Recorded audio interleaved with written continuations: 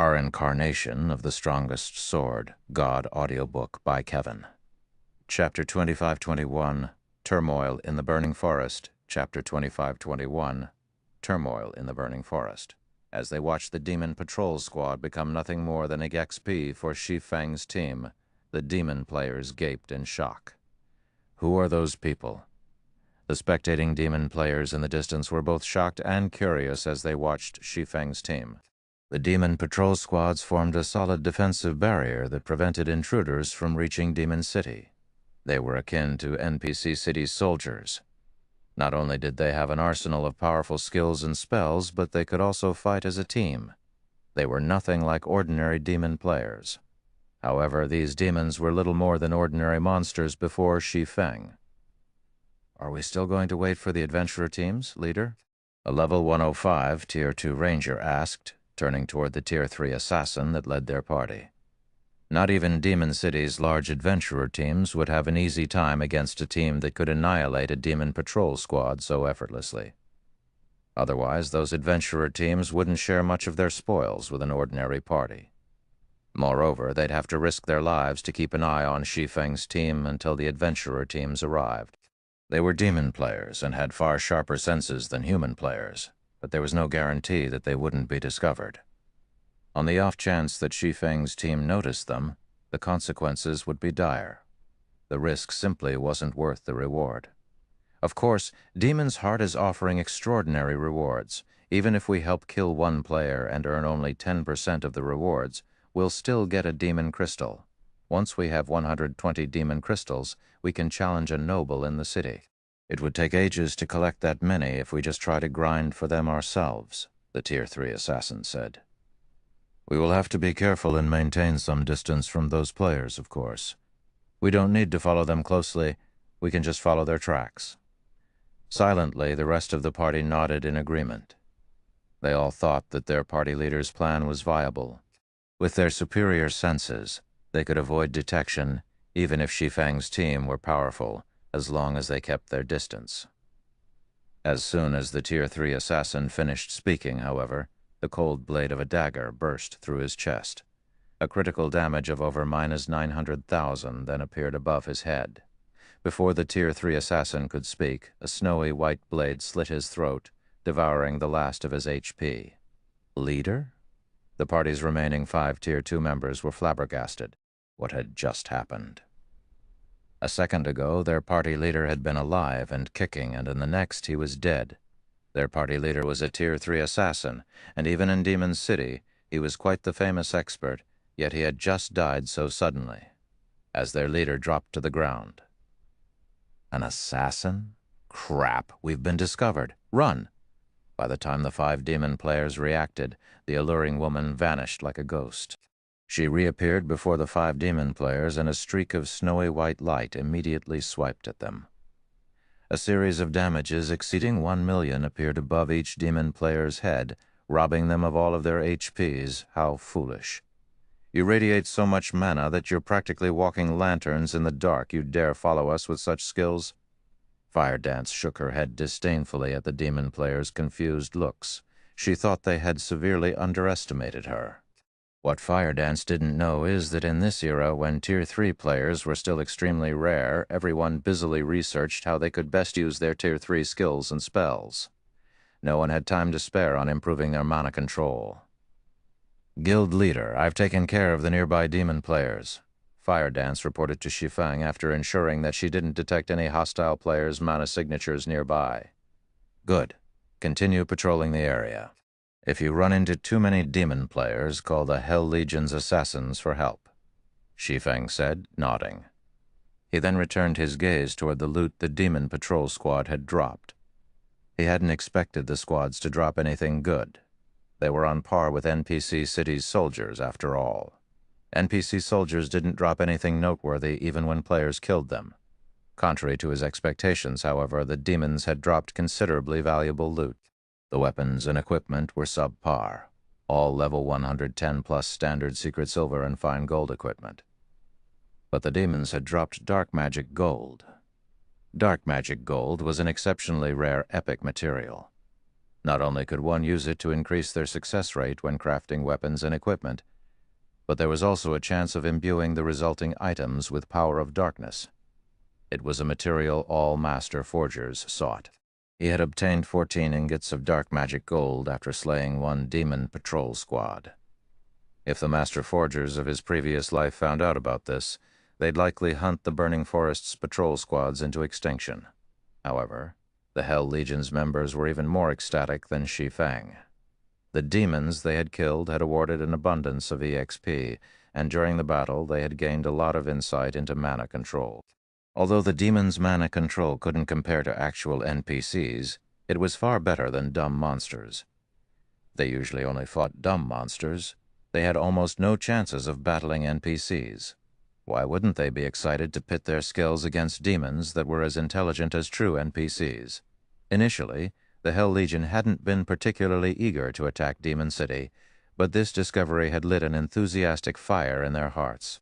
While exploring the Burning Forest, the Hell Legion made no attempts to avoid demon patrol squads. Instead, they actively started to search for them. Meanwhile, elsewhere in the Burning Forest, a 1,000-man team assaulted a monster nest under the protection of a level 110 mythic boss. Although the team only had 1,000 players, over 80 of them had already reached Tier 3. Not even first-rate guilds could field such a team at this stage of the game. The several players leading the team easily suppressed the mythic boss, allowing the rest of the team to deal with the great lords and grand lords. Excellent. The monsters that ran ahead have been taken care of. All Tier 3s attack the boss. A valiant, level 108 man in black robes and wielding a golden staff shouted as he fought the mythic boss. The 80-plus Tier 3 experts suddenly turned away from their targets, shifting their attention to the nest's boss. In less than 6 minutes, the mythic boss, which nearly everyone feared at this stage of the game, collapsed, dropping a pile of loot around its corpse. Although the independent teams watching from afar were tempted by the large number of items the mythic boss had dropped, none of them dared to steal the loot. The adventurer team raiding the monster nest was one of Demon City's large adventurer teams. The small organization was only inferior to the city's 2 guilds. Anyone that tried to steal from that adventurer team shouldn't dream of surviving in Demon City for long. Commander, Black Blind Man, just sent a message stating that his party has discovered Demon's Heart's targets. A level 107 Tier 3 assassin quietly reported to the valiant man leading the team. They're already here? The valiant man grinned. Notify everyone. We'll head that way immediately. Black Blind Man is a cunning bastard. There's no way he's stopped after notifying our team. If we take too long, there won't be anything left. Black Blind Man also warned that these players are incredibly strong. They actually had the upper hand over a demon patrol squad, the Tier 3 assassin said. They overpowered a patrol squad? I suppose they must be powerful. It's no wonder why Demon's Heart has offered such an excellent bounty, the valiant man said, nodding. Where are the targets now? He was very familiar with the Demon Patrol Squad's strength. No ordinary 100-man Tier 3 team could take them on. I don't know, the Tier 3 assassin awkwardly replied. Didn't Black Blindman follow them? The valiant man asked curiously. He was also very familiar with the player known as Black Blind Man. Not only was the man powerful individually, but he was also one of the top-ranked assassins in Demon City. There was no way Black Blindman would forego an opportunity like this. He's dead. Chapter 205-22. Great Disturbance. Blindman's dead? The valiant man, Regretful Wind, was astonished by the report. Someone actually noticed him and killed him with his cautious nature and tracking skills. Black Blindman was a relatively well-known assassin in Demon City, and his sharp senses were particularly outstanding. When Demon City's large adventurer teams, including Windtooth, targeted a specific player, they often hired Black Blind Man to track the player down. Regretful Wind had never heard of Black Blind Man running into issues when tracking a target. According to Blindman's teammates, his grinding party had been annihilated without any time to fight back. In a fit of rage, Blindman logged off and contacted his close friends to notify everyone in the city. He wants Demon City's players to ambush the people who killed him, the Tier 3 assassin said, nodding. Unfortunately, his message is over 10 minutes old, and we don't have any new details about the invaders' whereabouts. Since those players can defeat a demon patrol squad, they must be fairly strong. I guess it isn't surprising to hear that they've killed Blindman, but we have to hurry. Now that Blindman has informed the public of the situation, many of the city's players will prepare for battle, Regretful Wind said, frowning. He wouldn't have much of an issue if Black Blindman had simply informed the city's large adventurer teams. Only a small fraction of Demon City's player population consisted of large adventurer team members. Even if the adventurer teams mobilized all of their members, locating the intruders in the burning forest wouldn't be easy. If everyone in the city knew about them, however, locating the intruders would be a piece of cake, and the Windtooth adventurer team would have a lot more competition. Demon's Heart had offered an extraordinary bounty for these players' heads, with each intruder worth 10 demon crystals. Players could slay the monsters in demon territory for demon crystals, but the drop rate was incredibly low. Players could only increase their chances by hunting powerful monsters. Even the city's various large adventurer teams would be lucky to collect 10 or 20 demon crystals per day. Once players collected 20 demon crystals, they could apply for the challenge to earn a noble rank in the city. If they completed the challenge, they'd become one of Demon City's nobles and gain a significant boost to their strength. Even those with noble demon ranks had to acquire demon crystals to elevate their strength and position, although they would need even more demon crystals to do so. With the opportunity to earn 10 demon crystals per player killed before them, none of Demon City's residents would simply stand by and watch. Rest assured, Commander. I've already instructed our team to search the burning forest. It won't be long before we find the invaders. While I was grinding earlier, I also found a secret silver treasure chest and obtained an exotic perception potion. The potion can improve a player's senses and tracking abilities for 6 hours. Normally, players' tracks fade after an hour, but with this potion, I can even follow 4-hour-old tracks. If we make our way to Blind Man's last known location, we should easily be able to locate these players, the Tier 3 assassin said, smiling. Even with the rest of Demon City's players after then, ordinary teams will be helpless against players this strong. We have more than enough time to claim the bounty. Good, we'll set off immediately. Once we locate our targets, you'll receive 10% of the bounty for your contributions. Also instruct our brothers and sisters in the city to bring the trump cards we've kept hidden, Regretful Wind declared. Aren't you giving these newcomers a little too much credit, Commander? We've already stopped the Battle Wolves' invasion. How strong could a bunch of nobodies from the Dark Den possibly be? The Tier 3 assassin asked disdainfully. The Dark Den was merely a small otherworld with a pitifully low number of players. The otherworld's total player population didn't even come close to half of the players in an ordinary kingdom. The only advantages the Dark Den had were its impressive leveling environment and abundance of skill and spell books. There was no way such a small world could produce experts as powerful as those in Demon City. I know, but each of them is worth 10 demon crystals. Letting a single player escape would be a waste, and I doubt that Demon's Heart will be so generous in the future, Regretful Wind said. Regretful Wind had never once been wary of the invaders. Battle Wolves had tried to invade Demon City with over 100,000 experts, yet the Super Guild's army had been obliterated before it had even reached the city. If not even Battle Wolves could make it through the burning forest, what could a few hundred invaders accomplish? What Regretful Wind truly minded was the demon crystals Demon's Heart had offered. I understand. I'll notify our members in the city right away. The Tier 3 assassin then did as he promised. Meanwhile, a great disturbance had rocked Demon City. This is our chance to get rich. 10 demon crystals per person. We won't let anyone get in our adventurer team's way. The intruders have already appeared in the burning forest's outer region. Inform out nearby members immediately. We must find them before other teams do. Invader hunting team, recruiting. Anyone who wants to earn demon crystals should apply quickly. As Black Blind Man's friends spread the word, everyone in Demon City was in a frenzy. Over 100,000 players rushed toward the burning forest like a bunch of madmen. When Troubled Times, who rested in one of the city's high-class bars, heard the news, his expression turned gloomy. He hadn't thought that Shi Feng would actually come here. There's no need to worry, Commander Troubled. Now that this matter has caused such a commotion, the large adventurer teams we've hired won't be the only ones on the hunt. Medium adventurer teams are also on the move. Even if every super guild in the Ten Saints Empire worked together, they'd never get past so many experts. A man in silver armor tried to reassure troubled times when he saw the man's concern. That's right. Even if Zero Wing somehow manages to make it to Demon City, Demon's Heart is still waiting for them. We stand by your side. Zero Wing's efforts will be for naught, Furious Heart said. He thought that Troubled Times was worried for nothing. You shouldn't underestimate Black Flame, Troubled Times said. Of course, if everyone here tries to stop him, I doubt he'll accomplish anything. Troubled Times had seen the strength of Demon's Heart's elders personally. They were all true monsters, particularly Furious Heart.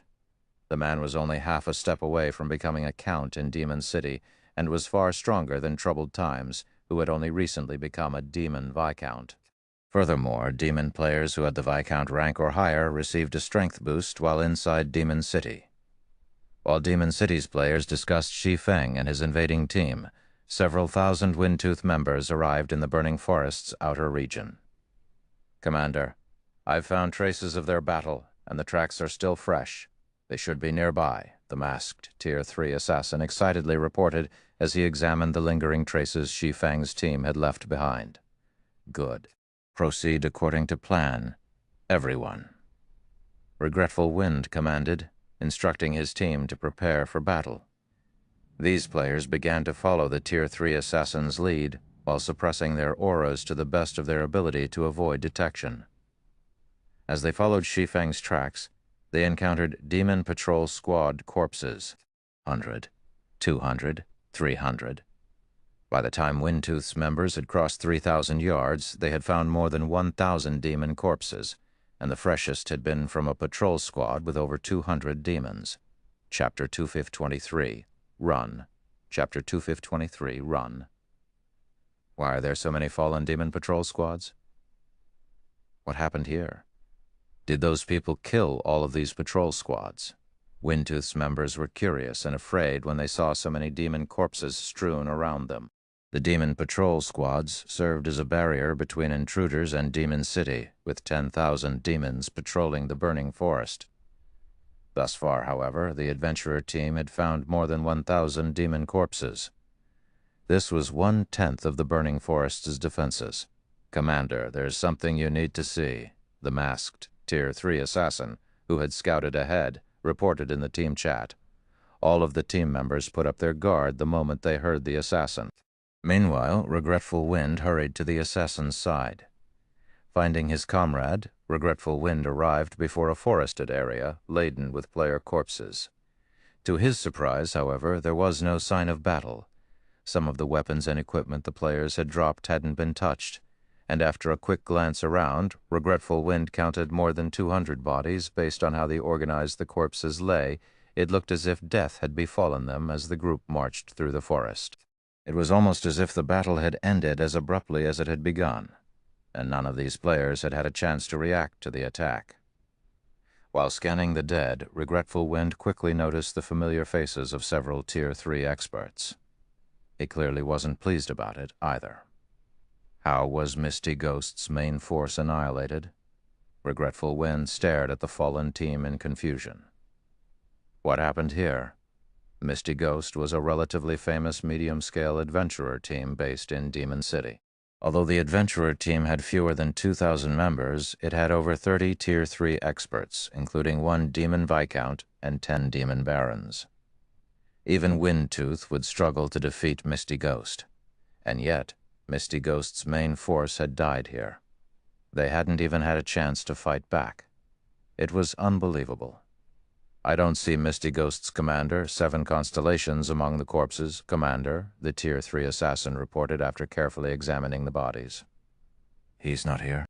Regretful Wind took a closer look at the slain players as well. And just as the masked assassin had said, 7 constellations wasn't present. He breathed a deep sigh of relief. 7 constellations was Misty Ghost's sole Demon Viscount, and one of the top 10 assassins in the Demon City. Even Regretful Wind would have a hard time defeating the man. If 7 constellations had died as suddenly as his team, Regretful Wind's prey would be far stronger than he has surmised. I have found traces of a battle. It's possible that he and his surviving teammates were involved, the masked assassin said as he looked toward the towering trees some distance away. The trees were large enough that it would take several people to wrap their arms around the trunks, but they had been sliced cleanly through.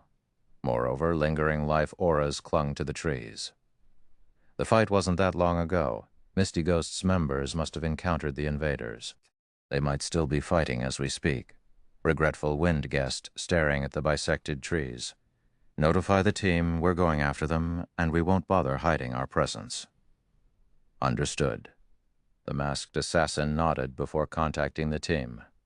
Windtooth's several thousand members charged past the cut trees, and they made no attempt to hide. It wasn't long before they encountered another group boldly marching through the forest.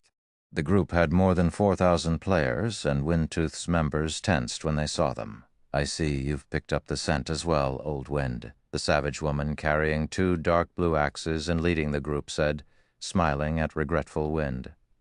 This is interesting now. All of Demon City's top 3 adventurer teams are here? I suppose this is only the second time since the fight with Battle Wolves. A dignified, debonair man carrying an ancient bow spoke up. When they heard the 2 leaders, Windtooth's members released a held breath. These 2 are the commanders from Crimson Sand and Eternal Night, 2 of Demon City's top adventurer teams. They were also Regretful Wind's old acquaintances. Indeed. The last time we worked together, we helped Demon's Heart secure more territory, Regretful Wind said. Smiling, he continued. Well, how are we going to split the profits this time? Regretful Wind was very familiar with the 2 players before him, since they had found each other in the forest. Windtooth had lost its chance to monopolize the bounty rewards, but the encounter also eased the pressure on Regretful Wind's adventurer team. No force that could instantly wipe out Misty Ghost's main force should be underestimated. Even Windtooth would suffer tremendous losses if it tried to take on such a force alone.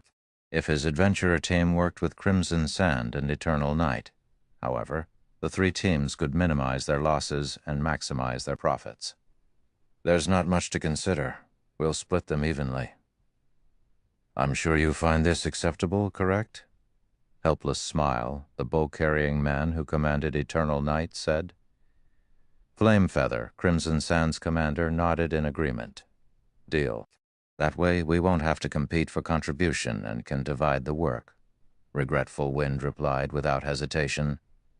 If their 3 adventurer teams tried to outdo each other, the fight would descend into chaos. Doing so would only weaken their teams. The gains weren't worth the losses. Rather, they'd all be better off cooperating, maximizing their combat power. None of the 3 teams even considered that they might be ripped off by another. Each of the teams was on par with the others, and they all had around 3 or 4 demon viscounts and 30 demon barons. They each also had around 70 or 80 Tier 3 experts. Good. That settles it. When we find the rumored monster, I'll hold him back.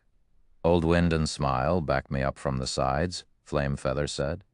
Regretful Wind was the 3rd-ranked elementalist in Demon City, and one of the publicly acknowledged top 10 experts in the city. Although Helpless Smile wasn't quite as powerful, he still ranked among the top 15 experts in Demon City. In a support role, he was one of the 5 best players in the city. No problem. Neither Regretful Wind nor Helpless Smile objected to Flamefeather's plan. She was the strongest melee player among their adventurer teams, after all. Flamefeather was also the only 3-star Viscount in any of their teams, only 1 step away from becoming a Count. Shortly after the 3 commanders came to an arrangement, they heard the sound of battle from the nearby forest. All 3 teams immediately charged toward the sound. After crossing about 500 yards, a loud explosion rocked the forest. Boom! A figure suddenly shot past the 3 adventurer teams like a cannonball, crashing into a large tree roughly 100 yards away from Regretful Wind. The tree shattered instantly, falling, while the figure slid down its trunk to the ground. To everyone's surprise, This figure radiated an even stronger aura than a Grand Lord of the same level. Even so, the figure rapidly lost HP. 7 constellations? Regretful Wind paled when he recognized the player. Flame Feather and Helpless Smile looked at the player with somber expressions as well. They were all familiar with 7 constellations and the strength he wielded. Demon City didn't have many Viscounts, and as such, they all more or less knew each other. Despite his noble demon rank, however, 7 constellations had just been defeated. The man hadn't even had a chance to flee. They could only imagine how strong his opponent was. "Monster! Run quickly!" 7 constellations hissed between clenched teeth when he saw the nearby adventurer teams. Before he could finish his warning, however, his HP dropped to 0, and his body went as limp as a puppet with its strings cut. Chapter 205-24. She is the monster. Chapter 205-24. She is the monster. The 3 adventurer team's members were senseless when 7 constellations died. A monster, huh? Regretful Wind frowned, contemplating 7 constellations' dying words. Demon Viscounts stood at the apex of Demon City, and 7 constellations was an assassin, a class that boasted its survivability. And yet he had just died. Moreover, 7 constellations had warned their 3 adventurer teams away. It was clear that in his mind these 3 teams were no match for the monster he had just faced, even if they worked together. Although that was only the assassin's opinion, his words should be credible. If 7 constellations focused on getting away, not even the top-ranked experts in Demon City could stop him. But he had still fallen. "It seems our opponent isn't as simple as we thought. What do you guys think?" Regretful Wind asked the other 2 commanders. If they fought an opponent that even 7 constellations feared, the outcome wouldn't be as pleasant as they hoped. "It's no wonder why Demon's Heart has offered such a gracious bounty," Helpless Smile replied, staring at the assassin's corpse. "But this isn't the first time we've faced monstrous experts. Besides, if we flee, we'll become laughingstocks in Demon City by tomorrow." Although Helpless Smile felt the weight of 7 constellations' warning, it wasn't enough to order a retreat. "Even if these intruders are powerful, there's no guarantee that we can't defeat them," Flame Feather agreed with a nod. Fighting spirit burned in her eyes as she launched into another charge. "Don't forget, we have the home ground advantage. Our opponent may be a monster, but we'll still make him suffer."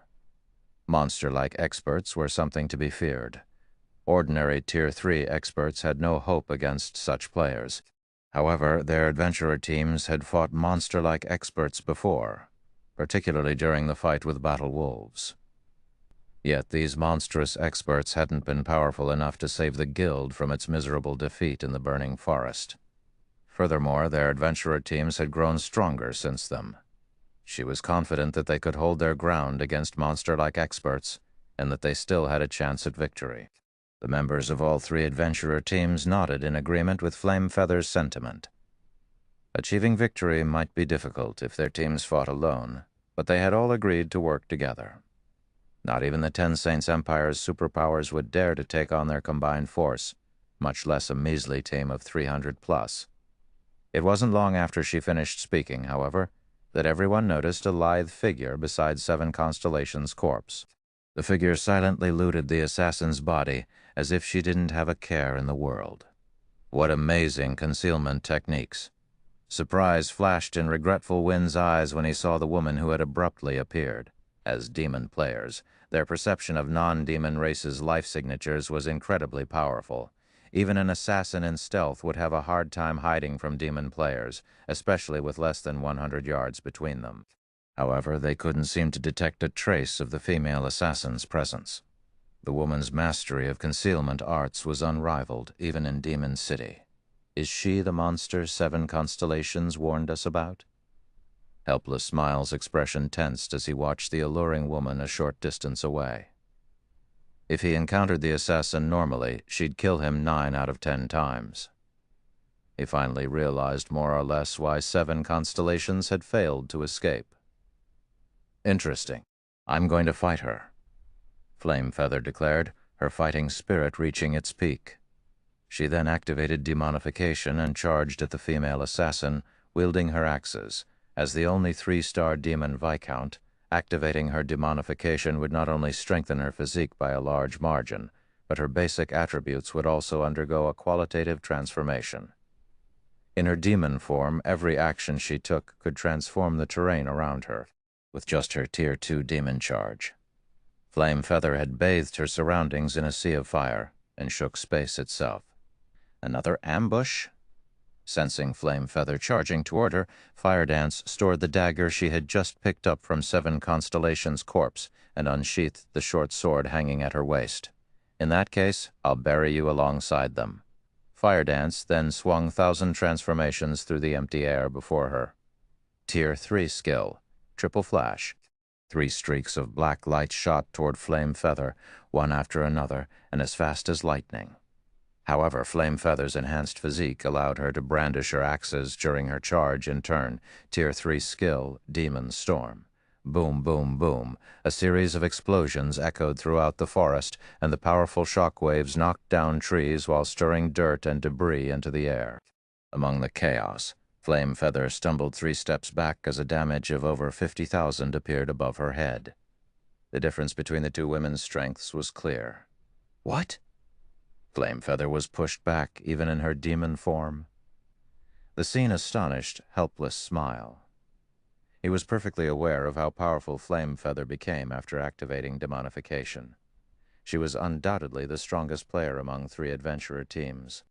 In her demon form, Flame Feather's Tier 3 skills were nearly as powerful as Tier 4 attacks, yet she had just lost a competition of strength against this human assassin. Amazing.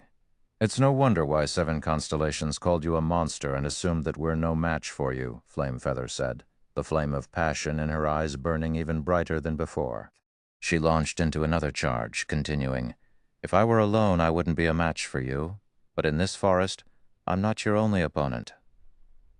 Regretful Wind finished activating his demonification as Flame Feather finished her statement, and he began to chant an incantation.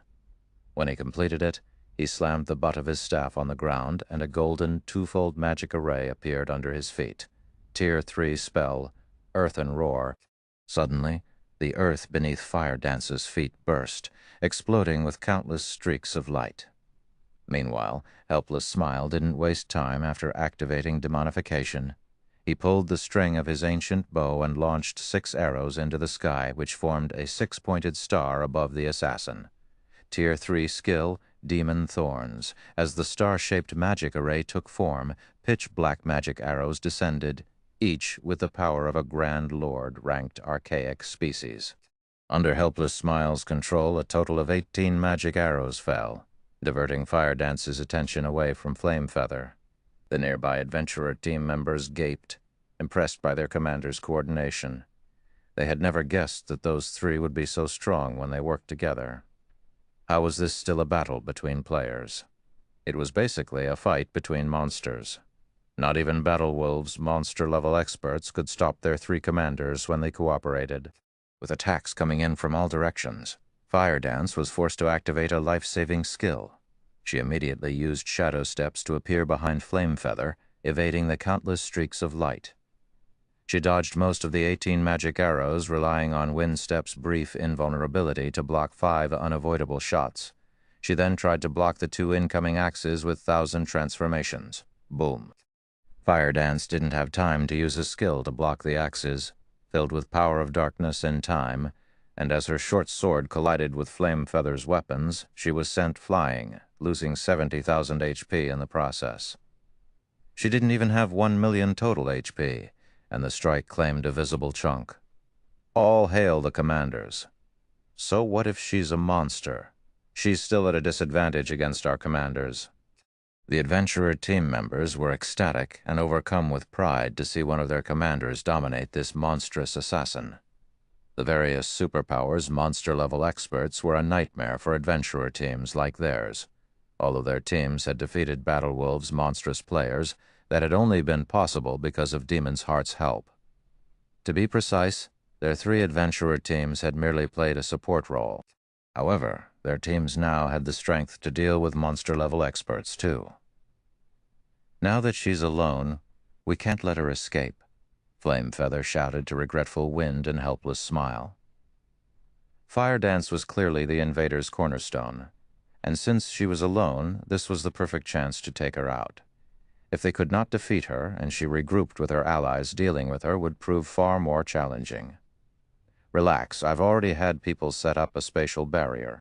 She might be an assassin, but she won't get away that easily. Regretful Wind replied, grinning after witnessing the initial clash between Flame Feather and Fire Dance. Regretful Wind realized the importance of this battle. Hence, he had instructed his subordinates to set up a magic barrier before he had even joined the fight. He wanted to ensure that they could flee if they were no match for the assassin, and if they were, that they'd have an easier time taking her down. Although they now had the upper hand, killing a monster like Fire Dance wouldn't be easy. But with the magic barrier up, they could buy enough time to complete the task. Even as Regretful Words finished his statement, a gigantic barrier rose around the battlefield, covering a 200-yard radius. 88 magical class players powered the array, and not even a Tier 4 mythic monster would find it easy to break out of. Good. Now, she's dead. Flame Feather sighed with relief as the barrier took effect. A second after the magic barrier completed, however, an arc of blue lightning struck from a distance. Boom. Everyone heard the sound of glass shattering as the sturdy barrier disintegrated into particles of light. As the adventurer team's members looked around in confusion, a deep voice reached them from the distant forest. It seems you've taken good care of my companion, but since you're looking for a fight, let me join in. Chapter 2525, True Monster. Chapter 2525, True Monster. When the three adventurer teams heard the deep voice, their expressions betrayed their apprehension. The three commanders were particularly tense as they continued their fight against Fire Dance. There's more than one monster? Regretful Wind's expression hardened while he watched the magic barrier fade away. 88 magical class players had powered that barrier. It should even withstand quite a few attacks from a mythic monster, and yet that barrier had just shattered after a single attack. Another monster-level expert among the invaders was the only possible explanation, and this newcomer definitely had the strength of mythic monsters. He should be even stronger than the female assassin they currently faced. A single team has 2 monsters? Who are these people? Helpless Smile growled, frowning. He had never expected the invaders to have more than one monster-level expert. The 3 of them were already having a rough time trying to suppress Fire Dance. If another expert of her caliber joined the fight, they'd be in trouble. So what if there's another monster? Why should we fear them? Resolutely, Flame Feather reminded her comrades. Don't forget that we have over 5,000 players, including 7 more demon viscounts and nearly 100 demon barons. What is one extra monster compared to our forces? The only reason the 3 commanders had attacked was to gauge how much they had improved since the war with battle wolves. Furthermore, ordinary Tier 3 experts would only get in their way in such an intense battle. If they had to face 2 monsters, however, the members of their adventurer teams could keep the second one busy. Even if their teams couldn't kill the other monster, they could buy enough time for the commanders to finish off Fire Dance. Adventurer teams would secure victory even if some of their members died. That's right, however, it seems we'll incur some losses in this operation, Helpless Smile said, nodding. He then gestured to one of his subordinates in the distance and said, Blue, lead our main force members to stop the other monster. Try to buy as much time as possible. Understood, the Tier 3 shield warrior Blue Sea responded. Mandala, take your group and go with them. Flame Feather ordered a Tier 3 dark druid on her team. Poison. I'm giving you command of our members, Regretful Wind shouted to the masked assassin named Poison Heart. If worst comes to worst, use that. Just make sure that you keep the second monster away from us for now. Are you sure that I can use it? Poison Heart instantly grew excited upon receiving permission from his commander. I promise he won't get anywhere near you. Overhearing the order, both Flame Feather and Helpless Smile glanced at Regretful Wind in astonishment. What? Old Wind? You were the one who bought that thing during the last intermediate auction? Flame Feather blurted. There was only one item she could think of that could easily deal with monster-level experts, and it was one of the items that had appeared in the last intermediate auction in Demon City's auction house, Satan's remnant soul. That item was a true treasure. It would allow a player to transform into a Tier 4 Great Demon for a short time. Players would also have access to all the skills and spells in a Tier 4 Great Demon's arsenal. Satan's remnant soul's only flaw was its short, 30-minute duration. Even so, every demon player in Demon City had gone crazy over the item. Aside from the strength boost, Satan's remnant soul granted players better control over power of darkness, albeit temporarily. This experience would be immensely helpful when players took the challenges to increase their demon ranks. Just having a Satan's remnant soul in one's bag was a major deterrent for the city's various major powers. No power or adventurer team wanted to incur the wrath of a Tier 4 Great Demon, after all. When the Satan's remnant soul had been put up for auction, Demon City's various major powers had bid for it like madmen. Moreover, the seller didn't accept coins, but demon crystals, which were the standard form of currency in Demon City's intermediate auctions. In the end, someone had purchased the Satan's remnant soul for an astronomical sum of 1,000 demon crystals, but the buyer hasn't revealed their identity. The mystery of who now owned the item had been a hot topic among the city's major powers. Even Helpless Smile flashed Regretful Wind a surprised look. He had never dreamed that Windtooth had hidden such a powerful trump card. If Eternal Night had clashed with Windtooth, the consequences would have been dire for his adventurer team. That being said, he had to admit that he was glad to work with Windtooth right now. I dug up practically everything we had to win it, Regretful Wind proudly confirmed. I had wanted to save it for a fight against a superior mythic, but I don't mind using it to annihilate these invaders. I will say this, however. Any invader Poison Heart kills belongs to Windtooth. Since you're willing to go to such lengths, we won't take advantage of you. Don't worry, Helpless Smile agreed, nodding. That's right, we won't ask for any loot from an invader the Great Demon slays. I'd be even happier if the Great Demon takes care of the two monsters, Flamefeather said, laughing. She had been confident that the three of them could defeat Firedance eventually with the magic barrier to back them up. But now that the barrier had fallen, they wouldn't be able to stop the assassin if she focused on fleeing. This battle would go much smoother if Poison Heart could take care of the two monstrous invaders. In the fields, monster-level experts posed an extraordinary threat, especially if they had no qualms with hit-and-run tactics. They were an absolute nightmare to deal with. That's reassuring, Regretful Wind said. He then turned toward Poison Heart and said, Since the two commanders have agreed, use it, Poison. The Satan's remnant soul was precious, and there was almost no chance that another would go up for auction, but obtaining the monster-level experts' weapons and equipment would make it a worthwhile transaction. The superb quality of their weapons and equipment was a large part of the reason that monster-level experts were so much stronger than peak experts. It could likely earn back the cost of using the Satan's remnant soul with just one of their weapons or equipment pieces, possibly even more.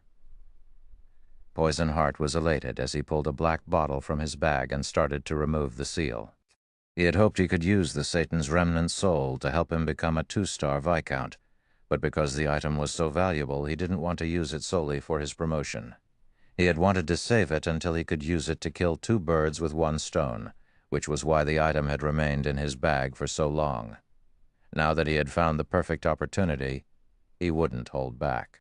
Once Poison Heart had removed the seal, he doubled in size, and 2 pairs of jet-black wings, enveloped in fire, grew from his back.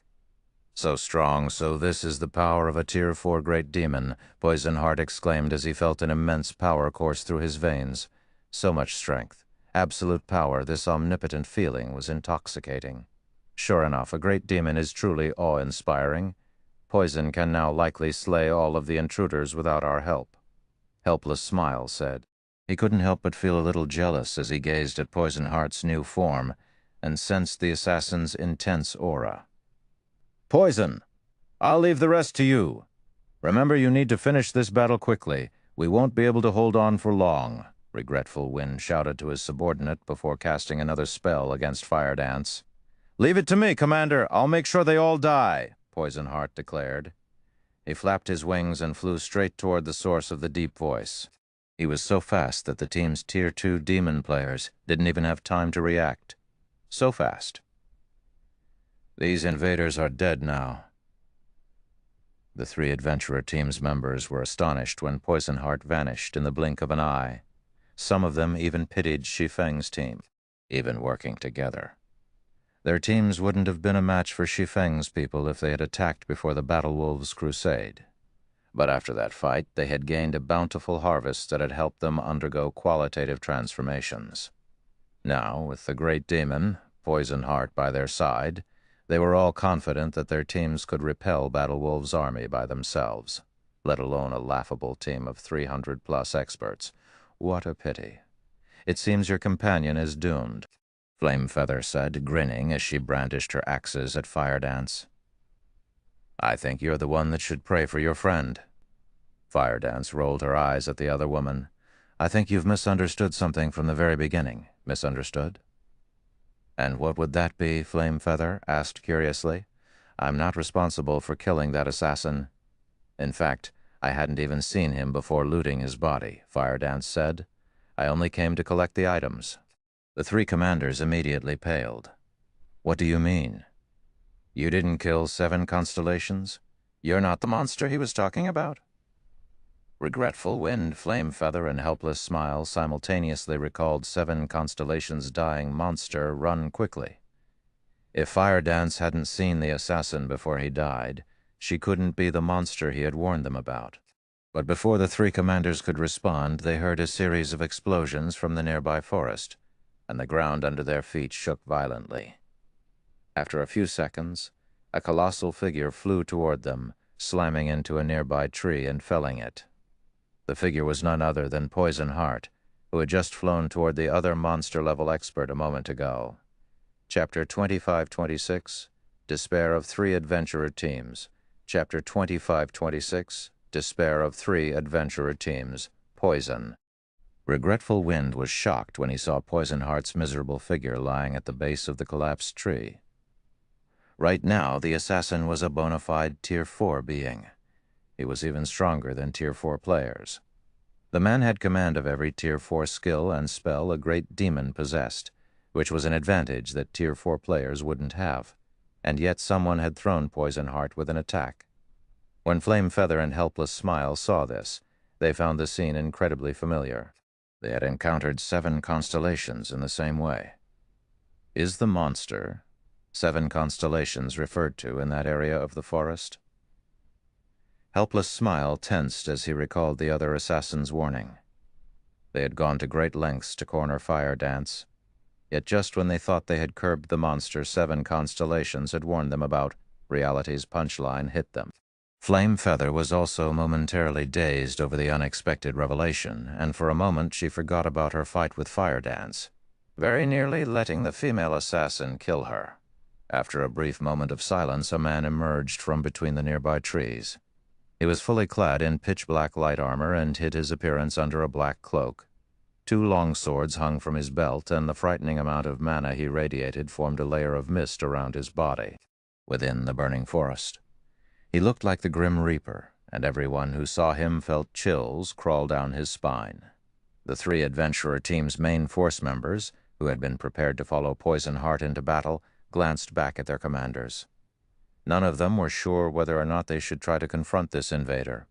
If this man had even thrown Poison Heart, who had transformed into a great demon, they'd suffer an even worse fate.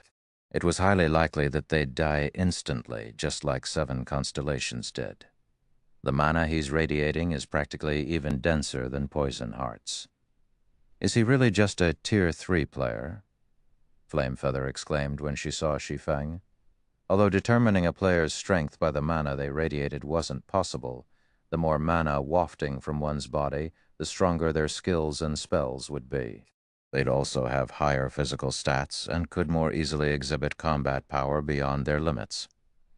The amount of mana under his control was precisely the reason Poison Heart had felt omnipotent after reaching Tier 4. However, this Tier 3 swordsman commanded even more mana than Poison Heart did after his transformation. It was unbelievable. Could he have unlocked his mana body's full potential? Regretful Wind thought of a possibility as he sensed the immense amount of mana surrounding Shi Feng. He couldn't think of any other reason that would let a Tier 3 player command so much mana. Is a fully unlocked mana body really this strong? Helpless Smile wondered, skeptical about Regretful Wind's guess, as demon players unlocking their mana body's potential proved far more difficult than it was for human players because their body structure was completely different. Demon City's players hadn't paid much attention to their mana body's potential. They felt that raising their demon ranks was a better use of their time. Not even most great demons they came across had fully unlocked mana bodies. Demon players were also physically stronger than humans, and they controlled more. They simply didn't need to go to the trouble of unlocking their mana body's potential. As long as they raised their demon rank, they were more than powerful enough to suppress human players. But Helpless Smile had never dreamed that human players with fully unlocked mana bodies would be this strong. The amount of mana Shi Feng controlled was enough to give him goosebumps. It was easy to imagine how powerful the swordsman's skills and spells would be. This isn't worth the trouble. Demon's Heart didn't offer nearly enough demon crystals for us to take on a monster like that. As Regretful Wind watched this grim reaper approach, he inwardly cursed the Dark Guild. If he had known that he'd have to fight a monster like this swordsman, he never would have led his team here. Even if they managed to defeat Shi Feng, it would be a Pyrrhic victory. 3,000 plus demon crystals wouldn't even come close to compensating their losses.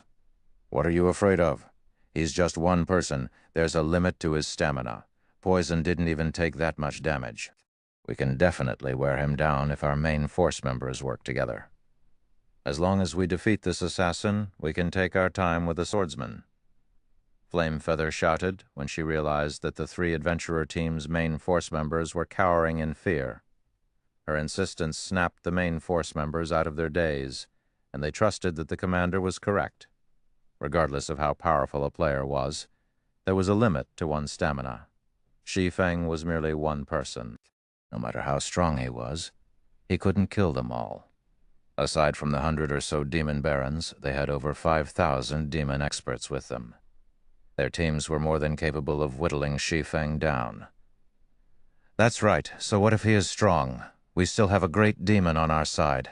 We can just keep healing Poison Heart, and that guy won't be able to stop us. Kill him. His weapons and equipment will only strengthen our adventurer teams. Fighting spirit burned within the adventurer team's members, and they immediately moved into formation, slowly approaching Shi Feng. No, run, everyone get out of here! Poison Heart, who had just recovered from the crash, shouted, panicking as he watched his comrades move toward the human swordsman. They all turned toward the assassin, confused by the warning. They couldn't understand what he was trying to do. Did the man hit his head that hard? He's not alone. There's an entire team of monsters in those trees. Poison Heart hurriedly added. Before anyone could react, new figures began to appear behind Shi Feng.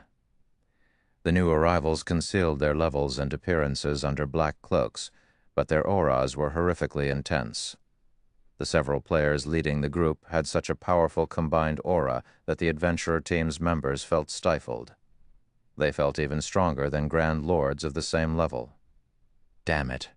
How is this possible? The blood drained from Regretful Wind's face when he saw the Hell Legion. Everyone retreat. Retreat immediately.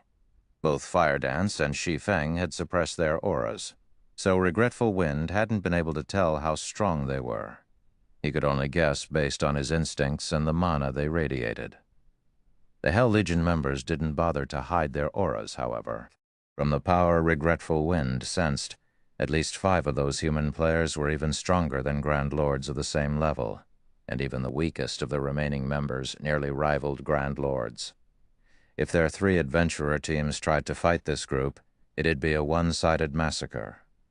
Hearing Regretful Wind's order, the stunned adventurer teams snapped out of their daze and fled in all directions like a flock of startled birds. Damn it! Run! Flamefeather did the same, fleeing the moment she saw Hellrush and his companions. As she ran, a deep hatred for Demon's Heart blossomed in her chest. What a joke. The enemy team had at least 6 monster-level experts, and more than 300 of them could rival Grand Lords of the same level. This was no longer a force that Demon City's powers could take on individually. They'd only have a chance of defeating these intruders if they gathered all of the combat power in the city. Anyone that tried to fight these human players on their own would be digging their own grave. Escape? Don't you think it's a little late for that? When the 3 adventurer teams began to flee, Shi Feng turned to the Hell Legion and growled, "Kill them, leave none alive." Chapter 25-27, Sweeping Victory. Chapter 25-27, Sweeping Victory. As soon as Shi Feng gave the command, the Hell Legion pounced on the fleeing demon players like ravenous tigers. Although demonized players' physiques and basic attributes were superior to ordinary human players, and they could run much faster than humans, the Hell Legion's members were among the best in Netherworld Empire. Moreover, they had some of the best equipment available in God's domain at this stage of the game. Including their special bloodline, their basic attributes were even higher than the adventurer team's demonized members. The Hell Legion's experts caught up to the fleeing adventurer teams in no time at all. "Damn it! They're too fast. You think you can bully me? I'll fight you to the death. I refuse to believe I can't defeat at least one of you." Realizing that escape was impossible, the adventurer teams turned and decided to stand up to the Hell Legion. Over 1,000 Tier 2 experts tried to meet the incoming Hell Legion experts, and although they knew they had a basic attribute advantage, they moved into defensive formations, with MTs on the front line and ranged players in the back. Their coordination was smooth, giving the Hell Legion's experts no chance to face them one-on-one. Skills and spells proceeded to fly toward the Hell Legion, adding colorful lights to the Crimson Forest. Boom, boom. As the attacks landed, countless explosions echoed throughout the forest, and thick smoke filled the area as if it had just been bombed from above. Trees caught in the crossfire were blown to smithereens. "You guys might be powerful, but I refuse to believe that you can take so many attacks without taking damage." The 3 adventurer team's attacking members looked smug when they saw that they had transformed part of the forest into an empty flatland. They also grew more confident about facing the Hell Legion. When they usually worked in teams of 100 or less, they were helpless against peak experts. But with over 1,000 players attacking in formation, they could launch a continuous assault on a single point. The Hell Legion members shouldn't think they could approach so easily. Before the adventurer teams could celebrate, however, the Hell Legion's members emerged from the cloud of smoke. Not one of the human experts had lost a single HP after the bombardment, much less suffered any severe injuries. Their steady advance seemed like those attacks had meant nothing to them. How is this possible? The 3 adventurer team's offensive members were stupefied. Even peak experts would have to take cover against their frenzied attacks, yet these experts continued to advance like nothing had happened. They hadn't pushed them back in the slightest. In fact, the Hell Legion was even closer now. The adventurer team's main force members, who had long since fled, shook their heads at the scene. How can anyone think those experts would be so easy to defeat? Players that hadn't yet reached Tier 3 simply couldn't understand how terrifying Tier 3 players were. That bombardment wouldn't even have damaged the adventurer team's Tier 3 players, much less the Hell Legion. With the extraordinary physique and basic attributes Tier 3 players had at their disposal, evading most Tier 2 players' skills and spells was a piece of cake. Even if they couldn't dodge the more flexible and accurate attacks, they could block them. Without tremendous power, Tier 2 players would have an incredibly hard time dealing damage to a Tier 3 expert. At worst, they'd only lose some stamina and concentration. And in an instant, the Hell Legion's experts arrived before the adventurer team's frontline MTs. Streaks of light struck the MT's vitals, dealing hundreds of thousands of damages and plundering all of the MT's HPs. From afar, it looked like the MTs had been cursed as they fell, one after another. Over 1,000 experts from the 3 adventurer teams had fallen in just a dozen or so seconds. The remaining players, who had pondered staying for the fight, gasped. They had already known the difference between the 2 sides' combat power was massive, but they had never dreamed that it would be this huge. Every player that had chosen to fight had fallen in the initial clash. Only the Adventurer team's main force members weren't surprised. In truth, the Hell Legion didn't just have incredible basic attributes. Their combat standards were also absurdly high. Unlike Shi Feng and Fire Dance, the Hell Legion's experts made no attempt to hide their combat standards, which made it easy for the main force members to notice. Meanwhile, from what they could tell, even the weakest human player of the team had reached the flowing water realm, while most of the Hell Legion had reached the Void realm. The three Adventurer team's commanders had only recently reached the Void realm, and none of their teammates had caught up to them. The Hell Legion continued to call the three Adventurer teams like the Grim Reaper himself. Their assault was unstoppable. The Adventurer teams didn't even have the chance to buy their commanders any time. At this point, only the three commanders and Poison Heart, who was still a Tier 4 Great Demon, had any chance of escape. However, Shi Feng, Hell Rush, and the others had suppressed the 4 demon players, who rapidly lost HP. In less than 10 minutes, the forest floor was covered in several thousand demon player corpses. None of the three Adventurer team's members had gotten away with their lives. Demon City, Demon's Heart's residence. Commander Troubled, what do you think of the training room we've constructed? Furious Heart asked, smiling as he gestured to the marble building before him. It's amazing. The darkness energy seeping from it is already so dense. If demon players train in the building, they'll most likely climb to the Baron rank very quickly. They might even meet the conditions to reach the Viscount rank. Troubled Times surmised, shocked as he examined the training room bathed in darkness energy. Raising their nobility ranks wasn't easy for demon players. Not only did they need enough demon crystals, but they also needed to pass a test. Aside from their combat power, players would be tested on their ability to manipulate darkness energy. Unfortunately, even in demon territories, areas with dense darkness energy were incredibly rare, so demon players didn't have many opportunities to control high amounts of darkness energy.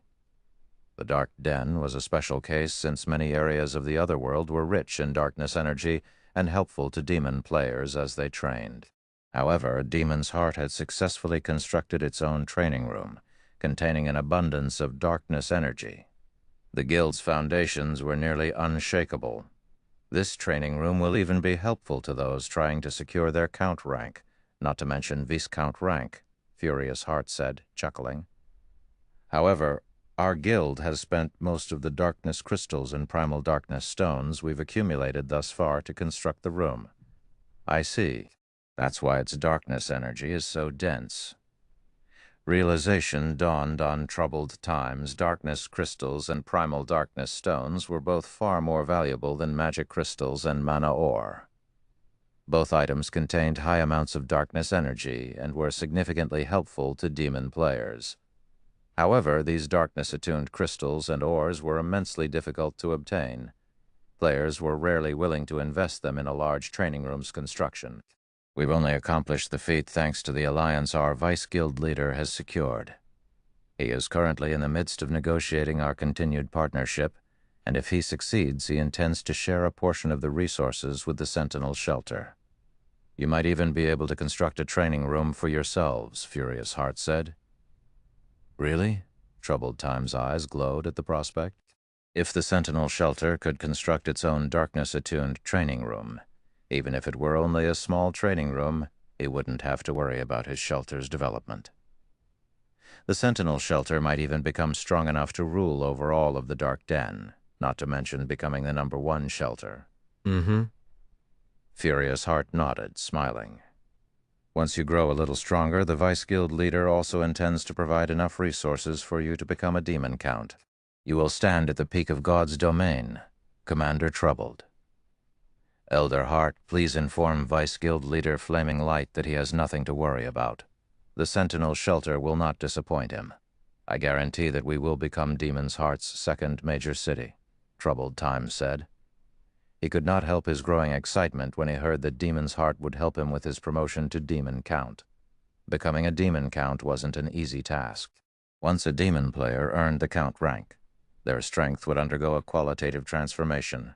Like in the various NPC kingdoms and empires, players were considered high nobles once they reached the rank of Count and above, enjoying unimaginable status. As a Count, Troubled Times was sure he could even defeat Shi Feng. Just as Furious Heart was about to continue, however, a Tier 3 assassin frantically approached him. "Elder Heart, we just received information regarding Zero Wing," the assassin hesitantly reported. "It seems the 3 adventurer teams finally found them." "Zero Wing certainly knows how to hide," Furious Heart said, smiling. "Well, what's the situation? Have Zero Wing's members been dealt with?" "No, Windtooth, Eternal Night, and Crimson Sands teams have been annihilated," the assassin said, shaking his head. Grimly, he continued, "A dozen or so medium adventurer teams and several dozen small adventurer teams have also been eliminated. Tens of thousands of players have died in the Burning Forest. As for the several hundred scouts we've dispatched, none have returned alive. But according to their offline reports, Zero Wing's members are nearly at Demon City's gates. They'll likely reach the city's entrance in about 10 minutes. Chapter 2528, Commotion in Demon City. Chapter 2528, Commotion in Demon City. When the Tier 3 assassin ended his report, everyone present fell silent, staring at the assassin in astonishment. "What did you say? Annihilated?" Although the strength of those 3 adventurer teams is subpar, they should have a total of 10 demon viscounts and nearly 100 demon barons. The number of Tier 3 experts they have should also exceed 200. With them in the way, even a superpower's trump card legion shouldn't dream of gaining any advantages in the Burning Forest.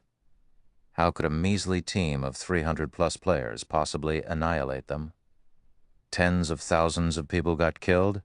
Are those people idiots? The several Demon's Heart elders present instinctively refused to believe the assassin's words. Although they knew that Shi Feng's team possessed extraordinary strength, Shi Feng's team hadn't been in the Burning Forest for even a day. Despite that, they were being told that Shi Feng's team had annihilated Demon City's top 3 adventurer teams, along with several tens of thousands of other players. Moreover, none of the scouts that came across Shi Feng's team managed to return alive. As icing on the cake, Shi Feng's team was supposedly only a dozen minutes or so away from reaching Demon City. This was ludicrous. Previously, Battlewolf's army hadn't even managed to reach Demon City's gate before getting annihilated. Now, however, a measly team of 300-plus players was actually about to reach Demon City. Who would believe this?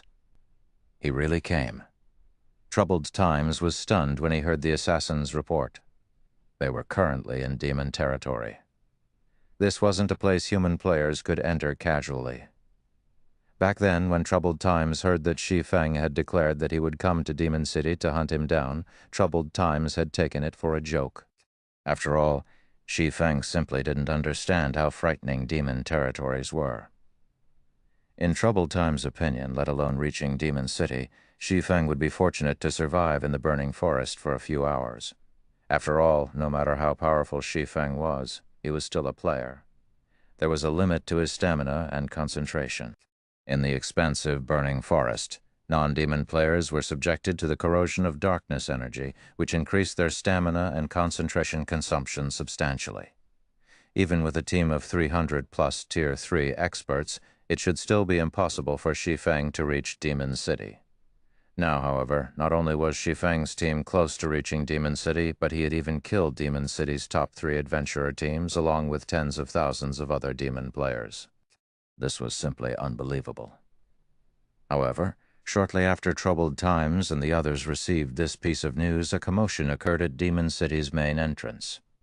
This was because a group of human players had appeared a short distance from Demon City. These human players numbered over 300, and they were none other than the team Demon's Heart had placed a bounty on. In this situation, the demon players residing in Demon City could not help but panic. What's going on? How did they get here? Why wasn't there any news about them? Didn't the top 3 adventurer teams leave to hunt them just now? They must have gotten lucky and avoided detection. Otherwise, how could they get here so quickly and intact? Impossible. Even if the top 3 adventurer teams did not find them, there are still several dozen others that joined in on the hunt. At least one adventurer team should have come across them, and so long as even one did, the other adventurer teams would have received news about it right away. It should be impossible for these invaders to evade detection completely. When Shi Feng's team suddenly appeared outside Demon City, the players standing on the city's walls were filled with both surprise and curiosity. They never thought that human players could actually cross the burning forest and get to Demon City without an invitation. This was the first time a situation like this had occurred since Demon City's construction. Of course, there's no news about these invaders, as everyone that came across them had gotten killed. A friend of mine was one of the players that joined the hunt. Despite the adventurer team he belonged to having over 1,000 members, none of them managed to make it out alive after coming across the invaders. According to what I heard, the top 3 adventurer teams also got annihilated. They're just keeping their mouths shut all this time to prevent information leaks. As the ordinary players on top of the wall were discussing the situation, a Tier 3 expert rolled his eyes at their ignorance and revealed the truth to them. Upon hearing the Tier 3 player's revelation, the ordinary players were stunned. At the same time, though, they eyed the Tier 3 expert skeptically, suspecting that this expert was playing a joke on them. It seems the rumor I heard coming from Demon's Heart's members is true after all. These invaders really did kill tens of thousands of experts. Another Tier 3 expert, who originated from a medium-scale adventurer team and had just arrived on the wall, commented upon seeing Shi Feng's team in the distance. This Tier 3 expert's words threw everyone present into an uproar. What? The tens of thousands of experts that joined the hunt got annihilated. Who are these invaders? They're not really here to kill troubled times, right? It seems Demon's Heart has met its match. I wonder which side is stronger. Do you even have to ask? It's definitely Demon's Heart. Don't forget that this place is Demon City, the main headquarters of Demon's Heart. These 300-plus invaders might be amazing out in the fields, but they're asking for death if they think they can do whatever they want inside Demon City. When everyone present heard the news of Demon City's top 3 adventurer teams getting annihilated, aside from feeling surprised, they also felt excited. After all, Demon City had never been besieged before. Meanwhile, news of Shi Feng's team appearing outside Demon City's gate spread quickly throughout the city, stunning its millions of player residents. Crap! They actually came here to hunt down troubled times. This is amazing. I wonder how Demon's Heart plans to deal with this situation. I doubt Demon's Heart will let these people do anything. However, these people aren't pushovers either. If even the top 3 adventurer teams are not a match for them, Demon's Heart should have a tough time too. Everyone inside Demon City discussed this matter, spreading Zero Wing's fame across the city. However, everyone was more curious about Demon's Heart's response to this situation. After all, even the city's top 3 adventurer teams had suffered annihilation. Shi Feng's team might not be capable of breaking into Demon City, but it was more than capable of camping out in the fields and targeting Demon's Heart's members that were trying to grind. That would stunt Demon's Heart development. Meanwhile, news of Shi Feng's team's arrival also quickly reached Demon's Heart's residence, and when Troubled Times heard about this, his complexion turned deathly pale. He never thought that Shi Feng would get to Demon City so soon. He had witnessed the swordsman stopping a Demon King's hand before. If Shi Feng sneaked into Demon City and secretly took action against him, Troubled Times was almost certain to lose his life. Commander Troubled, you can rest easy. So what if Black Flame has arrived? This is Demon City, Furious Heart said when he saw the ugly look on Troubled Times' face. He then smiled and continued. However, Zero Wing has been acting arrogantly for long enough. They aren't even bothering to sneak around to take action. They are indeed very arrogant. They actually dare camp in front of our front gate and let everyone know of their arrival, a Tier 3 elder wearing black robes ranted. In my opinion, we should just deploy the city's Tier 4 demon guards and get rid of them. Otherwise, they'll really think that they can do anything they want to Demon City just because they eliminated the city's top 3 adventurer teams. Forget it. The demon guards are one of Demon City's trump cards. It costs a lot of demon crystals to dispatch them. It's not worth it just to deal with Zero Wing, Furious Heart said, shaking his head. Moreover, both the guild leader and the vice-guild leader are not on the eastern continent right now. This isn't a decision we can make. Have someone notify Zero Wing's people that Demon's Heart is taking charge of this matter and that they've already caused enough of a ruckus. It's time to put an end to this fuss. If they retreat now, there will still be grounds for reconciliation and opportunities for partnership between our two guilds. Otherwise, this matter won't end so easily. The future god's domain no longer belongs to regular guilds. I believe they should understand this point very clearly. All right, I'll have someone notify them. Hopefully they know where to draw the line, that black-clad Tier 3 elder said. Inwardly, though, he felt that Furious Heart was too soft. If it were up to him, he would just annihilate Zero Wing for daring to approach Demon City so boldly. Chapter 2-529, Provoking Demon's Heart. Chapter 2-529, Provoking Demon's Heart. Inside Demon's Heart's residence, after Furious Heart gave the command to take action, the black-clad Tier 3 Viscount Elder promptly started arranging for the necessary manpower to shoo away Zero Wing's team. Meanwhile, the news of Shi Feng's arrival at Demon City also spread rapidly beyond the walls of the city and stupefied the superpowers paying attention to Demon City. What's going on?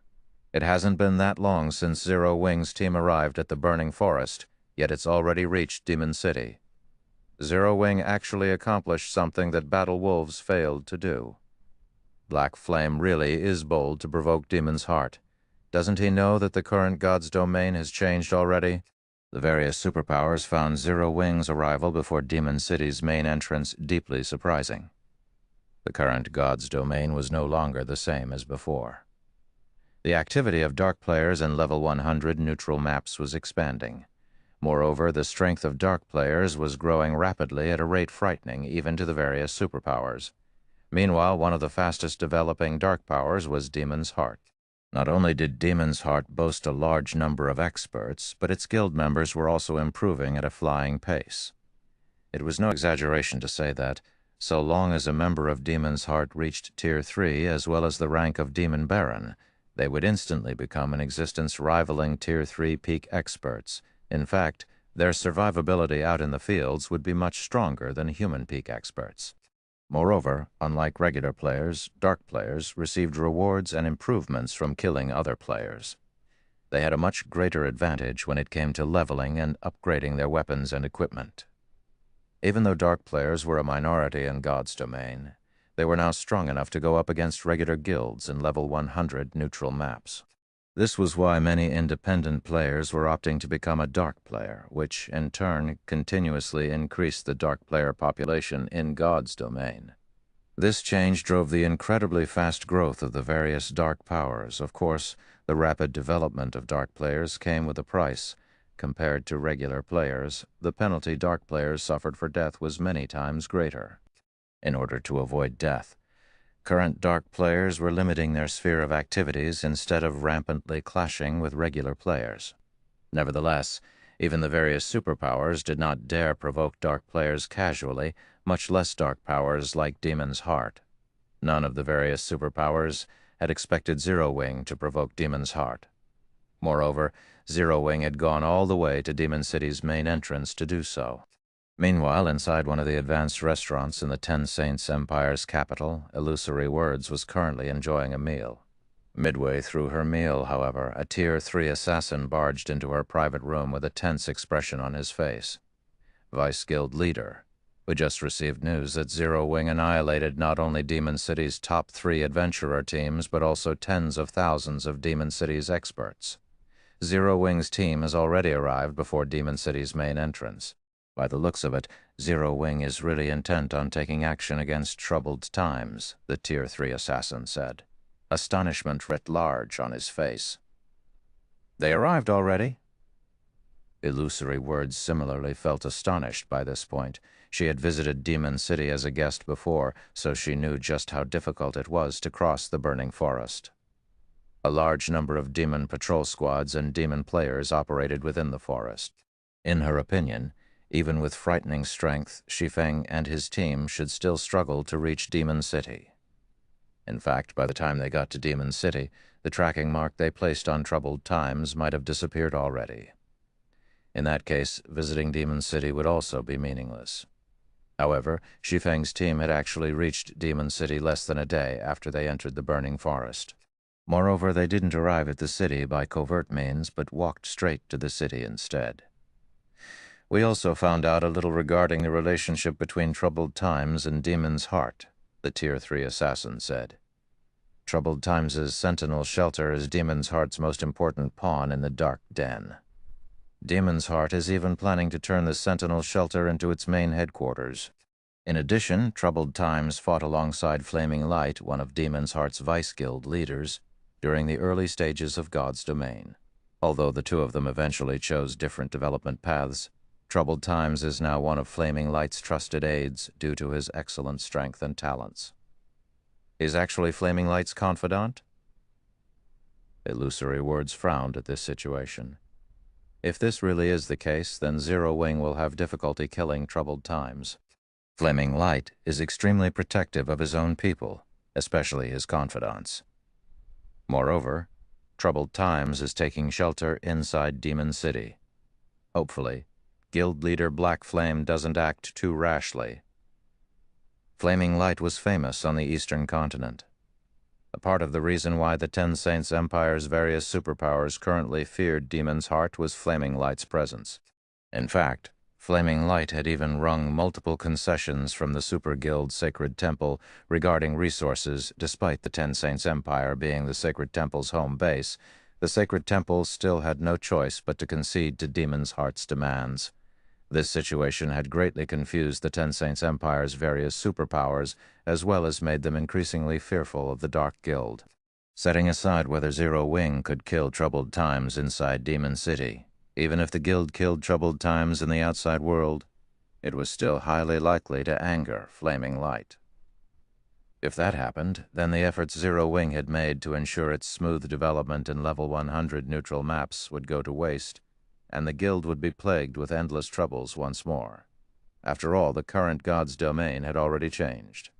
The advantages Dark players had over regular players were simply overwhelming.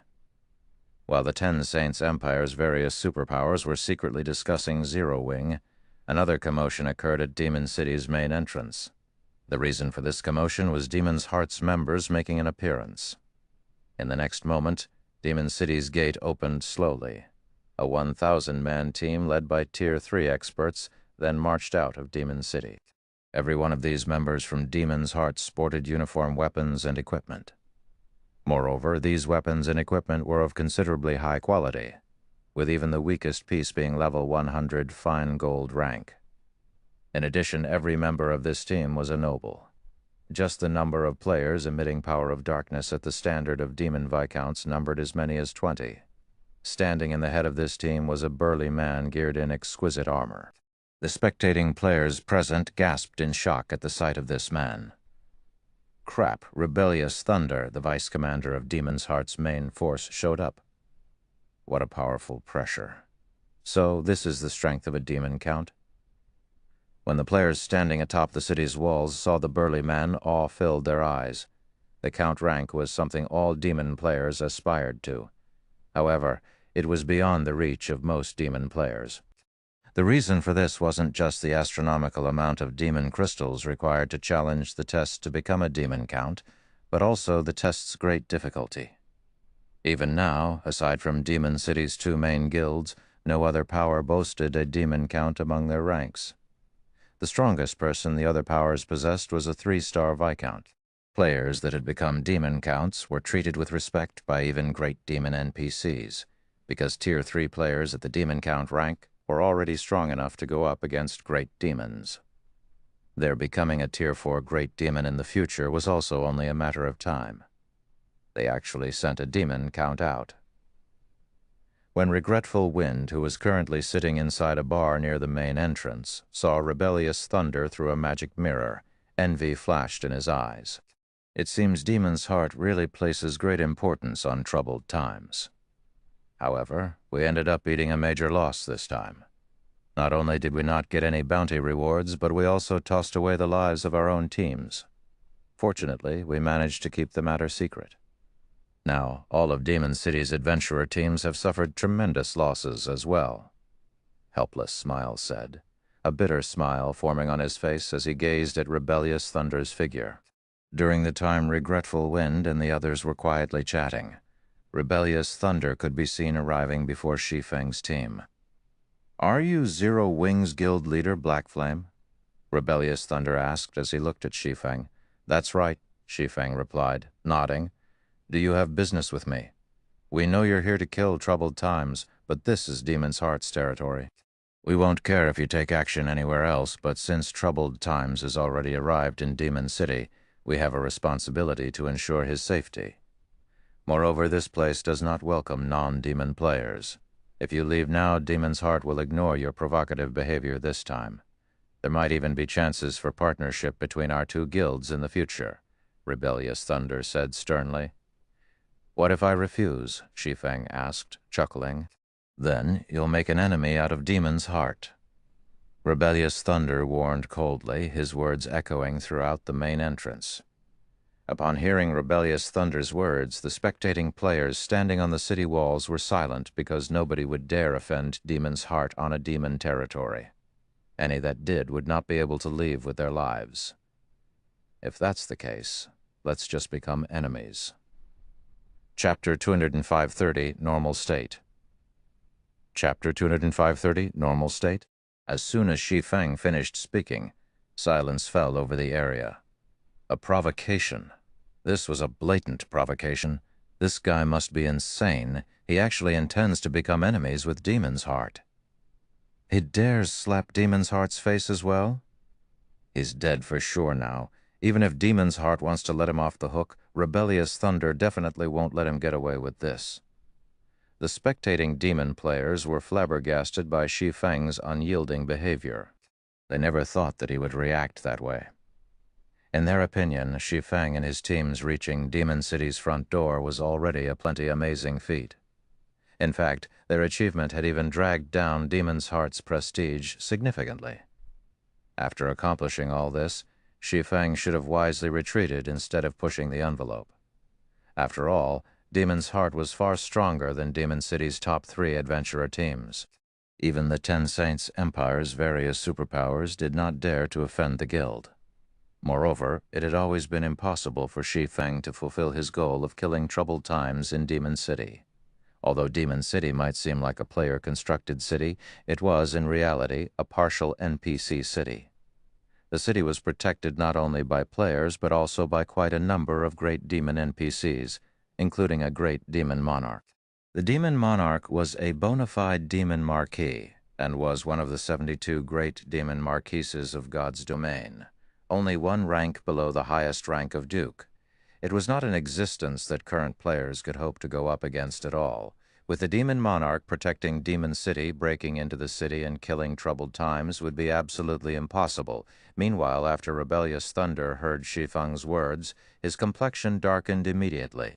"Guild leader Black Flame, it seems you are intent on challenging Demon's Heart's bottom line." Rebellious Thunder snarled as he glared at Shi Feng. "Since you wish for battle, I'll fulfill your wish." Suddenly, dense darkness energy flowed out of Rebellious Thunder's body, and his body started undergoing a significant transformation. Not only did he double in size, but pitch-black demonic patterns also appeared all over his body. At the same time, the intensity of the aura he radiated skyrocketed. The aura so strong that the spectating demon players gasped in shock. "Amazing. So this is the strength of a demon count. The power of darkness he radiates is so strong, it's practically denser than the great demon NPCs inside the city. Just how powerful will his demon skills become with such a strong power of darkness? Black Flame is doomed now." The spectating demon players exclaimed in shock at Rebellious Thunder's transformation. Although they had long since known that Demon City's 2 guilds possessed demon count level experts, they had never seen a demon count in action before. They only knew that the count rank was a major turning point for demon players, and that players couldn't reach the rank without frightening strength and resources. Looking at Rebellious Thunder now, however, rather than calling the count rank a major turning point, calling it a leap in tears would be more apt. At this moment, even with only ordinary identification skills, one would realize that Rebellious Thunder transcended the realm of ordinary. Just his current HP was as high as 6 million. Previously, his HP was only a little more than 1 million. Aside from HP, Rebellious Thunder should have also received a similarly massive boost to his defense, basic attributes, and physique after demonification.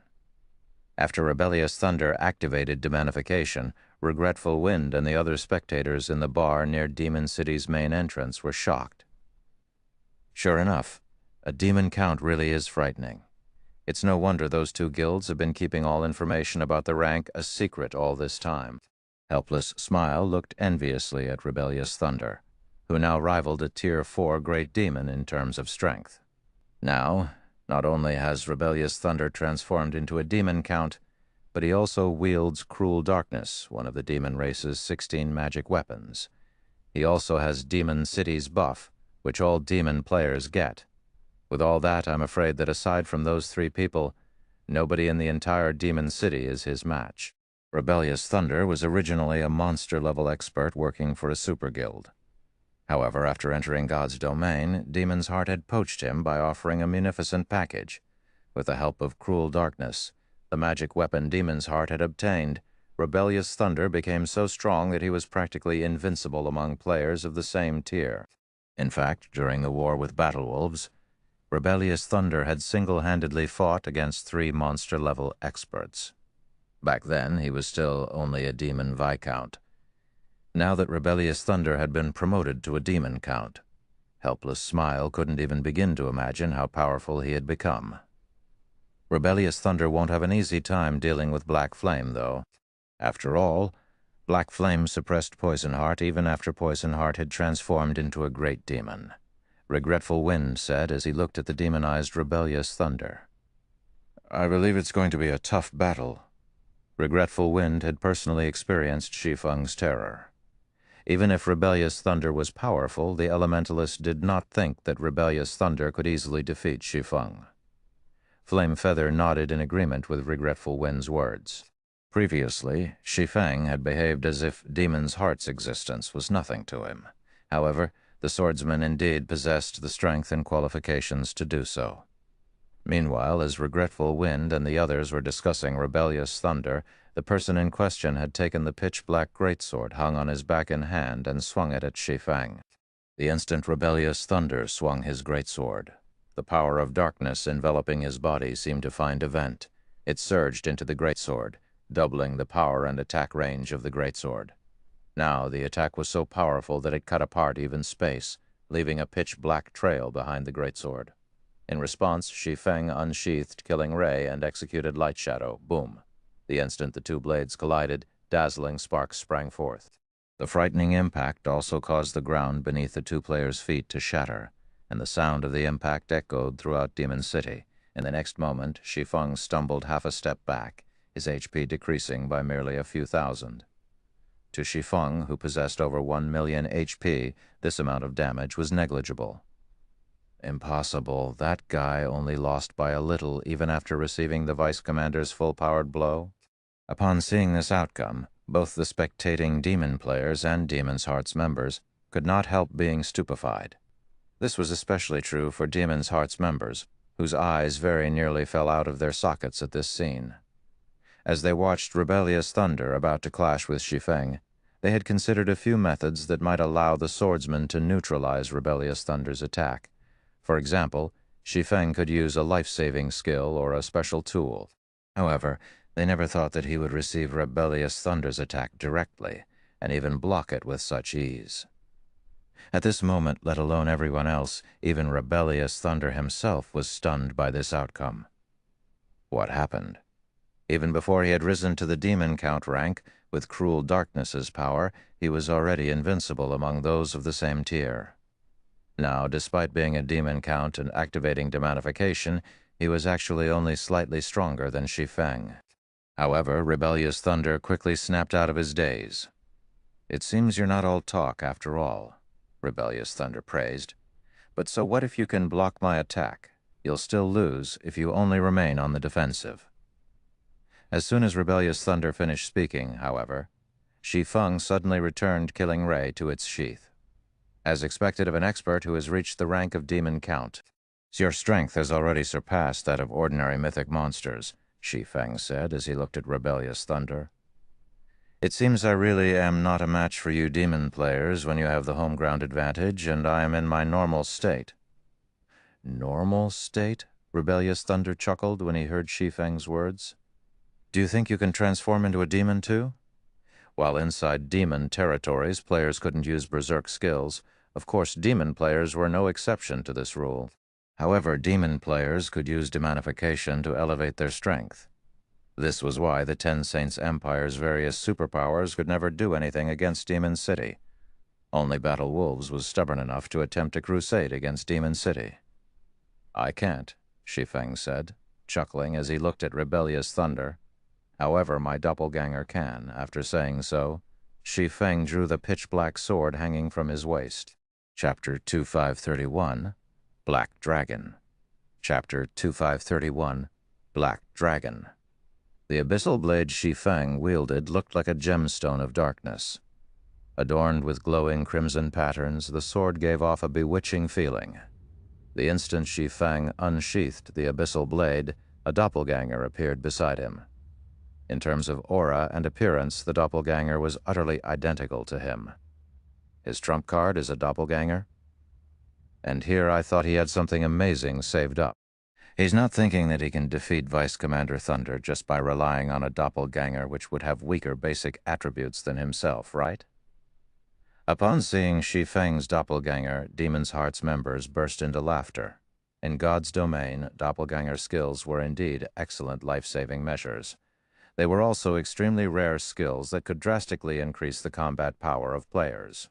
However, doppelganger skills were generally useful only against monsters and ordinary experts. Against experts of Rebellious Thunder's caliber, using doppelgangers was utterly meaningless. Not to mention, Rebellious Thunder had cruel darkness to further amplify his strength. The magic weapon grew through absorbing the power of darkness its user radiated. In return, the weapon not only provided its user with a significant boost in strength, but also extended its user's attack range drastically. When Rebellious Thunder wielded it, he could achieve an attack range of roughly 20 yards, which basically transformed him into a ranged player. With such an attack range combined with Rebellious Thunder's strength and techniques, it wouldn't matter if he went up against 1 or even 5 melee players.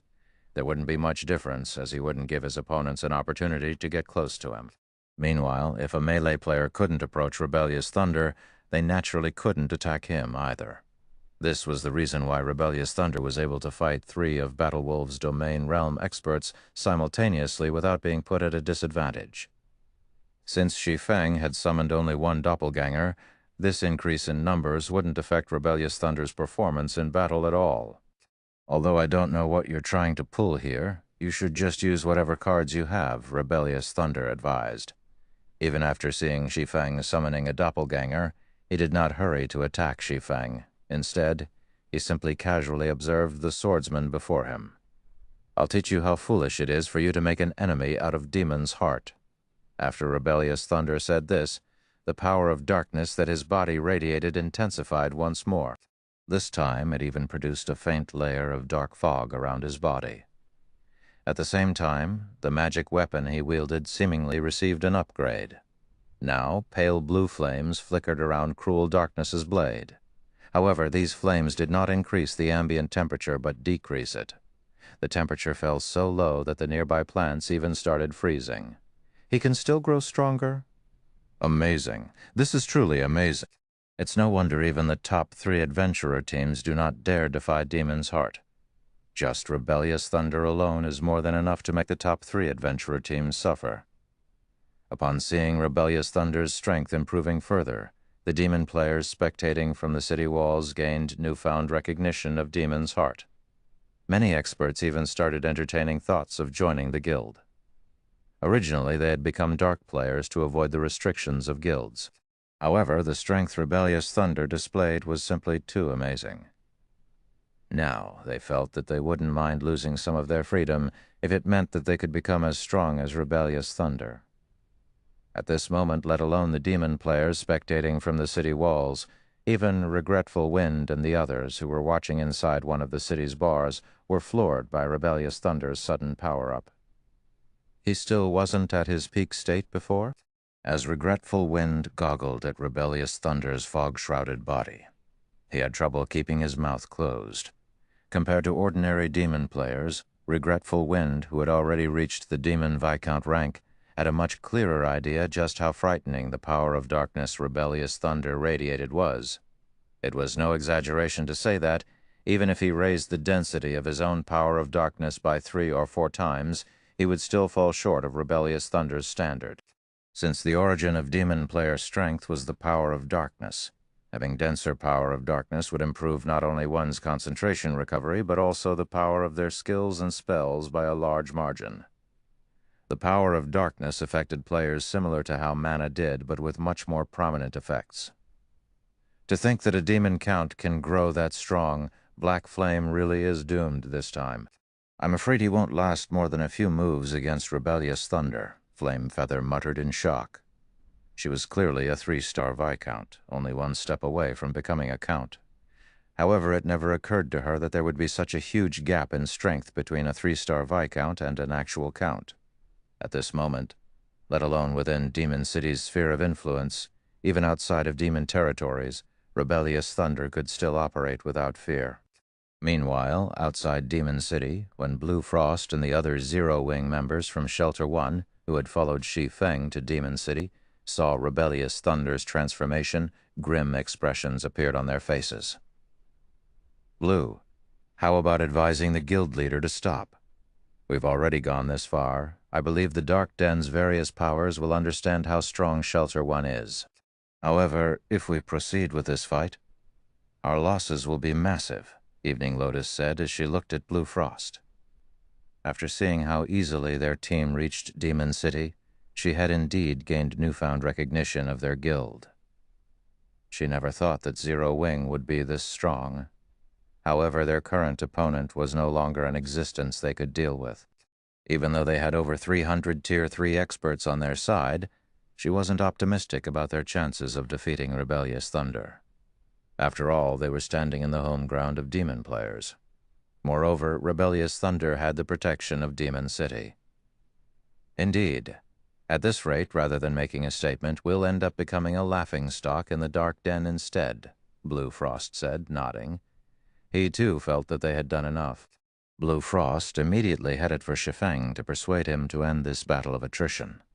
However, he had just taken 2 steps forward when Shi Feng suddenly raised the abyssal blade horizontal of himself and started incanting. The deafening roar of a dragon entered everyone's ears and shook the entire Demon City.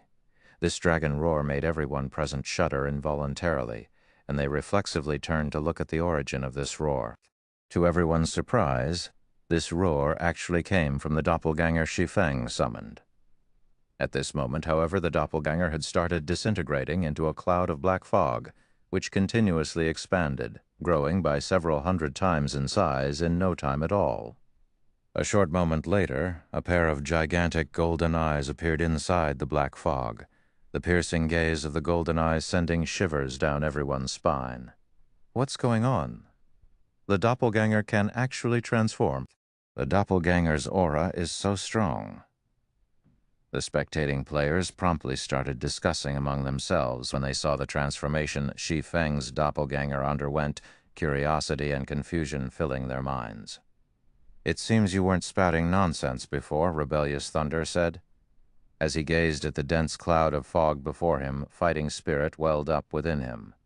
However, no sooner had Rebellious Thunder finished speaking than a gigantic claw emerged from the cloud of fog. This claw was the size of a 2-story house and densely covered in pitch-black scales. When the claw landed, it instantly shattered the ground. At the same time, everyone in the vicinity also felt the ground beneath them quaking. Before everyone could snap out of their daze, a 30-meter-tall black dragon appeared before their eyes. A dragon? Everyone's breath momentarily stifled as they gazed at the incarnation of death and destruction before them, unable to wrap their head around this situation. How is this possible? Why would a dragon appear here? That is fake. That must be fake. Chapter 205-32, Black Dragon's Might. Chapter 205-32, Black Dragon's Might. Everyone instinctively refused to believe that a dragon had appeared before them. In God's domain, dragons were synonymous with destruction. They could easily destroy entire kingdoms and empires. Any location that had a dragon appear there would automatically be viewed as a forbidden land for players. Demon players were no exception to this rule. Only death awaited them if they came across a dragon. Hence, how could a player possibly summon a dragon? However, the powerful aura and pressure, which stemmed from a massive difference in life rating, the black dragon gave off was undoubtedly real. At this moment, aside from the demon players present, Blue Frost and the others standing behind Shi Feng were likewise astonished by this situation. They never thought that their guild leader would possess such a trump card. No, something's not right. That dragon seems to be only at Tier 3.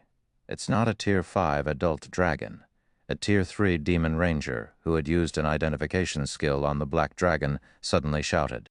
Upon hearing this ranger's announcement, everyone immediately reacted to the situation. It really is a Tier 3 dragon. I knew it. I knew it was impossible for a player to summon an adult dragon. Even so, that Black Flame is still plenty amazing. I'm afraid even the Vice Commander will be helpless against a Tier 3 dragon. When Demon's Heart's members saw that the Black Dragon was merely a level 111, Tier 3 infant dragon, they breathed out a sigh of relief. As far as they knew, most dragons that appeared before players were Tier 5 adult dragons, and even the weakest among them were Tier 4 infant dragons. They were not existences that current players could hope to go up against. However, a Tier 3 infant dragon was a different story. The reason why dragons were considered the apex race in God's domain and possessed overwhelming strength was their incredibly high life rating and growth potential. They gained much more basic attributes than any other race from each level up. Every increase in their tier would also grant them a qualitative transformation. Hence, after reaching Tier 5 and becoming an adult, a dragon would possess the strength to devastate countries. A Tier 3 dragon, on the other hand, might still be invincible among those of the same tier, but it posed a much lesser threat than dragons at Tier 4 or above. It's no wonder why you dare provoke Demon's Heart, Rebellious Thunder said as he looked at the black dragon looming above him. Currently, he too was feeling intense pressure from the dragon. However, instead of despair rising, Rebellious Thunder's fighting spirit flared. He leaped toward the black dragon, shouting, "However, don't even think that a Tier 3 dragon is enough to force Demon's Heart to step back." Dragons indeed possessed a strength that made them unrivaled among those of the same tier. However, a demon count, like himself, also possessed such strength. Moreover, he was currently wielding Cruel Darkness, one of the demon race's 16 magic weapons. If he combined that with his techniques, he was confident he could fight even a Tier 3 dragon. In the next moment, Rebellious Thunder raised Cruel Darkness and executed a slash at the black dragon, with power of darkness wrapped around the greatsword. Space split apart wherever the greatsword passed. Tier 3 skill, Blazing Slash. What a powerful move. You can definitely send a mythic monster flying with this move, Shi Feng said in admiration as he looked at the pitch-black greatsword descending toward the black dragon. Unfortunately, you made a basic mistake. What you're going up against isn't an ordinary Tier 3 dragon, but a Tier 3 dragon that I am controlling. After Shi Feng said so, his doppelganger took action, sending a claw swinging at the descending greatsword. Secret technique, Lightning Flash. The gigantic claw transformed into streaks of light that clashed with the pitch-black sword. Boom! Accompanied by the sound of an explosion. The pitch-black sword shattered, the frightening recoil sending Rebellious Thunder flying back like a cannonball. In the blink of an eye, Rebellious Thunder's body crashed into Demon City's curtain wall, his HP instantly decreasing by more than 300,000. How is that possible? How can a summoned creature use a combat technique? For a time, everyone stared at the black dragon's proud figure in shock and confusion. In fact, the shock they felt right now was even greater than what they felt previously, when they thought Shi Feng had summoned a Tier 4 or Tier 5 dragon in God's domain. Although players could summon and control powerful creatures to fight for them after all was said and done, they weren't controlling their own bodies. Hence, they could only conduct subpar battles with their summoned creatures. Executing combat techniques that required nimble and precise movements from the physical body using a summoned creature would be beyond them. Now, however, not only did Shi Feng execute a combat technique through the black dragon he summoned, but the complexity of the combat technique he executed was also extremely high. For a moment, everyone felt as if the system was playing a joke on them. What no one knew was that Shi Feng had already reached the realms of Truth's Ascension realm. The control he possessed over his physical body had long since surpassed the standard of ordinary people. Although it was extremely difficult to execute lightning flash through the black dragon, he could, although just barely. However, the power of the technique was far inferior to when he executed the technique with his own body. Even so, combined with the power of the black dragon, it wasn't an attack rebellious thunder could block. Meanwhile, after landing a successful blow, Shi Feng did not give rebellious thunder any opportunity to recollect himself. The black dragon immediately opened its maw at rebellious thunder, dragon breath. In the next moment, a dazzling beam of light devoured rebellious thunder, who was embedded in Demon City's wall, and brightly illuminated the area before Demon City's main entrance. The frightening shockwave of the attack vaporized all Demon's Heart members standing in the vicinity of the beam and shook the entire Demon City slightly. In fact, cracks even appeared on the city's sturdy walls. Silence, destruction, death. For a time, shock and fear filled everyone present, particularly the Demon's Heart members who just barely survived the shockwave of the dragon breath. They could not help but goggle in stunned silence at the steaming canyon that had formed beside them. So, this is a dragon? Regretful Wind and the others who were spectating the fight from inside Demon City shuddered at this outcome.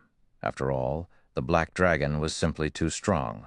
With just one attack, the Black Dragon had instantly vaporized Rebellious Thunder, who was a demon count.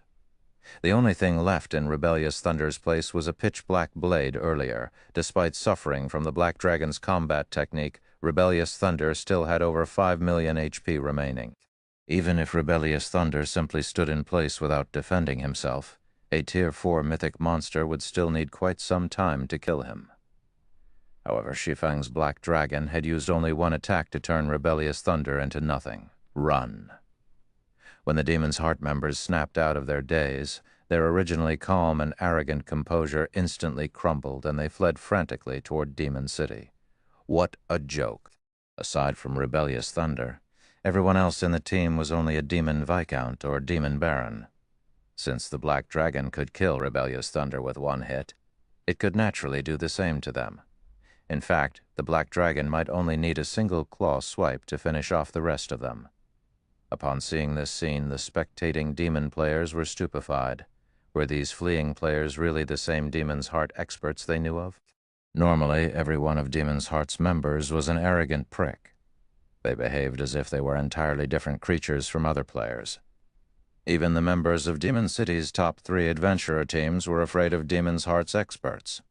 Now, however, these same experts from Demon's Heart were actually fleeing from Shi Feng like mice that had just come across a cat. This was definitely the first time such a situation had happened since Demon City's construction. Even when going up against battle wolves, Demon's Heart's experts had not retreated even an inch. Meanwhile, the shocking news of Rebellious Thunder's death and Demon's Heart's members' frantic retreat also quickly spread throughout Demon City. Chapter 253, Siege. Chapter 253, Siege. Demon City, Demon's Heart's residence. Rebellious Thunder died. How is that possible? Standing inside the darkness training room, Furious Heart was stunned when he heard his subordinates report. What happened? Previously, in order to frighten off Shi Feng's team, he had specifically approved the decision to send Rebellious Thunder to meet with Shi Feng, to warn the swordsman to leave Demon City and offer the possibility of a future partnership between their two guilds. Now, however, he had received news that not only had Shi Feng refused their kind offer, but Rebellious Thunder had also died. There must be some kind of miscommunication. Rebellious Thunder is a demon count. With his strength, let alone Zero Wing's experts, he wouldn't have any problems going up against even the 5 great super guilds' old monsters. Moreover, he was standing before Demon City's entrance. He should have still had the buff from the city's magic array. How could he possibly have been killed? The black-clad elder, who was a Tier 3 demon viscount, exclaimed in astonishment. Rebellious Thunder was one of Demon's Heart's strongest experts. While inside Demon City, he could fight even Tier 4 NPCs. It was also due to Rebellious Thunder's presence that the guild leader and vice-guild leader had left on a distant expedition without worrying about Demon City's affairs. Now, however, he was being told that Rebellious Thunder had died. How could he possibly believe this? News of this matter has already spread throughout the city. Moreover, the fight was recorded by many players. The Tier 3 assassin who had come to report on this matter said with a bitter smile as he faced Furious Heart and the other guild elders present. Previously, he had also denied the validity of this information when he received the report of his subordinate. However, after watching the battle videos going viral on the official forums, he had no choice but to believe it. He then shared one of the better videos recorded with the guild elders present. In the video, a 30-meter-tall black dragon could be seen sending the demonized Rebellious Thunder flying with a combat technique. Immediately afterward, the black dragon vaporized Rebellious Thunder and created a small canyon before Demon City using its dragon breath. When the video ended, silence fell over the entire training room. So, this thing was the cause of the previous shaking? Furious Heart's complexion turned grim as he gazed at the black dragon in the video. A dragon. Although the black dragon was only a Tier 3 infant dragon, it possessed astonishing strength. If the black dragon could kill even a monster like Rebellious Thunder in a single hit, aside from the guild leader and vice-guild leader Flaming Light, nobody in Demon's Heart posed a threat to it. Elder Heart, what should we do? If Black Flame is capable of killing even Vice Commander Thunder, I'm afraid he can kill me easily once he enters the city, Troubled Times said worriedly after witnessing the black dragon's strength. Troubled Times never dreamed that Shi Feng would have such a frightening trump card saved up. He had clearly fled to a demon territory already. Non-demon players couldn't use any berserk skills here. However, Shi Feng actually had the ability to transform his doppelganger into a dragon. For a moment, Troubled Times had a feeling that the main god system was playing a joke on him. Commander Troubled, you don't have to worry too much. Black Flame's trump card might be powerful, but the duration in which his doppelganger can remain in dragon form should be very limited. The transformation will last for a few minutes at most, Furious Heart said calmly. Moreover, he can only strut around outside Demon City. Without our invitation, he shouldn't even think of entering. All you need to do is rest inside our residence, and wait until the tracking mark on you disappears. That's right. He is merely a human player. Even if he can summon a dragon, it is merely a Tier 3 dragon. It might be strong against players like us, but it is far from sufficient for dealing with the demon NPCs inside the city. Not to mention, Demon City still has a defensive magic array. Non-demon players without an invitation can't enter the city. You can relax and rest here, the black-clad demon Viscount Elder said, nodding in agreement with Furious Heart's words. Once the guild leader and vice-guild leader return, Black Flame is doomed. Rebellious Thunder's death was indeed surprising. The fact that Shi Feng could summon a dragon was even more shocking. However, this was only at the standard of players. Before the NPCs of God's domain, these things were nothing. Not to mention, they were currently standing inside Demon City. Demon City was far more powerful than the NPC cities found in the outside world. It had not only an army of demon NPCs defending it, but also the protection of one of the demon race's 72 great demon marquises. Let alone Zero Wing, even if all of the Ten Saints Empire's superpowers joined hands, they still wouldn't be capable of taking down Demon City. All Shi Feng's team could do was act arrogantly outside Demon City. Once Demon's Heart's main force returned, Shi Feng's team would have nowhere to run. That's a dragon we're talking about. Can Demon City's defensive magic array really stop it? Troubled Times could not help asking worriedly. He wasn't doubting Furious Heart. It was just that Shi Feng was far too frightening. After all, the swordsman had survived an attack from a demon king's hand. Troubled Times truly could not bring himself to relax in this situation. This is Demon City. A Tier 4 dragon might be a different story, but a Tier 3 dragon can at most roar at the city. "We don't need to pay Black Flame any mind," Furious Heart assured him confidently. The other Demon's Heart members present rolled their eyes at Troubled Times' anxious behavior. The reason why demon players like themselves could establish themselves in the Ten Saints Empire was precisely the helplessness of the Empire's various superpowers against Demon City. Those superpowers could only watch from the sidelines as the city developed rapidly. Anyone who said that Shi Feng could break through the city's defenses all by himself would be joking. While Troubled Times and Demon's Heart's elders were discussing this matter, the players residing in Demon City had gone into an uproar. Amazing. The Black Dragon actually managed to instant-kill Rebellious Thunder under Demon City's protection. This is the first time Demon's Heart suffered such a loss since Demon City's construction. It's no wonder Demon's Heart offered such an astronomical bounty before Zero Wing really isn't a force to be trifled with. Even the Ten Saints Empire's various superpowers are helpless against Demon's Heart. Just what kind of guild is Zero Wing? Due to Rebellious Thunder's death, the players inside Demon City grew interested in Zero Wing. Many adventurer teams had even started looking into Zero Wing in order to find out what kind of guild it was.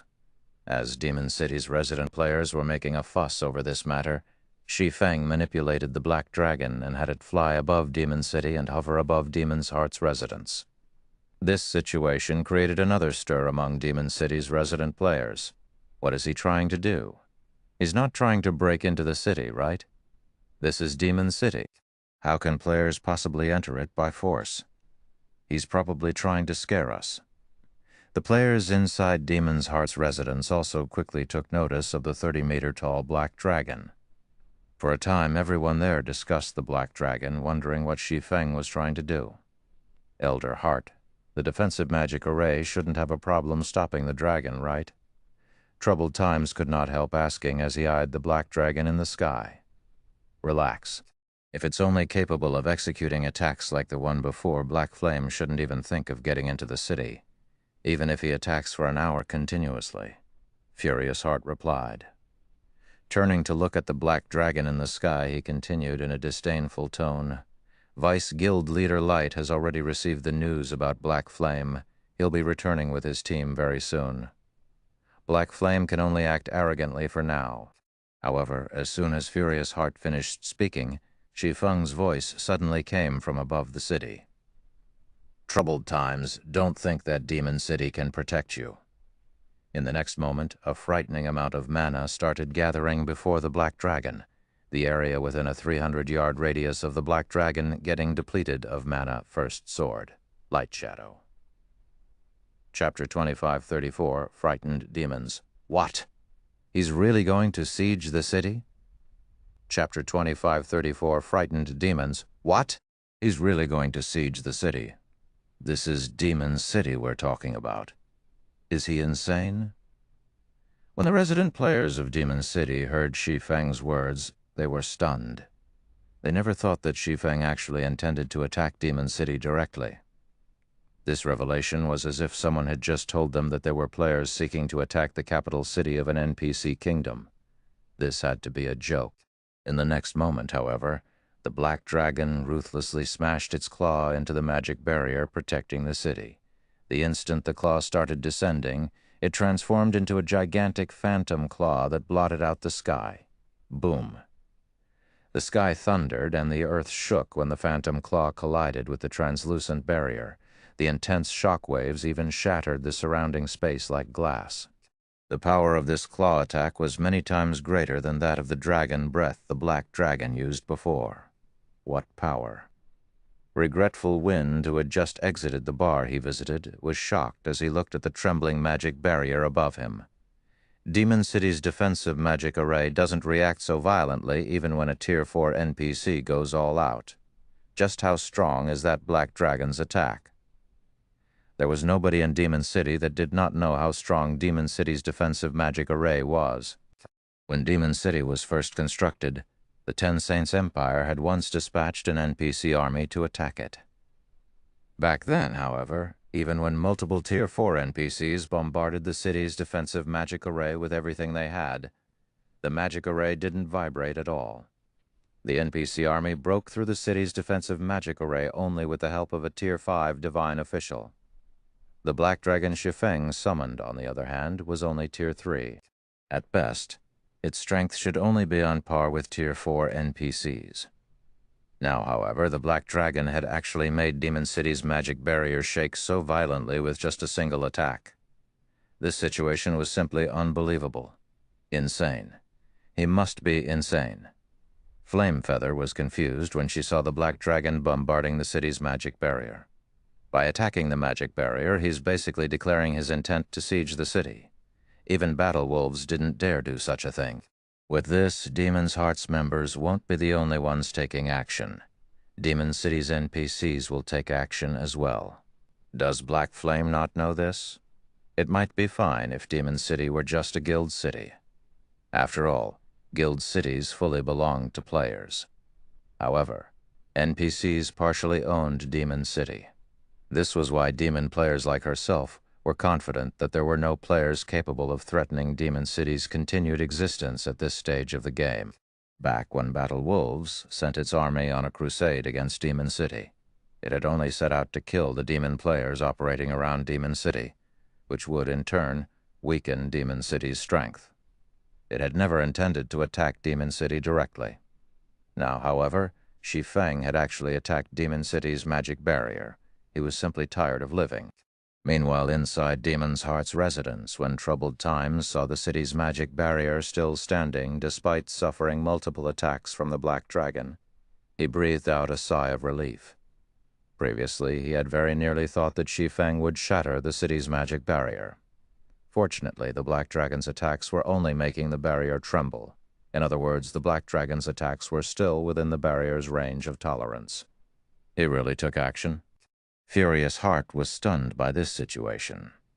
He never thought that Shi Feng would actually attack Demon City directly. He's doomed now. By the time the Vice Guild leader returns, the city's great demon NPCs would have long since taken care of him, laughed the black-clad elder standing beside Furious Heart. Originally, their side had been helpless against Shi Feng.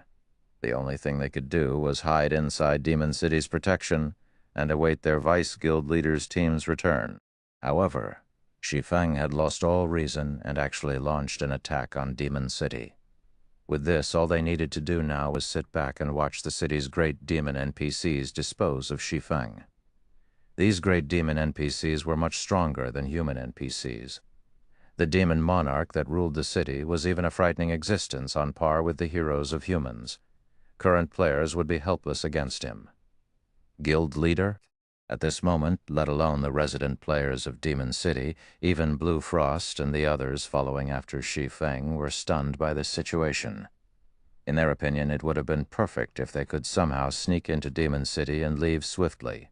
They never thought that Shi Feng would actually take direct action against Demon City. However, before Blue Frost and the others could react, over a dozen great demons flew out of Demon City. Not only were all these great demons at level 130 or above, but they also radiated a stifling aura. This was especially true for the dignified man flying in the lead of the group of great demons. The man wore exquisite crimson armor and held an icy war axe in his hand. And surprisingly, he looked nothing like a demon and very much like a human. However, if one used an identification skill on this man, they would discover that he wasn't human at all, but a bona fide demon. Moreover, he was a great demon with an extremely prestigious bloodline. Morpheus, demon monarch, great demon, 2-star demon Marquis, level 135, HP 700,730,000. The great demons quickly surrounded the Black Dragon, leaving it with no room to escape. "Dragon, this is the demon race's city. You don't belong here," Morpheus declared in a cold tone as he looked at the Black Dragon. Meanwhile, upon hearing Morpheus's words, the resident players of Demon City promptly went into an uproar. "Quick, look. Our city lord is taking action. Black Flame is overestimating himself. Not only did he offend Demon's Heart, but he also dared to touch Demon City. He's doomed now." Black Flame really is courageous. However, I wonder how long he'll be able to stand up against Morpheus. NPCs rarely took action against players, hence many players were curious to see the strength of NPCs, especially demon NPCs. Now that there was an opportunity to watch demon NPCs fight a monster-level expert like Shi Feng, everyone naturally grew excited. In response to this situation, Demon's Heart's members started smiling, with over a dozen Tier 4 great demons taking action. Even a Tier 4 hero should not dream of escaping unharmed, let alone a Tier 3 player like Shi Feng. However, while Demon's Heart's members were feeling elated over Shi Feng's foolish behavior, a sigh came from the Black Dragon. Sure enough, it is impossible to destroy this magic barrier using only the strength of a Tier 3 dragon. It seems I have no choice but to get serious. Although Shi Feng had spoken in a calm tone when his voice was relayed through the Black Dragon, it had been loudly amplified. As a result, everyone inside Demon City heard him very clearly. What does he mean? He still hasn't gotten serious until now. An act? He's definitely putting on an act. When Demon's Heart's members heard Shi Feng's words, they instinctively thought that he was putting on an act, and that he was actually at his wit's end already. What? He still has a trump card he hasn't used. Regretful Wind, however, did not think that Shi Feng was boasting. At the same time, though, he also felt that the swordsman couldn't possess a trump card stronger than the Black Dragon. However, before anyone could deduce anything from Shi Feng's words, the Black Dragon suddenly disappeared, leaving Shi Feng himself in its place. At this moment, though, Shi Feng held a thick, ancient tome in his hands, and this tome woke an instinctual fear in every demon player in the city. Damn it! Why is it in your hands? Morpheus's complexion changed dramatically when he saw the ancient tome that Shi Feng held. Before the demon players present could react to the situation, Morpheus turned around and fled back into Demon City. Moreover, he wasn't alone. The dozen or so other great demons also revealed fearful expressions as they zoomed back to the city. Chapter 253.5. Silent Demon City, They're Running. Chapter 255. Silent Demon City, They're Running. What's up with these demon NPCs? Seeing Morpheus and the other demon NPCs suddenly turning around and fleeing left Demon City's resident players confused. The NPCs had surrounded Shi Feng's Black Dragon and were even prepared to take action against it. In the end, however, they had fled as soon as Shi Feng himself appeared before them. What was going on here at this moment, let alone Demon City's resident players, even Demon's Heart's members, who held actual authority over Demon City, were stunned by this situation. What did he do? Why are the demon NPCs afraid of him? Furious Heart was astounded as he stared at Shi Feng, who was currently chanting an incantation in the sky. The intellect of Tier 4 demon NPCs was not the slightest bit inferior to players. It was almost impossible for players to gain any advantage over them. Before these demon NPCs, current players were nothing but a joke. These demon NPCs could squash current players like ants. Not to mention, these demon NPCs had remained calm even when fighting a Tier 5 divine official. Moreover, in the end, they had repelled the Ten Saints Empire's NPC army, allowing Demon City to establish a foothold in the Empire. Now, however, these demon NPCs actually fled like startled mice. However, before Furious Heart could figure out what was going on, Shi Feng finished chanting the final verse of his incantation. His gaze then locked on to a nearby level 134 Tier 4 demon Viscount, who served as the captain of Morpheus's personal security team. In the name of the ruler of demons, submit to my will. Pitch-black chains suddenly appeared around the level 134 guard captain, giving off an indescribable pressure that made all the demon NPCs and demon players shudder involuntarily. No, don't take away my will, the guard captain shouted as it struggled intensely to repulse the assault of the pitch-black chains. Unfortunately, all its efforts were futile, as the pitch-black chains simply ignored the guard captain's resistance and merged with its body. In the next moment, the struggling guard captain turned sluggish and its eyes became cloudy. It was as if the guard captain had just had its soul sucked away. What did he do? He actually managed to deal with a bona fide Tier 4 demon Viscount with just one move. Every demon player present gaped in shock at this scene. This was a Tier 4 NPC of Demon City. The combat power it possessed far exceeded that of Tier 4 great demons in the outside world. Not to mention the demon NPC in question was even a great demon that held the rank of Viscount.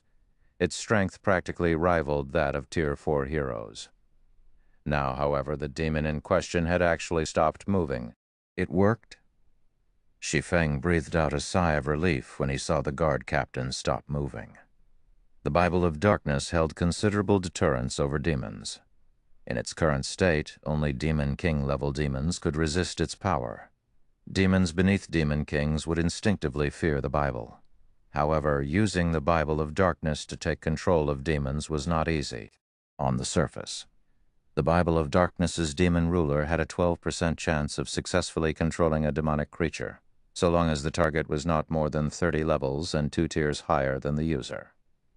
In reality, however, the stronger the targeted demon, the lower the chances of controlling it. With Shi Feng's current self, if he tried to control Morpheus, who was a demon Marquess, his chances of success would most likely be lower than 1%. This was why he had chosen the Viscount-ranked guard captain as his target. Even so, Shi Feng never thought that he would successfully control the guard captain on the first try.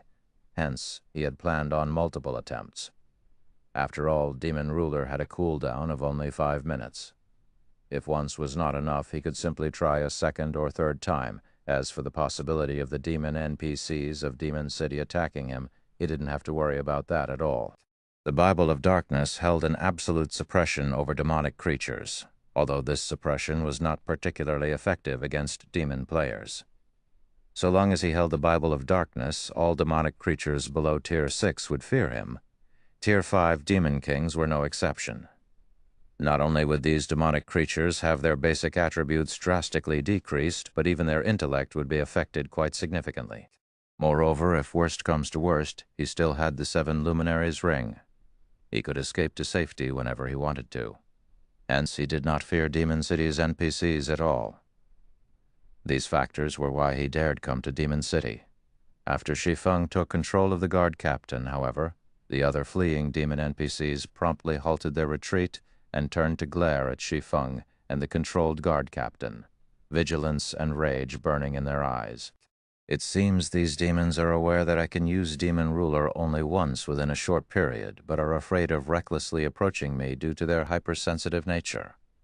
Shi Feng smiled as he swept a glance at the vigilant demon NPCs. Unfortunately, you are already too late. After saying so, he controlled the Black Dragon and had it fly over to his side. He then had it launch another attack at Demon City's magic barrier. What? He's still trying to attack the magic barrier? I don't know why the demon NPCs are so afraid of him, but he is still 100 years too early if he thinks he can destroy Demon City's barrier. Demon's Heart's members were very surprised by Shi Feng's ability to terrify the demon NPCs. However, that was it. Their emotions were limited to surprise. After all, while the demon NPCs were afraid to leave the city to deal with Shi Feng still could not enter Demon City. However, as soon as Demon's Heart's members finished speaking, the demon guard captain that had turned sluggish suddenly started moving. And to everyone's surprise, the guard captain cast the Tier 4 cursed Dark Star at the same point that the Black Dragon had attacked. In the next moment, the Black Dragon's claw smashed into the magic barrier's outer surface. At the same time, a gigantic pitch-black star also smashed into the magic barrier's inner surface. Boom!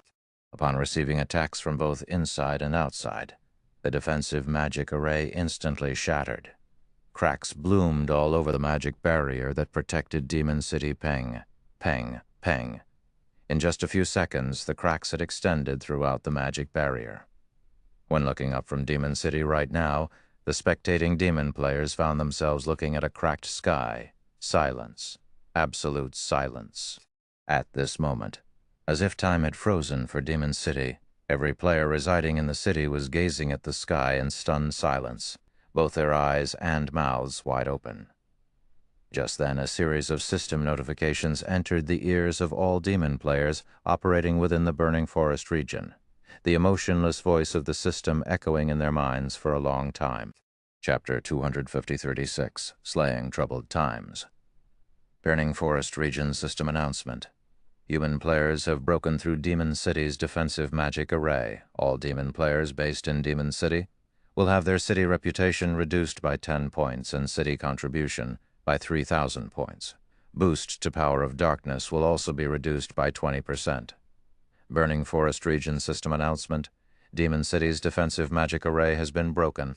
Ruling Guild of the city will have its popularity reduced by 5,000 points. All benefits provided by Demon City will be halved for 7 natural days. All quests given out in Demon City will have their rewards reduced by 30%. The system announcement repeated throughout the Burning Forest 3 times, causing a deathly silence to befall the forest. Someone broke through Demon City's defensive magic array. Didn't they say that even the 10 Saints Empire's NPC army was helpless against Demon City? How could players possibly break through the city's defensive magic array? Who did it? Could it be those people Demon's Heart placed a bounty on before? The demon players grinding and questing inside the Burning Forest were flabbergasted by the system announcement. Some players even fell into a daze in battle and nearly got themselves killed by monsters. Since Demon City's construction until now, aside from battle wolves, no power or player had truly managed to put pressure on Demon City. Now, however, not only did someone put pressure on Demon City, but they had even destroyed the city's defensive magic array. This was simply unbelievable. The shock the demon players felt upon receiving this piece of information was akin to human players hearing about some other player breaking through the defenses of a kingdom's capital. It was simply unthinkable. Meanwhile, inside Demon City, the resident players remained in a daze long after the incident. Like robots that had jammed, their mouths kept opening and closing wordlessly as they stared up into the empty sky above them. Damn it! How did he do it? This is a main city-level defensive magic array. As Furious Heart stared at Shi Feng hovering in the sky, unprecedented shock filled him. He never imagined that Shi Feng would actually succeed in destroying Demon City's defensive magic array. Back when the 10 Saints Empire's army had attacked, it had taken a Tier 5 divine official to destroy the city's defensive magic array. The defensive magic array had stood strong even under the bombardment of over a dozen Tier 4 NPCs. Now, however, Shi Feng, a Tier 3 player, had single-handedly destroyed the city's defensive magic array. Moreover, he had accomplished this feat with just one attack. This was definitely a bug. However, it was also almost impossible for the main god system to make an error. Even if there were an error in the system, it wouldn't be on such a monumental scale. What Furious Heart did not know was that, in God's domain, all magic arrays had weaknesses. The defensive magic array of major cities was no exception. They all had mana junctions that were much more fragile compared to the other parts of the magic array. Normally, though, ordinary players couldn't locate these weak points. Moreover, with how large a city-scale defensive magic array was, trying to find these weak points was akin to looking for a needle in a haystack. However, that was not the case for Shi Feng. After he became an intermediate master magician, his understanding of magic arrays had reached completely new heights. Now, let alone Demon City's defensive magic array, even if faced with a main city-level defensive magic array of a kingdom that had been in existence for over a century, he was still confident he could find the magic array's weak points. Previously, Shi Feng had planned to break through Demon City's defensive magic array by having the Black Dragon attack the magic array's weak points. However, the damage tolerance of the weak points exceeded the amount of damage the Black Dragon could inflict. As a result, the Black Dragon only managed to shave off a certain amount of the magic array's energy reserves with its attacks. However, after gaining control over the Tier 4 Demon Guard Captain, he was able to have the Guard Captain and Black Dragon attack the same location simultaneously, thereby combining their strength and executing an attack that exceeded the magic array's damage tolerance. Only then did he succeed in instantly shattering Demon City's defensive magic array. If not for the Guard Captain falling into his control, he really would have been helpless against Demon City.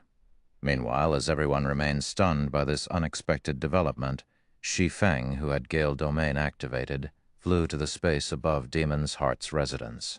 He then quietly observed the crowded residence below him. Troubled times. It's your turn now, Shi Feng said when he spotted troubled times, ignoring the tens of thousands of Demon's Heart members around. Shi Feng's words were akin to a death knell. Upon hearing these words, Demon's Heart's members could not help but turn to look at troubled times, who stood at a corner of the residence's plaza, pity appearing in their eyes. Troubled times should have been safe after escaping to Demon City. Now, however, that was no longer true. If Shi Feng could destroy even Demon City's defensive magic array in a single attack, who could possibly stand up to him? Even if Shi Feng had relied on the strength of the Demon Guard captain to accomplish this feat, this could also be considered a portion of the swordsman's strength. After all, not everyone was capable of controlling a Tier 4 great demon, a demon NPC at that. Black Flame, you'd better not go too far. This is Demon's Heart's residence. Furious Heart bellowed when he saw that Shi Feng was completely ignoring Demon's Heart's members. You've already destroyed Demon City's defensive magic array and caused Demon's Heart's prestige to plummet. If you kill troubled times, you'll make an out-and-out enemy of Demon's Heart. You'd better think this through clearly. Shi Feng's strength was indeed terrifying, however. Demon's Heart was not in existence to provoke easily. It was the first dark guild in God's domain to establish a city for demons. In an era where dark powers were flourishing, even super guilds would not dare to offend Demon's Heart casually. Demon's Heart might not have the ability to deal with a monster like Shi Feng, but Zero Wing was a different story. A guild was different from an individual. A guild was an organization made up of thousands and possibly even millions of players. So long as Demon's Heart slaughtered Zero Wing's other members, even if Shi Feng remained unharmed, Zero Wing would still fall into ruin. This was also the reason why the Ten Saints Empire's various superpowers chose to take a step back when dealing with Demon's Heart. So what do you think Zero Wing is a guild you can casually provoke? Shi Feng said as he glanced askance at Furious Heart. The black dragon immediately descended from the skies and appeared above troubled times. It then swiped a claw at the berserker Light Shadow. No. When troubled times saw the mountain-like claw smashing down toward him, he instinctively activated demonification, followed by a life-saving skill to protect himself. Unfortunately, before a Tier 3 dragon, a Tier 3 demon player like Troubled Times was no different from an ant. When the black dragon's claw came into contact with Troubled Times, the berserker got crushed into the ground and died just like that. Chapter 2537, Single-Handedly Suppressing Demon's Heart. Chapter 2537, Single-Handedly Suppressing Demon's Heart. When Troubled Times died, silence blanketed Demon City again as everyone stared at Shi Feng hovering in the air. He killed him, just like that. The city's independent players had never thought Shi Feng would dare attack a player in the middle of Demon's Heart's residence, yet he had done so without the slightest hesitation. He acted as if the Dark Guild's members were nothing of consequence. He's done it? Blue Frost and the other Zero Wing members from the Dark Den, who had watched the scene play out through a magic mirror, were especially dumbfounded. They had never imagined that Shi Feng would successfully kill Troubled Times. Moreover, their guild leader had done so as Demon's Heart's members watched. Blue Frost and his comrades felt as if they were dreaming. They would have already been amazed if they managed to sneak into Demon City and assassinate Troubled Times, but Shi Feng had boldly and openly slain his prey. While Zero Wing's Dark Den members were stunned, Furious Heart, who stood within Demon's Heart's residence, shot Shi Feng a furious look, his rage burning clear in his eyes. Black Flame, you and your entire guild are dead. Not even our guild leader will let you get away with killing someone in our residence, let alone Vice Guild leader Flaming Light. Furious Heart bellowed. He hadn't actually expected Shi Feng to attack Troubled Times without a second thought. The attack had been so sudden that he hadn't even had the time to try to save the berserker. A guild residence was a guild's most treasured location. If word spread that Demon's Heart couldn't even protect a single player within its residence, the Dark Guild's reputation would suffer. Is that so? Shi Feng asked, indifferently glancing down at Furious Heart. Feel free to test us. Zero Wing is ready for whatever you can throw our way.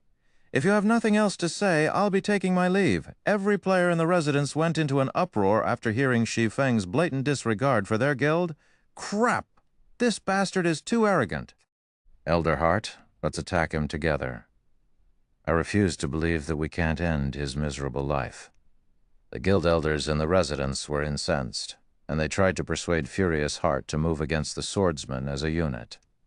Troubled Time's death was humiliating for Demon's Heart, and if they allowed Shi Feng to leave safely, nothing would remain of the guild's reputation.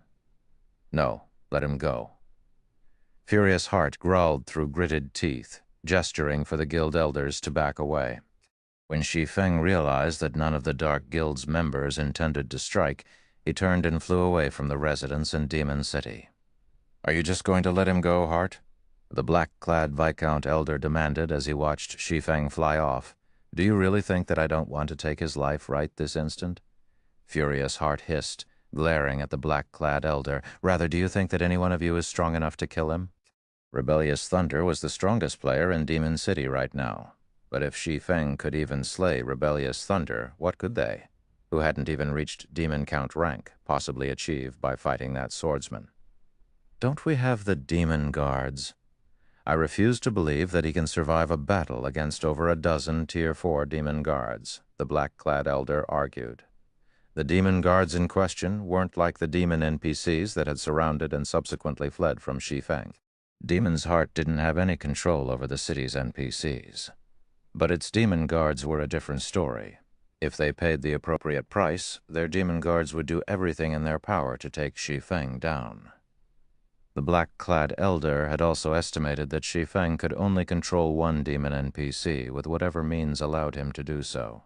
Controlling multiple Tier 4 demons should be impossible. If they sent over a dozen Tier 4 Demon Guards to surround Shi Feng, he wouldn't stand a chance, even with the Demon Guard captain on his side. Ending the swordsman within Demon City was entirely possible. "Do you assume that I haven't thought of that?" Furious Hart shot back, rolling his eyes at the Elder. Grimly, he continued, "I considered mobilizing the Demon Guards the moment Black Flame arrived above the residence, but when he did, the Demon Guards' basic attributes fell by 30%. They wouldn't even be able to deal with Black Flame in such a state, much less the Demon Guard captain under his control." Shi Feng was already as powerful as a Tier 4 being, which he had proven in the fight against Rebellious Thunder when they had clashed as equals. With 30% less basic attributes, the Demon Guards had no chance against Shi Feng. Shi Feng was a domain realm expert. Sending a bunch of dumb monsters with inferior attributes to take him out would be nothing more than a joke. But it's so frustrating watching him go unscathed. The black-clad Elder hissed, gnashing his teeth as he watched Shi Feng's figure move farther away. Demon's Heart had gone to great lengths to earn the prestige it had enjoyed in Demon City only minutes ago. Now that Shi Feng had dealt such a severe blow, restoring their reputation would take ages if they simply allowed him to leave. So what if he leaves? I've already notified the guild leader and vice guild leader, Light. Black Flame won't enjoy this victory for long. Furious Hart said, his eyes narrowing as he glared at Shi Feng's departing figure. At the moment, Demon's Heart was indeed helpless before Shi Feng, but once the guild leader and vice guild leader Flaming Light returned, it would be a different story. Those two individuals were the guild's true pillars of strength. Even the Ten Saints Empire's various superpowers feared those two players' strength and the foundation they'd created for the Dark Guild, going as far as to form alliances in secret with Demon's Heart. Since Shi Feng had shredded Demon's Heart's reputation, the guild leader and vice guild leader wouldn't rest until the matter was settled. While Shi Feng flew away from Demon's Heart's residence, another commotion broke out among the city's residents. What? Demon's Heart actually let him get away? Weren't there quite a few Tier 4 Demon Guards stationed in Demon's Heart's residence? Why didn't the guild mobilize them? Is he even human? Shi Feng's safe departure from the Dark Guild's residence stunned Demon City's players. None of them had expected the invasion to end like this. Demon's Heart was one of the top dark powers in God's domain. Yet not only had Shi Feng single-handedly broken into Demon City, Demon's Heart's main headquarters, but he had also slain troubled times within the guild's residence. To top it all off, Shi Feng had flown away from the residence unharmed. No one would believe this story if they told it, and yet they had all watched it happen. Even more astonishing, Demon's Heart had remained silent during the entire process. Not one of the guild's members had tried to attack Shi Feng. They were all demon players, absolute dark players. Starting a fight with someone over the slightest offense was normal for them, especially for Demon's Heart's members. However, even the Dark Guild's members seemed afraid of a single human player. It was unbelievable. While Shi Feng departed from Demon City, news of the encounter spread like wildfire throughout the Ten Saints Empire. Chapter 253-8. Ten Saints Empire shaken. Correct decision. Chapter 253-8. Ten Saints Empire shaken. Correct decision. Ten Saints Empire, Heavenly Saint Capital City, Battle Wolves residence. A man in crimson armor and covered in illusory flames sat quietly before a crimson greatsword with his eyes closed in the top-floor lounge of a guild hall that was nearly 100 meters tall. Although this man didn't make the slightest move, the sword and flames around it circled the man as if they had a life of their own. Divine runes began to appear in the air, one after another, attracting all of the ambient fire-type mana and suffusing it with the man. As more mana filled him, his aura grew more intense. After a few seconds, the man's aura was as intense as that of a Tier 4 being. He felt as he had transformed into a fire demon as brilliant flames filled the room. If Shi Feng saw this, he'd certainly be surprised. The man bathing in the crimson flames was none other than Sirius, one of Battle Wolves' old monsters. Not only did Sirius command Tier 4 strength, but his control of fire-type mana was also greater than Shi Feng's, who had mastered a mana technique. Sirius manipulated the mana like an extension of his own body, with utter and delicate control. Now he could even control the flow of different streams of fire-type mana. When Sirius finally reopened his eyes, the crimson fire around him took on a white-blue hue, and the room's temperature instantly rose by several hundred degrees. Not even ordinary Tier 2 players could approach the man before they burned to death. I've finally finished absorbing this Fire Saint bloodline. It's about time I paid Demon City another visit, Sirius said, smiling as he examined the blue divine runes on his arms. During the battle in the Burning Forest, Demon's Heart's Vice Guild leader, Flaming Light, had defeated him.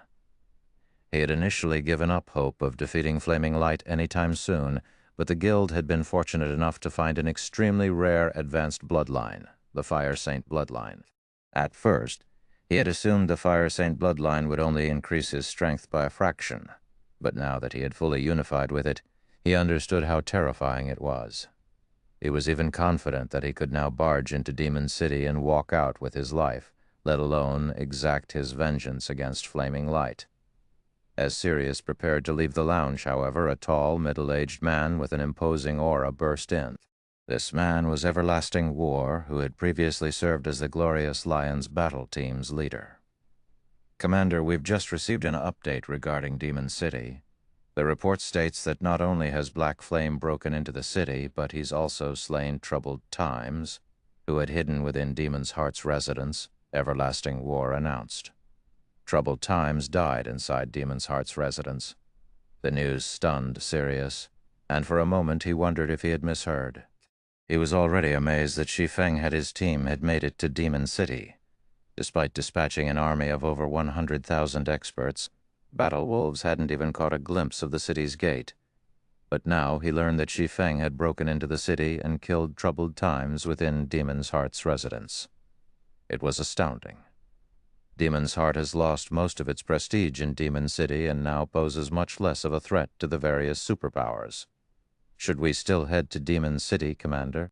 Everlasting War asked Sirius, who wore a strange expression. News of Troubled Time's death had already spread throughout the Ten Saints Empire. Keeping the matter under wraps was impossible for Demon's Heart.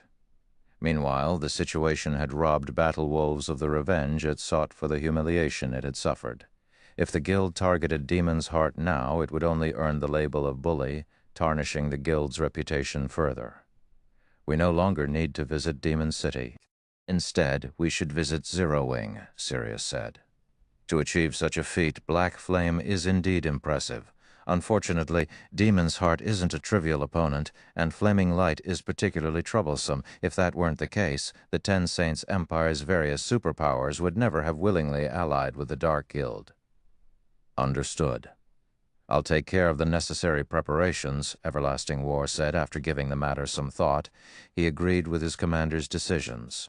2 or 3 days ago, Everlasting War would have thought Zero Wing had just won a major victory. But based on what information Battle Wolves had gathered, Demon's Heart had more power in level 100 neutral maps than Zero Wing could imagine. All Shi Feng had done was yank on the tiger's whiskers by tarnishing Demon's Heart's reputation. The act was both ignorant and foolish. Meanwhile, all of the various superpowers that learned of Shi Feng's accomplishments were similarly astonished. None of them had thought that Shi Feng would shake Demon City to its very foundations. The swordsman's strength was simply inhuman. Surprisingly, however, the Ten Saints Empire had remained extraordinarily calm despite the news.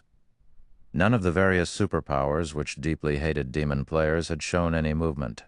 Not one of them had tried to kick Demon City while it was down. Rather, the Empire's superpowers had sent a large number of experts to Zero Wing's territories. This turn of events was indescribably strange. Have these superpowers gone mad, Vice Guild leader? They're not taking advantage of the situation to put pressure on Demon's Heart and are aiming for Zero Wing instead, the Tier 3 black-clad assassin beside Illusory Words said after examining the details the Guild's information network had gathered. Did they miss the system announcement in the Burning Forest? The demon player's development speed in that area has substantially decreased. This is the perfect opportunity to strike. They haven't gone crazy, Illusory Words, who was busy sifting through the reports, replied, shaking her head. They've only made the correct decision. Correct decision? The statement confused the Tier 3 assassin. He didn't understand what Illusory Words meant by that. Since Shi Feng had destroyed Demon City's defensive magic array, all of the city's demon players have suffered a 20% strength reduction. This was the best chance the various superpowers had to eliminate those demon players. Demon's Heart had stopped the Empire's various superpowers from acquiring as many resources from level 100 neutral maps. Those superpowers would only secure more if they suppressed the Dark Guild now. That's right, Illusory Words said, her lips twisting into a bitter smile. Very few of the various superpowers members are aware of how frightening Demon's Heart truly is. The Dark Guild has already allied with mythology, one of the 5 great superpowers. Both its overall strength and its foundations are far superior to Zero Wing's. Naturally, the various superpowers want to take advantage of Zero Wing, not Demon's Heart. Demon's Heart has actually partnered with mythology? Realization immediately dawned on the Tier 3 assassin. He was also surprised by how formidable Demon's Heart was. Mythology was one of the 5 major titans in God's domain and far stronger than ordinary superpowers like Crimson Emperor. Ordinary superguilds couldn't even compare. If mythology were supporting Demon's Heart, the Dark Guild wouldn't have to worry about its development, even after the recent events. While the Ten Saints Empire's superpowers were busy attacking Zero Wing, a handsome man in white arrived at a mana-rich location outside of the Fire Dragon Empire. This man was Flaming Light, Demon's Heart's famous Vice Guild leader. Not long after his arrival, 2 level 107, Tier 3 peak experts intercepted him. What business do you have here? A Tier 3 shield warrior demanded, flashing Flaming Light a contemptuous look. I have something I need to discuss with Vice Guild leader Cold Shadow. May I know if she has time to spare? Flaming Light cordially asked. Chapter 2E539, Abyssal Blades Fragment Cold Spring Forest, Stone Forest City. Chapter 2E539, Abyssal Blades Fragment Cold Spring Forest, Stone Forest City. With troubled times dead, Shi Feng returned to Stone Forest Town with the Hell Legion. He didn't linger in the Ten Saints Empire for a moment longer. The moment Hell Rush and his comrades entered Stone Forest City, the sight that greeted them left them stunned. Stone Forest City was a guild city, and normally only players visited guild cities in level 100+ neutral maps. NPCs rarely visited such guild cities, yet Stone Forest City was full of them. There was even a long line of NPC merchants waiting to enter the city at the main entrance. Calling the city an NPC city wouldn't be an exaggeration. Hal Rush was also stupefied when he saw the number and quality of players visiting Zero Wing's city. He spotted several dozen Tier 3 players with a casual glance around the main street. Although the various superpowers had over 100 Tier 3 players at this stage of the game, and some even had several hundred Tier 3 players, were still a rarity as a whole. No matter where they went, they attracted a lot of attention. However, Tier 3 players in Stone Forest City were just as common as ordinary Tier 2 experts. So, this is Zero Wing's Guild City? Thunderbeast muttered, looking around him in astonishment. The Hell Legion had a total of 300 Tier 3 experts, which was a staggering number no matter where they went, but it was nothing in Stone Forest City. From what he could see, there were easily more than 1,000 Tier 3 experts wandering the city's main street alone. Even Blue Frost and Zero Wing's Dark Den members were stunned. Shelters in the Dark Den didn't even have more than 100 Tier 3 experts at this stage. They were still highly sought after in the Dark Den. And yet even a random street on Stone Forest City had more Tier 3 players than any of Dark Den's shelters. Blue, you bastard, you kept us in the dark this. If we knew our guild had such a magnificent city, we would 1v join Zero Wing long ago. A Tier 3 Cursomancer, who had just joined Shelter 1's Zero Wing, scolded the Vice Guild leader as he admired the crowd of Tier 3 players. The Cursomancer estimated that Stone Forest City easily had multiple times more Tier 3 players than all of the Dark Den. Ordinary players might not care how many Tier 3 players a town or city had, but it was a significant matter to someone who played a management role in Shelter 1. Every player's value is different, especially in towns and cities. A city could benefit from a Tier 3 expert far more than from a Tier 2 expert, particularly when it came to resources. Tier 3 experts simply had access to more and better quality resources than Tier 2 players because they could explore locations that were too dangerous for the weaker players. In a city full of Tier 3 experts, players unwittingly added resources to the town even if they weren't a member of the ruling guild, which in turn attracted more experts. Another benefit came in the form of leveling. God's Domain's mainstream players had already reached level 100 and beyond. And after level 100, players needed far more ECEP speed to reach each subsequent level.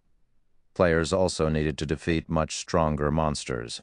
Thus, they would need Tier 3 players' help if they wanted to level up quickly. This was also why the Dark Den's players preferred to develop in powerful shelters. With how many Tier 3 experts wandered Stone Forest City's streets, these players' leveling speed would be incredible. The Dark Den's various shelters couldn't even imagine how fast these players reached their next level. If the Dark Den's players knew that Zero Wing ruled a guild city like this, every one of them would immediately try to join the guild. Blue Frost, however, did not have a good response for the Cursomancer's complaint. Although he had always known that Zero Wing was extraordinary, he had never dreamed that it was this powerful. However, Blue Frost and his companions didn't know that many superpowers had sent their experts to Stone Forest City precisely because of Shi Feng's recent performance in Demon City. In fact, the Ten Saints Empire's superpowers had been some of the first. Not only had they sent a large number of scouts, but they had also sent quite a few guild upper echelons. Because of this, Stone Forest City's player population had reached an all-time high, and there was an unprecedented number of Tier 3 experts in the city. Meanwhile, 3 level 108 plus Tier 3 experts enjoyed Stone Forest City's specialty cuisine in a high-class restaurant's top-floor VIP room not far away from Zero Wing's residence, quietly observing Shi Feng's group as they entered. 2 of the 3 were Yuan Teixin and Purple Jade from the secret pavilion, while the third was a young woman in her mid-20s. If Shi Feng had known about this gathering, he'd be surprised. Yuan Teixin and Purple Jade were showing the woman deference. Even as she spoke to her companion, Purple Jade's eyes glowed with reverence and respect. Although she was the secret pavilion's #1 genius, she displayed no arrogance before the woman. So, he's Black Flame? He really is something. It's a pity he has offended Demon's heart. With his presence and Stone Forest City's assistance, it wouldn't have been long before Zero Wing had joined the realm of God's Domain's superpowers otherwise, the young woman with long, icy blue hair said as she watched Shi Feng disappear into Zero Wing's residence. smiling softly. "Are you certain that you won't reconsider? Vice Guild Leader Dawn?" Stone Forest City is now the #1 city in the Cold Spring Forest and several neighboring level 100 neutral maps. "If you step forward, I'm sure Demon's Heart will hold back against the city," Yuan Texan respectfully pleaded with the young woman. The woman before him was Dawn Jade, and he had nothing but respect for her. Dawn Jade was most likely to succeed the Secret Pavilion's guild leader in the future, and her current position was only second to the guild leader's. Before his assault on Demon City, I could understand why the guild leader had such an optimistic opinion of Zero Wing. But, Elder Yuan, you know times have changed. The Dark Powers have far more influence over God's domain than they used to, especially Demon's Heart, which stands at the peak of the many Dark Powers. But Black Flame mercilessly killed someone Flaming Light was protecting, and the various Dark Powers think this is a good opportunity to set an example for God's domain's various superpowers, Dawn Jade said. Sighing, she continued, Zero Wing has provoked far too many superpowers based on recent reports. Aside from mythology, Flaming Light has begun to negotiate a partnership with Beast Emperor, who currently occupies the Ore Empire. Not even the guild leader can prevent Zero Wing's fall at this point. Black Flame only has himself and his stubborn nature to blame. I doubt even Netherworld Empire's Hell Legion can save his guild. Your people should prepare as well. I'm sure it won't be long before Demon's Heart makes it move. But don't worry too much. I'll think of a way to retain our shares of Stone Forest City. Once Dawn Jade finished speaking, she made a cutting gesture with a hand summoning a spatial gate. She then walked through the gate, vanishing from the restaurant. Silence dominated the room for a long time after the young woman's departure.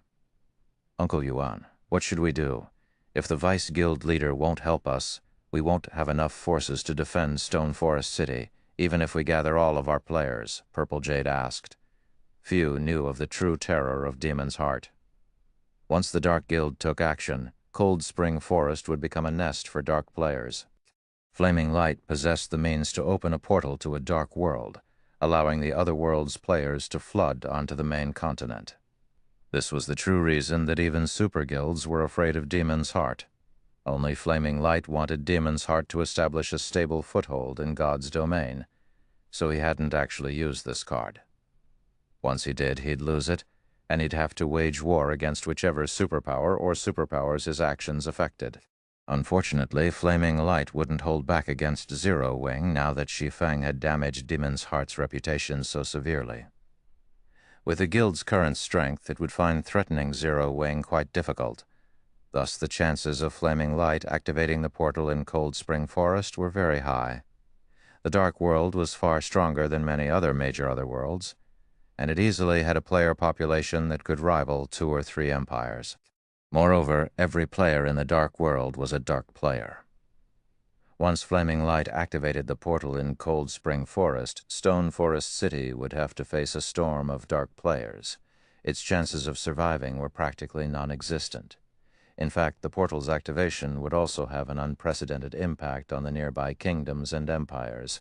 I don't know. Let's just take one step at a time, Yuan Texan replied, and he couldn't help but glance in Shi Feng's direction, rolling his eyes.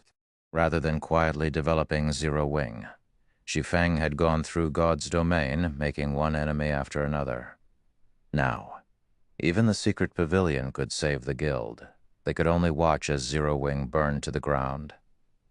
During Yuan Texan and Purple Jade's meeting in the nearby restaurant, Shi Feng had made his way to the second underground floor in Zero Wing's guild hall. After entering the core room, he activated the room's defensive magic array and sealed off the entire floor. He then carefully pulled a pitch-black blade from his bag, placing it on the central platform. The blade was none other than Rebellious Thunder's cruel darkness. Initially, Shi Feng hadn't paid the magic weapon Rebellious Thunder had dropped much mind. He had been utterly focused on killing the man at the time. However, while the Black Dragon had bombarded Demon City's defensive magic array, he had offhandedly collected Cruel Darkness from its previous wielder's ashes. When he had picked the magic weapon up, he had discovered that Cruel Darkness resonated with his abyssal blade, which he had found endlessly exciting. Two weapons only resonated in God's domain when both were a part of the original weapon. In other words, they were weapon fragments. As a magic weapon, the Abyssal Blade was already ridiculously strong, powerful enough to rival fragmented legendary weapons in its current state. Shi Feng had been flabbergasted to learn that the Abyssal Blade was only a fragmented weapon, not a complete one. If that were true, how strong would the complete weapon be? Would it become a fragmented legendary weapon, or a legendary weapon? With this astonishing discovery occupying his thoughts, Shi Feng had slain troubled times before hurrying back to Stone Forest City. This should be safe enough. Hopefully, the fusion doesn't cause too much of a commotion. After examining Cruel Darkness, Shi Feng unsheathed the Abyssal Blade, and as a result, he received a system notification system. The Abyssal Blade has discovered a fragment of the same origin. Do you wish to fuse the fragment with the Abyssal Blade? Fuse them. Chapter 2540. Recasting a Sword of Old. Chapter 2540. Recasting a Sword of Old. Shi Feng's heart pounded nervously as he chose to fuse the two weapons. What he needed more than anything right now was a good weapon. His Abyssal Blade and Killing Ray had been excellent weapons, and better than most, if not all, of the various superpowers' weapons before level 100. However, the various superpowers had begun collecting more top-tier weapons now that players had crossed that threshold. In fact, top-tier weapons had become so common that weapons of the Abyssal Blade and Killing Ray's caliber were now a standard for players of his strength. Because of this, the Abyssal Blade and Killing Ray were now his shortcomings, particularly the Abyssal Blade. If he hadn't acquired multiple pieces of fragmented legendary equipment and an extraordinary bloodline, the various superpowers' apex experts would have long since surpassed his basic attributes. Of course, fusing two weapon fragments in God's domain wasn't an easy task. The process was akin to recasting a weapon. But in this scenario, players had to fuse the two weapons before they could recast them, rather than simply recasting a single weapon. If the forger responsible for recasting the weapons didn't have a certain level of mastery, they could destroy both weapons. Of course, only the weapons would be destroyed. The fragments would remain, although one wouldn't be able to use them as weapons. After Shi Feng agreed to fuse the Abyssal Blade and Cruel Darkness, both weapons instantly shattered, transforming into a cloud of ink-black dust. The cloud then solidified into the form of a rough sword hilt and blade. The two fragments looked nothing like they had a moment ago, but they both radiated frighteningly powerful auras that even made Shi Feng shudder. For a moment, he faintly saw the phantom of a dragon head, spreading its jaws and threatening to devour him. They're just fragments, yet their auras are so powerful. Shi Feng stared at the two weapon fragments in astonishment. The combined aura was even stronger than that of the Abyssal Blade when it was fully liberated. Shi Feng found it really hard to imagine just how powerful the original weapon had been before it had broken. He estimated that it should have at least been legendary rank. He couldn't help the envy he felt. If he were dealing with a legendary weapon, he would have to be very careful. On the off chance that he made a mistake and the recasting failed, not only would he lose the Abyssal Blade, but he'd also have to search for more materials to try again. Naturally, he'd need legendary ranked materials. Legendary materials were incredibly rare in God's domain. Even the various superpowers of his previous life had struggled to collect a single set of legendary materials to recast a legendary weapon, not to mention Zero Wing. When he had first obtained Cruel Darkness, he had intended to seek out Celiora for help with the recasting. A Grandmaster Forger was capable of producing legendary items, after all. Recasting a legendary item from weapon fragments should be a piece of cake for her. When he evolved the Abyssal Blade to Tier 3, however, even the Candlelight Trading Firm's defensive magic array had very nearly failed to contain the magic weapon's unrestrained aura. If recasting this weapon caused too much of a commotion and caught the public's attention, it could spell his doom. What lay before him was a magic weapon, and he was likely to face a backlash once the recast was complete. If that happened, he'd be at his weakest and vulnerable to attack. If the various superpowers happened to have experts stationed near White River City, he'd be doomed. Naturally, Celiora, as an NPC, wouldn't try to protect him. At best, he'd have to rely on the city's NPC soldiers to fend off any hostile players. but by the time they responded to an attack, they'd be too late. Shi Feng's worries weren't unfounded. Such instances had happened quite a few times in the past. Many players had assumed that they'd be safe in NPC cities when they upgraded their magic weapons, but in the end, other players had taken their lives, and they had still suffered their magic weapons' backlash. After all was said and done, their characters had been crippled. Not wanting to take the risk, Shi Feng decided to recast the weapon himself within Stone Forest City's walls. Fortunately, he was already an intermediate master forger. Even without Celiora's help, he qualified to recast a legendary weapon. He then pulled a bunch of magic crystals from his bag and gradually fused the two weapon fragments. As the magic crystals disintegrated into mana and flowed into the fragments, the magic arrays carved on them began to regenerate. Unlike the recasting process, fusing the fragments was simple. Players merely needed to supply enough mana. The process was a slow one, although there was almost no room for unforeseen complications. Time quickly passed. 1 hour, 2 hours, 3 hours. After 4 hours, the fusion process wasn't even halfway complete. Crap! What kind of weapon is this? Shi Feng's head ached as he watched the weapon fragments hungrily devour magic crystals. He had already spent 40,000 magic crystals over the past 4 hours, yet the fusion process hadn't even reached 50%. These weapon fragments were practically bottomless pits for mana. Fusing these weapon fragments would likely require enough magic crystals to bankrupt a second-rate guild. If he hadn't returned to the eastern continent with over 200,000 magic crystals, the equivalent of a full day's income for the Starlight Fortress, he wouldn't have had enough. Just as he was about to take more magic crystals from his bag, he received a call request from Gentle Snow. After so long apart, not only had Gentle Snow reached level 109, but she also now radiated a special kind of mana. Shi Feng would have assumed she had unlocked her mana body's full potential if he hadn't known better. He had to admit that he was impressed with her management of Stone Forest City while he had been gone.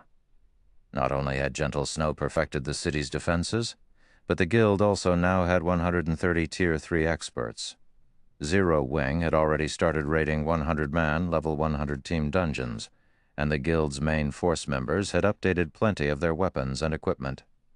Now, their equipment standards were only slightly weaker than the Hell Legion's experts. Guild leader, a group of dark players recently contacted me. They say they are from the Dark World, and they wish to meet with you. Apparently, they wish to help us with our current predicament, Gentle Snow reported. Players from the Dark World? Shi Feng was a little surprised to hear the news. The Dark World was a very special otherworld in that it hadn't formed naturally. Rather, ancient gods had created the Dark World, and it was dominated by the laws of darkness. The dark players that resided in this other world were a far greater threat than any dark players on the main continent. When the Dark World had connected to the main continent during Shi Feng's previous life, the dark power's influence on the main continent had already reached its peak. Level 100-plus neutral maps had become battlefields for dark and normal players, and many had fallen. Even some kingdoms and superpowers had been annihilated. However, before the planar gate between the Dark World and the main continent had activated, no one had been able to leave the other world other than the key holder. As far as Shi Feng could remember, only Flaming Light held the key, and it was obvious that he hadn't yet activated the planar gate. Yet, players acting as residents of the Dark World were looking for him. He found the situation strange. "Do you wish to meet them?" Gentle Snow asked. "This is interesting. Yes, I'll meet with them. Have someone receive them for now, and I'll head over once I've finished here," Shi Feng replied, gazing at the weapon fragments before him. "All right, I'll inform them," Gentle Snow said, nodding before she disconnected the call. Shi Feng then returned his attention to fusing the two weapon fragments. 60,000, 80,000, 90,000. When he sacrificed the 100,000th magic crystal, he heard the chime of a system notification. System. Fusion. Complete. Please begin recasting the weapon. With the system notification, Shi Feng heard the deafening roar of a dragon from the fused weapon fragments. It was so powerful and startling that he stumbled back. Suddenly, space around him began to darken, and stars twinkled with dim light. A black dragon, over 800 meters tall, appeared before Shi Feng, and he instinctively froze under its gaze. The Black Dragon King? Shi Feng stared, astonished. This was undoubtedly the strongest dragon he had ever seen. The Tier 5 dragons he had seen in the past seemed like children before this monster. The scene didn't last long, however, and Shi Feng quickly found himself back in the quiet core room with only a tattered blade before him. Countless night-black particles circled the old weapon. System, you have 5 hours to recast the weapon before you. Attempt to recast a weapon fit for your use as much as possible. If the weapon's completion rate is lower than 70%, the recasting process will be deemed a failure. Thank you for listening to the story on KevinAudio.com, Chapter 2541, Blade Reshaping. 5 hours. Shi Feng's expression darkened when he read the system announcement. While 5 hours wasn't exactly a short time, it wasn't particularly long either. It might be enough time if he were recasting an ordinary weapon, but he had to recast a potential legendary weapon. Furthermore, if the completion rate wasn't high enough, the weapon's attributes could be severely affected. He might end up turning a peerless weapon into just another top-tier weapon. With the 5 hours the system had provided, he only had a very limited number of times he could attempt the recast. As well, recasting weapons in God's domain wasn't as complicated as creating one from scratch. Players only needed to reshape and refine the weapon. However, Shi Feng didn't have a design to work with, so he would have to determine the new weapon's structure on his own. To make matters worse, he didn't know what materials the fragments had been forged with, which made it nearly impossible to take advantage of those materials' benefits. He'd have to work by trial and error, and achieving an ideal result would still be a major challenge. It seems I'll have to base the recast on the Abyssal Blade for now. Glancing at the system timer, Shi Feng took a deep breath and activated the Philosopher's Hand, temporarily boosting himself to Advanced Master Forger. He then began to reshape the tattered blade into that of the Abyssal Blade. Any other player would find this task to be a nightmare and a disaster, but Shi Feng, who had played God's Domain for more than a decade now, was a different story. Although he had never touched upon the forging arts during his previous life, he was knowledgeable about them. He had spent time chatting with many master forgers about how to best recast a weapon in his past. Once mainstream players had reached level 120, recasting weapons had become a common matter for the various players. Many level 120-plus dark gold weapons had been recast from epic weapons fragments, and once players collected all of the necessary fragments, they could recast them into an epic weapon once more. This had become one of the main sources of epic weapons for independent players. After innumerable recasts, players had discovered that one of the best ways to recast a weapon was to reshape it into one of the weapon fragment forms when they didn't know the original weapon's structure. The weapon fragment's previous forms had been made with the involved materials in mind. Hence, it was highly likely that fragments had taken a form quite similar to that of the original weapon. All players needed to do was make some minor adjustments to the new weapon's structure. Shi Feng wasn't familiar with cruel darkness, so reforming the weapon in its form was out of the question. Fortunately, he was quite familiar with the Abyssal Blade, a weapon he had obtained not long after rejoining God's Domain. In fact, he was more familiar with its form than his other weapons. Shi Feng spent around 30 minutes reshaping the rough blade into something that highly resembled the Abyssal Blade. Although this new weapon had a considerably longer blade, it couldn't even be considered a one-handed sword anymore, but a two-handed sword. Appraise. Shi Feng began the appraisal, satisfied with his work, and as he did, the magic arrays covering the weapon activated, drinking in the ambient mana like a beast in the desert. The mana density around the long blade steadily rose. Shi Feng watched, excitement blooming in his chest. He hadn't actually thought his first attempt would be a success. With this, making adjustments to the weapon would be much easier.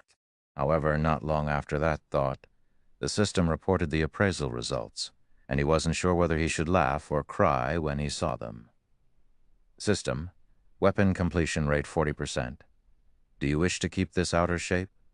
Even with only a 40% completion rate, the new Abyssal Blade could gather so much mana around it, and its aura had become incredibly powerful.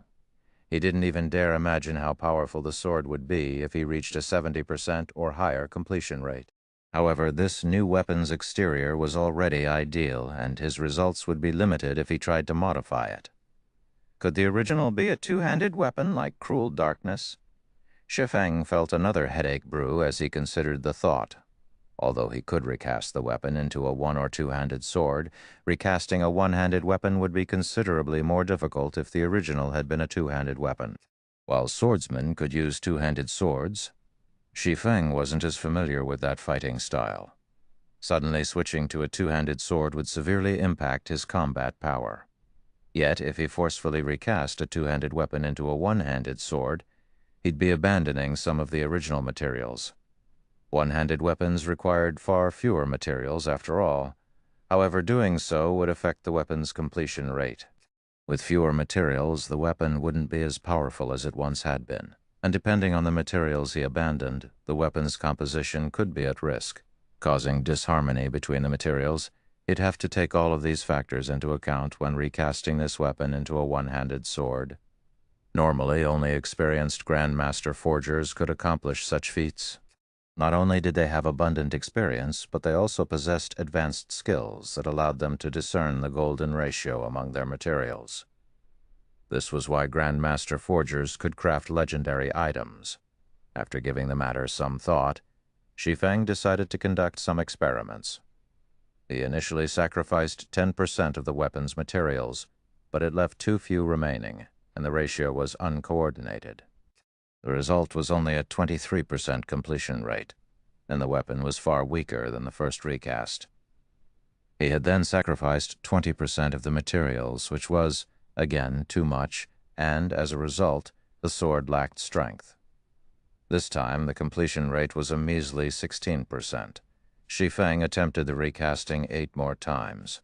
Although each reshaping attempt took less time, he never earned more than a 60% completion rate. Even his best attempt had stopped at 58%, a long way from the required 70% completion rate. As he continued to reshape the weapon, time flew by. He paused when he had little over an hour remaining of the 5-hour time limit, factoring in the time he'd need to refine the weapon. He didn't have much left for reshaping attempts. Do I really have to give up on recasting a one-handed sword? Shi Feng's mind was a jumble when he realized how little time remained. If he continued to aim for a one-handed sword, he wasn't likely to succeed in the time he had left. Ultimately, his recast would fail, and he'd have to search for more legendary materials to try again. Unfortunately, collecting a set of legendary materials with Zero Wing's current strength was a fool's dream. By the time Zero Wing managed to find them all, he would likely have found another weapon to suit him. However, even a high-quality two-handed sword would be useless to him, and he wouldn't likely have a chance to recast the final product into a one-handed sword again. He had only found a fragment of the abyssal blade by chance. Who knew when he would come across another? Damn it! Abandoning 17% isn't enough, but 18% is too much. I don't have enough time for more precise experiments either. Shi Feng could not help but hesitate as he watched time slip away. After multiple experiments, Shi Feng was certain that the golden ratio lay between 17% and 18%. He estimated that he'd need another 5 or 6 attempts to find the true golden ratio, but with only 1 hour left, he had time for, at most, 2 more reshaping attempts. It wouldn't be long before he'd have to refine the weapon. If he waited, the final product would be garbage, even if he reached a sufficient completion rate. I have no choice but to gamble, Shi Feng thought, gritting his teeth. He then retrieved the ice dragon's claw he had obtained from the ice dragon Heathwaite and refined it. The ice dragon's claw was a legendary material, and Heathwaite had only dropped 2. He had already used one to summon the silver dragon in the Starlight Fortress, which only left him with 1. He had been saving it to forge a customized epic weapon for one of his guildmates. Doing so would be quite easy, even without an epic weapon design, and if he had a design, he could forge a fragmented legendary weapon with the ice dragon's claw.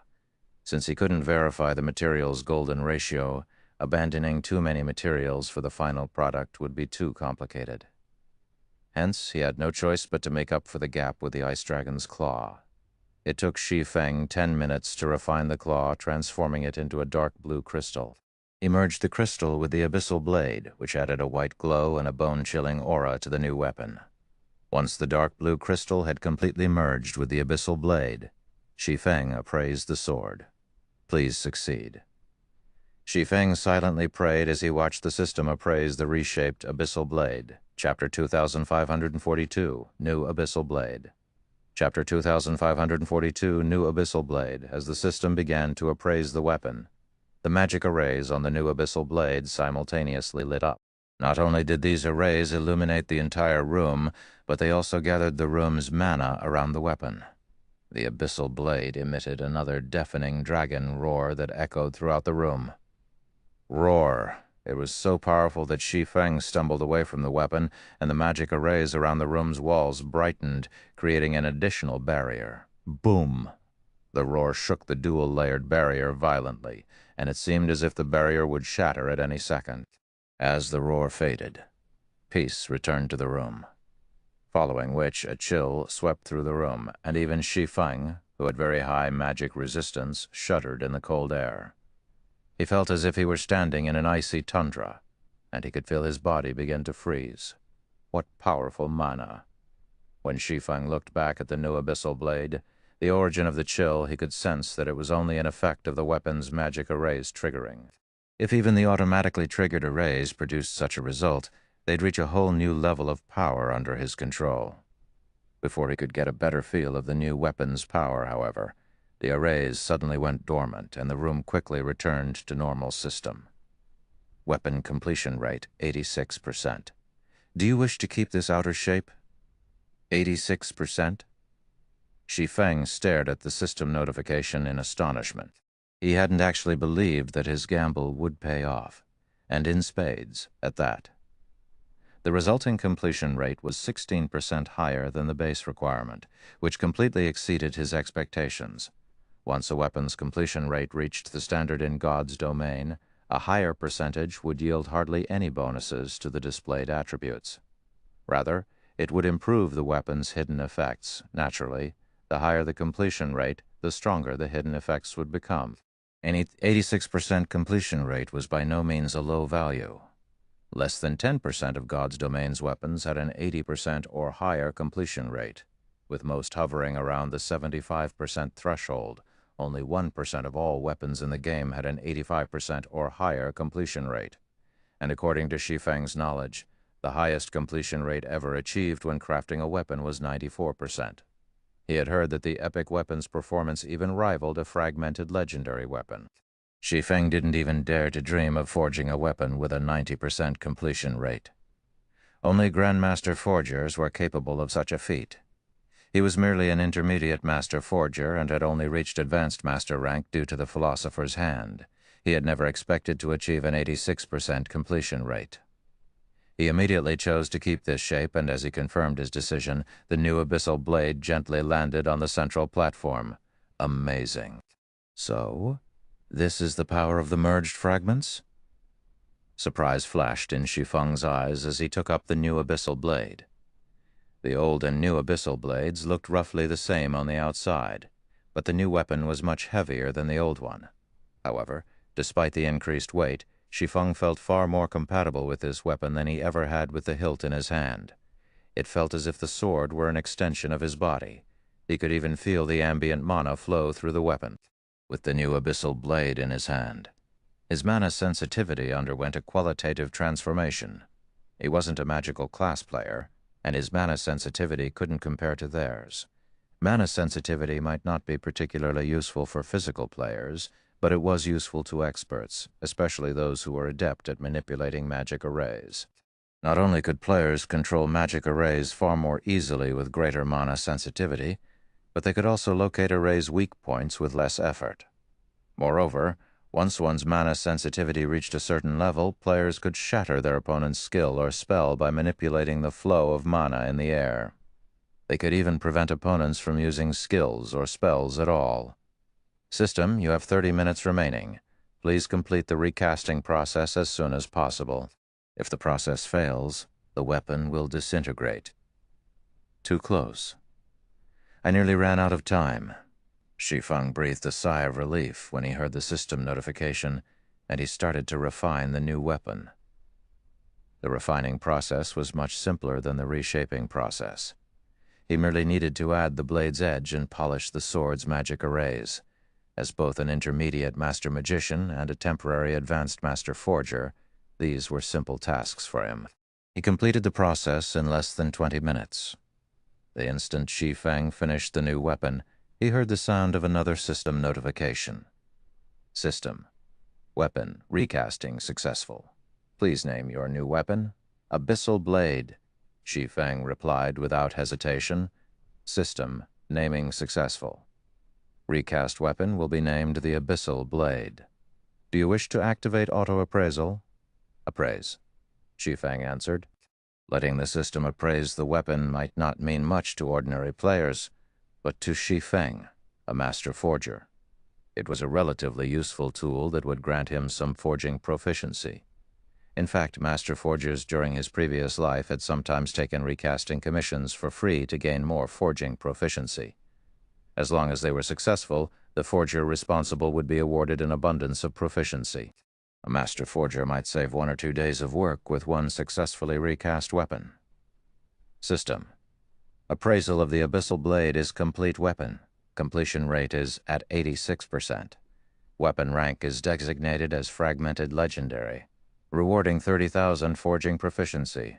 The notification stunned Shi Feng. Wonderful. It's upgraded to Fragmented Legendary rank. Shi Feng looked at his new weapon, ecstatic. Although he had guessed that there was a high possibility of the end product reaching Fragmented Legendary rank, he couldn't help his joy after hearing his guess verified. A Fragmented Legendary weapon. He had quite a few Fragmented Legendary items on him, but none were weapons. They were only equipment pieces and accessories. The increased combat power they could provide was nowhere near that of a Fragmented Legendary weapon, and although he had been thinking of hunting one down for himself, acquiring such a weapon was easier said than done. Furthermore, he would have to find a compatible one-handed sword. Now that he finally had a Fragmented Legendary weapon that suited him perfectly, why wouldn't he be excited? Shi Feng immediately called up the Abyssal Blade's attribute panel. Normally, recasting a weapon significantly changed the weapon's attributes. The new weapon would no longer be what it once had been. Abyssal Blade, one-handed sword, magic weapon, Fragmented Legendary rank. Equipment requirement: Strength 3,000, Agility 2,000, Attack Power 221, 10% of Strength attribute attack speed, 2% of Agility attribute. All attributes increases according to user's level. Ignore levels plus 35 attacks have 70% chance to cause 250% damage. Every attack increases damage by 2% to a maximum of 30%. When equipped, Strength increased by 50%, Agility increased by 50%, Intelligence increased by 35%, Endurance increased by 50%, Attack speed increased by 50%, all effects of weapon-related skills increased by 20%. All item level requirements reduced by 10 levels. If wielder belongs to a swordsman-related class, all skill levels plus 6. Increase free ability points received for every increase in level by 2 points. Equipment Tier 3. Can be evolved. Devour 4 God Crystals to evolve to Tier 4. Additional active skill 1. Darkness Bind, Tier 3. Binds all enemies within a 100-yard radius for 3 seconds and reduces their defense and magic resistance by 100% for 15 seconds. Cooldown, 40 seconds. Additional active skill 2. Darkness Domain, Tier 3. Converts an area of 200 yards around the user into a darkness domain.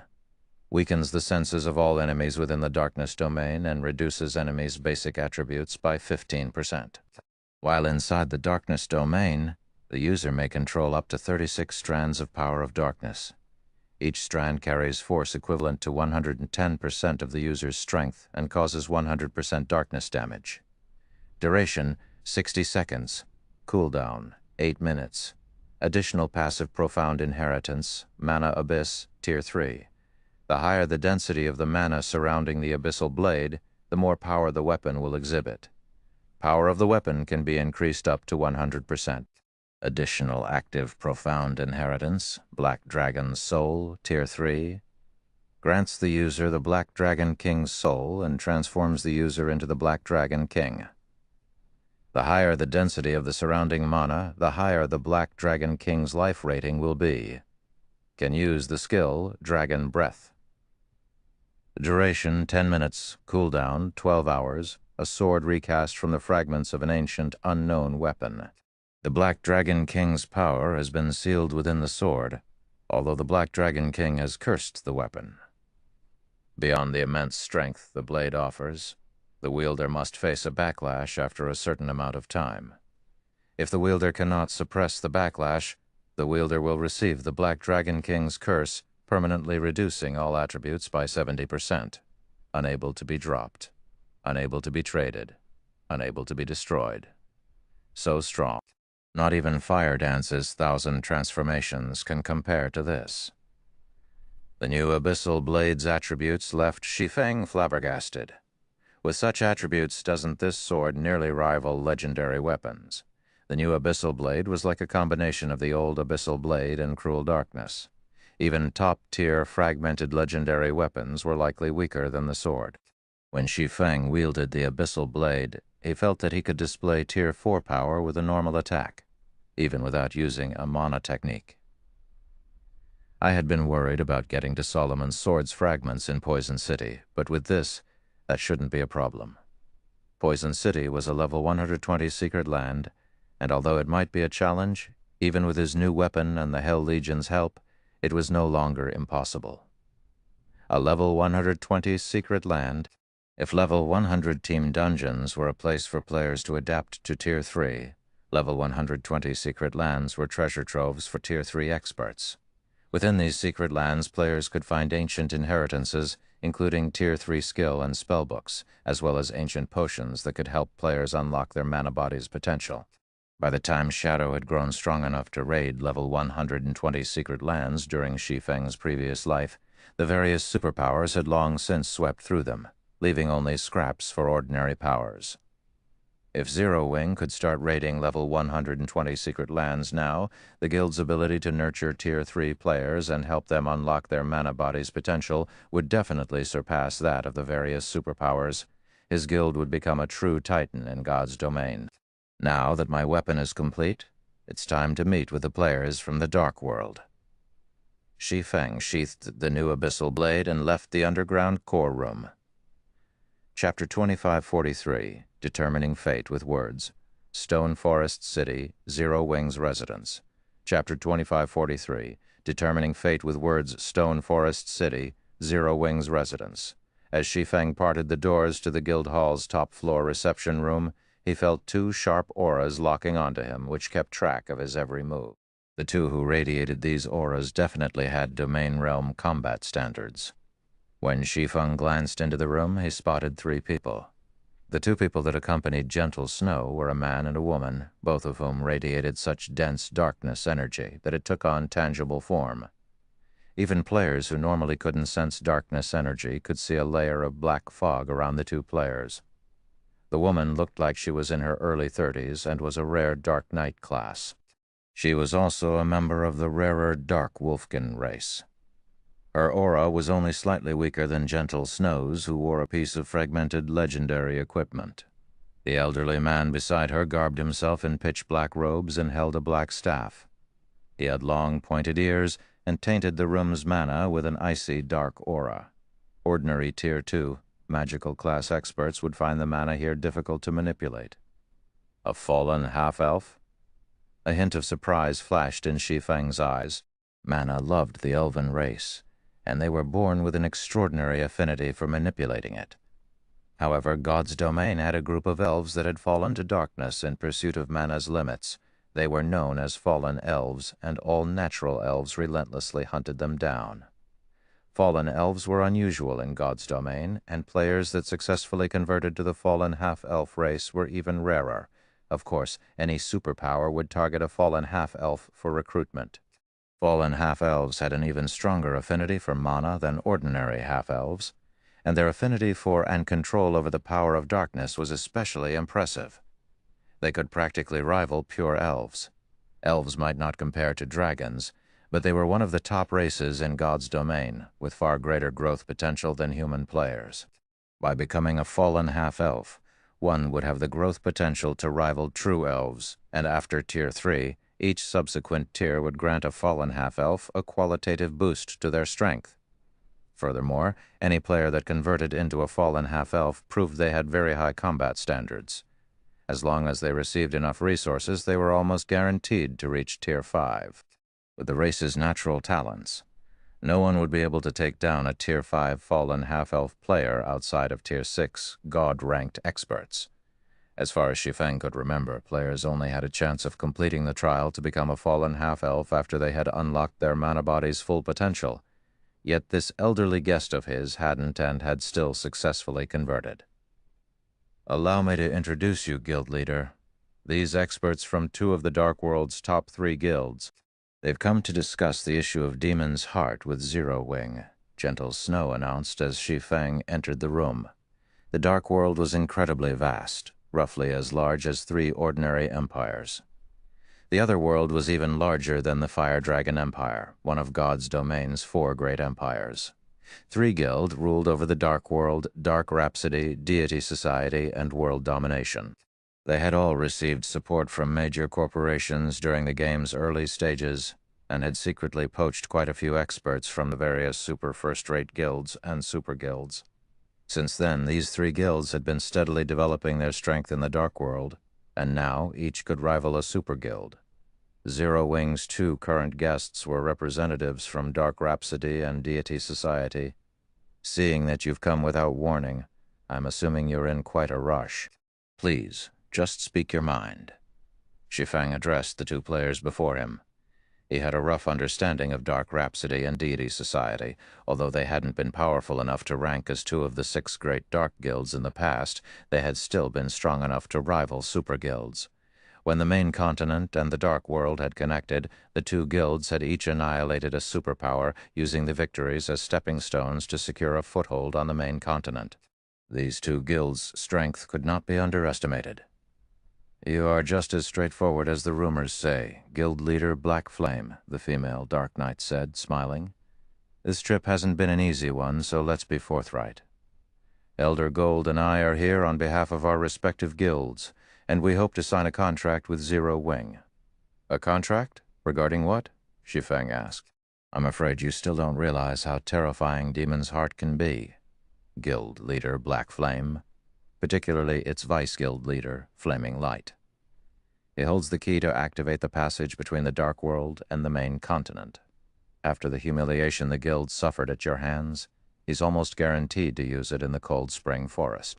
All of the Dark World's players will swarm the area, and Stone Forest City isn't likely to survive the coming storm. The fallen half-elf, whom the female Dark Knight had referred to as Elder Gold, said, However, our guilds don't wish to serve as Flaming Light's hired thugs, and as such, we have come to negotiate with Zero Wing. That's right. The contract we have in mind is very simple. If the passage to the Dark World opens in Cold Spring Forest, our guilds will not take any action against Zero Wing or Stone Forest City. The female Dark Knight continued, chuckling. I'm sure this will alleviate a considerable amount of pressure your guild and city will face. How you depend on the rest of the Dark World's denizens will depend on you, Guild Leader Black Flame. And what do you want in return? Shi Feng asked. The 2 Dark Guilds' proposal didn't surprise Shi Feng in the slightest. Demon's Heart might have some influence in the Dark World, but it was nothing compared to the other world's top 3 guilds. It was now obvious that Demon's Heart intended to use the Dark World as its spearhead, and some of the Dark World's players weren't happy about playing that role. They would have to expend their resources to fight the main continent's powers, yet only Demon's Heart would gain an advantage. Dark Rhapsody and Deity Society had come in search of a partnership with Zero Wing, which owned a guild city in Cold Spring Forest. It is nothing significant. We merely wish to discuss the allocation of Cold Spring Forest's resources, Guild Leader Black Flame, Elder Gold said. Both of our guilds are large organizations, and we require an extraordinary amount of resources in exchange for our neutrality. We'd like half of Cold Spring Forest's resource areas. We will not interfere in any matters in the other half. Naturally, we would like Zero Wing to agree to the same. Call it a non-interference pact. Gentle Snow couldn't help but frown from beside Shi Feng. At first glance, the conditions Elder Gold had stated were generous. Cold Spring Forest was an abundant resource map after all, and not even Zero Wing could monopolize it. However, if Zero Wing signed this contract, the Guild wouldn't have to battle the rest of the Dark World's powers and players for the remaining half of the map. This would undoubtedly intensify the competition. In contrast, Dark Rhapsody and Deity Society could avoid a fight with Zero Wing, their largest competitor in the Cold Spring Forest. "I see," Shi Feng said, nodding. "This proposal will benefit each of our 3 guilds." "May I know your thoughts on this, Guild Leader Black Flame?" the Dark Knight asked. "Since your 2 guilds are so sincere, how about this? Zero Wing will concede 70% of Cold Spring Forest's resource spots. In exchange, your guilds will offer us some other resources. We don't want much. 500,000 darkness crystals will do." "What do you think?" Shi Feng countered with a smile. "Guild Leader?" Gentle Snow exclaimed, turning to Shi Feng with wide, shocked eyes. Competing with the Dark World's various powers over half of the Cold Spring Forest's resources would already be an immense challenge. If they only had 30% to fight over, the Dark World's powers would immediately declare an all-out war against their guild. Shi Feng's counteroffer even confused the female Dark Knight and Elder Gold, not to mention Gentle Snow. They had considered the possibility that their offer would be rejected before they had visited Zero Wing's residence, or that Zero Wing would try to minimize the amount of resources it would share with their guilds. They had discussed various countermeasures for these possibilities. In fact, they had planned for several days of negotiation with the guild. However, they had never dreamed that Zero Wing would offer even more of Cold Spring Forest's resources. What exactly was this man thinking? Chapter 205-44, Crazy Black Flame. Chapter 205-44, Crazy Black Flame. The female Dark Knight and Elder Gold were both dazed for a long moment after hearing Shi Feng's counteroffer, and they even wondered if he were joking with them. With their original offer, in which Dark Rhapsody and Deity Society claimed 50% of Cold Spring Forest's resource areas, the rest of the Dark World's powers would have to battle Zero Wing for the remaining half. Even if the Dark World's various powers tried to avoid it, they would come into conflict with Zero Wing. With so many players vying for such limited resources, a blood fight was inevitable. Unfortunately, the Dark World's powers couldn't afford to search for other level 100 neutral maps for their development. At least, it wasn't something they could afford before the Dark World's players had expanded their influence on the main continent. This was precisely why the various superpowers were so afraid of Demon's Heart's flaming light. And yet, Shi Feng had just offered another 20% of Cold Spring Forest's resources. It was insane and suicidal. His counteroffer might seem wise to ordinary people, as doing so would allow Zero Wing to tighten its defensive line and secure better control over its resource areas, but Dark players would have no choice but to fight for those resources spots. None of the Otherworld's players would dare go against Dark Rhapsody and Deity Society. If the 2 guilds controlled more of the Cold Spring Forest, even more Dark players would have to fight Zero Wing for resources. Zero Wing's very survival in the map would be in question, not to mention obtaining resources in Cold Spring Forest. Has he given up on Stone Forest City? It was the only possibility the female Dark Knight could think of. Zero Wing wasn't about to face 1 or 2 superpowers, but an entire other world. Moreover, it was an other world with even more players than the Fire Dragon Empire, and not a single power could stand against such a force. Realizing this, Shi Feng must have decided to abandon Cold Spring Forest's resources in exchange for the Dark World's precious darkness crystals. It was a worthwhile transaction, but no normal person would accept such an exchange.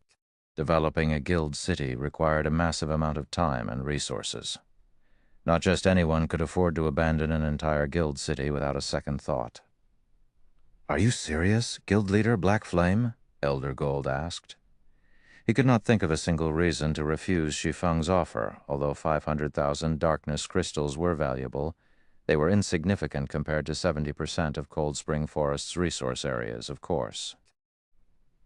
"If you don't believe me, I'll sign the contract right now," Shi Feng replied, chuckling. "Excellent. I agree to your offer on behalf of Deity Society. Elder Gold exclaimed, excitement glowing in his eyes. Only a fool would refuse. Throughout Cold Spring Forest, only Zero Wing could pose a threat to Deity Society. The other powers were not worth mentioning. If Zero Wing were willing to part with an additional 20% of the map's resource spots, Deity Society wouldn't have to worry about managing more territory. What about Dark Rhapsody? Shi Feng asked, as he turned toward the female Dark Knight. On behalf of my guild, I have no issues with this arrangement either, the Dark Knight answered without hesitation. Although she didn't know what this swordsman was thinking, her superiors would strangle her once she returned if she refused. Once Elder Gold and the female Dark Knight had agreed, the three players signed the contract stipulating that Dark Rhapsody and Deity Society would occupy 70% of Cold Spring Forest's resource areas, while Zero Wing would occupy the remainder. None of the three guilds would interfere in each other's matters, and the two dark guilds would provide a total of 500,000 darkness crystals. With the negotiations complete, Elder Gold and the female Dark Knight promptly returned to the Dark World to notify their guilds of the good news. They immediately began to repair the 500,000 darkness crystals Shi Feng had demanded as well. Once the portal connecting the Dark World to the main continent opened in Cold Spring Forest, Dark Rhapsody and Deity Society would hand the crystals over to Zero Wing. When the news hit Dark Rhapsody's and Deity Society's main headquarters, the two guilds' upper echelons were astonished. I had never expected Zero Wing to be so daring. It seems it's quite confident of safeguarding its 30% of the map. But how can that be? Zero Wing must realize that it cannot stop the Dark World's advance. It must be aiming for the next best option. I suspect the guild's decisive nature is the reason it has achieved the success it enjoys today. Don't forget, Zero Wing's enemies aren't limited to those in the Dark World. Demon's Heart is still lurking, and Zero Wing must think this agreement will help it stand against the Dark Guild. Heated discussions erupted among the two guilds' upper echelons over their new contracts with Zero Wing. None of them had expected this outcome, but regardless, it was good news for both of their guilds. While Dark Rhapsodies and Deity Societies spoke of the matter, news quickly reached Demon's Heart. Black Flame is quite bold, Elder Heart. It seems he intends to give up Cold Spring Forest's resources and focus his forces on protecting Stone Forest City. A level 108, Tier 3 Demon Viscount Shield Warrior commented, grinning at Furious Heart. Shi Feng had so arrogantly strutted through Demon City, and now, because of Flaming Light's single move, his guild was forced to part with 70% of its resource areas in Cold Spring Forest. It was a joyous outcome for Demon's Heart. Did he think he'd get off scot-free after provoking Demon's Heart? Furious Heart said, snorting. If he thinks he can protect Stone Forest City by handing over 70% of Cold Spring Forest's resource spots, he should think again. He simply doesn't know how futile his actions are. Vice Guild leader Light has already reached an agreement with several superpowers. When the time comes, Demon's Heart and the various superpowers will attack Stone Forest City from both within and without. We'll tear the city asunder and ensure that Zero Wing never again has a place in Cold Spring Forest. Demon's Heart's other elders excitedly expressed their agreement. Zero Wing might assume its only opponents were from the Dark World, but in truth, the guild would have to face several superpowers as well. Under their combined assault, Zero Wing would be as powerless as an ant. It had no chance of survival. Stone Forest City, Zero Wing's residence. While many superpowers gossiped about the agreement between Zero Wing, Dark Rhapsody, and Deity Society, Gentle Snow, confused, followed Shi Feng to the guild warehouse on the residence's first underground floor. Guild leader offering an additional 20% isn't worth just 500,000 darkness crystals. Cold Spring Forest's cold spring water is a huge help to Tier 2 players' development. It is the reason so many of our Tier 2 experts can work in level 100 neutral maps. Giving away so much of Cold Spring Forest will drastically reduce our Tier 2 members' development speed, Gentle Snow complained. She felt that Shi Feng had gone too far this time. Even God's Domain's various superpowers fought like crazy over Cold Spring water, and due to its rarity, the competition was incredibly intense. Fortunately, with Stone Forest City, Zero Wing had an absolute advantage in the competition for Cold Spring water from Cold Spring Forest, and thus no powers dared to cause trouble for the guild. This item allowed Zero Wing's Tier 2 members to level rapidly and reach level 105 far sooner than others. Once they reached that level and equipped level 105 top-tier equipment, these Tier 2 members could challenge their Tier 3 promotion quests, clearing them with relatively high success rates. As a result, Zero Wing continuously nurtured more Tier 3 players. If they gave away 70% of Cold Spring Forest's resource areas and had to compete with the Dark World's players over the remainder, Zero Wing would likely have to abandon Cold Spring Forest entirely. Meanwhile, darkness crystals were an attributed magic crystal, and while they were valuable, that was only true for dark players due to the darkness energy they contained. Darkness energy wasn't helpful to regular players in the least. In fact, to regular players, 500,000 darkness crystals weren't even worth 500,000 magic crystals. I understand, but Cold Spring Forest is massive. Zero Wing isn't even large enough to exploit 20% of the map's resource areas, much less 50%. Rather than holding useless territory, shouldn't we exchange it for something of value? Shi Feng asked, chuckling. But those Dark World players, Gentle Snow, understood what Shi Feng was trying to say. At this point, only Tier 3 players could freely roam level 100 neutral maps for long periods. Tier 2 players couldn't last for very long in such areas. Zero Wing's current forces simply weren't enough to occupy all of Cold Spring Forest's resource areas. Selling the additional spots was a wise decision, but if they considered the Dark World's powers and players, it'd be a completely different story. The Dark World's players are a problem, but only if they actually pose a threat to Zero Wing in Cold Spring Forest, Shi Feng said, chuckling. Guild leader, we're talking about the Dark World. I spoke with our guests earlier, and those two informed me that the Dark World is as large as 3 of the main continent's ordinary empires. The other world has even more players than the Fire Dragon Empire.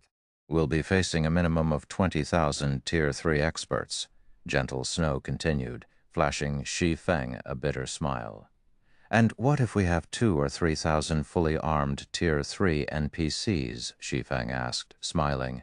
Are you talking about the Night Division? Gentle Snow more or less realized where Shi Feng was going with this. We still don't have the funds to upgrade them. Who said that? Shi Feng quipped. He then opened his epic spatial bag and emptied its contents inside the guild warehouse. Within a few dozen seconds, materials filled the expansive warehouse, and everyone was rare. Gentle Snow hadn't even seen many of these materials before. As the items tumbled out of Shi Feng's bag, the mana density in the warehouse rose significantly.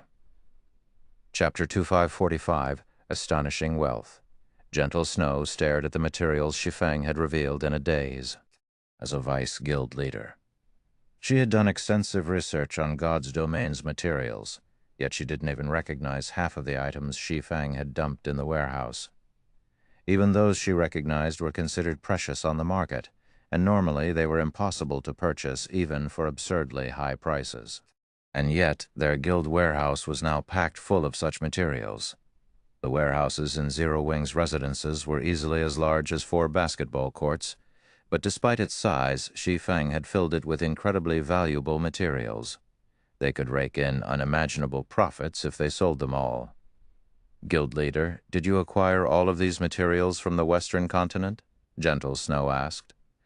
She was aware of his visit to the West, but since the guild had still needed management personnel, she had decided to stay behind.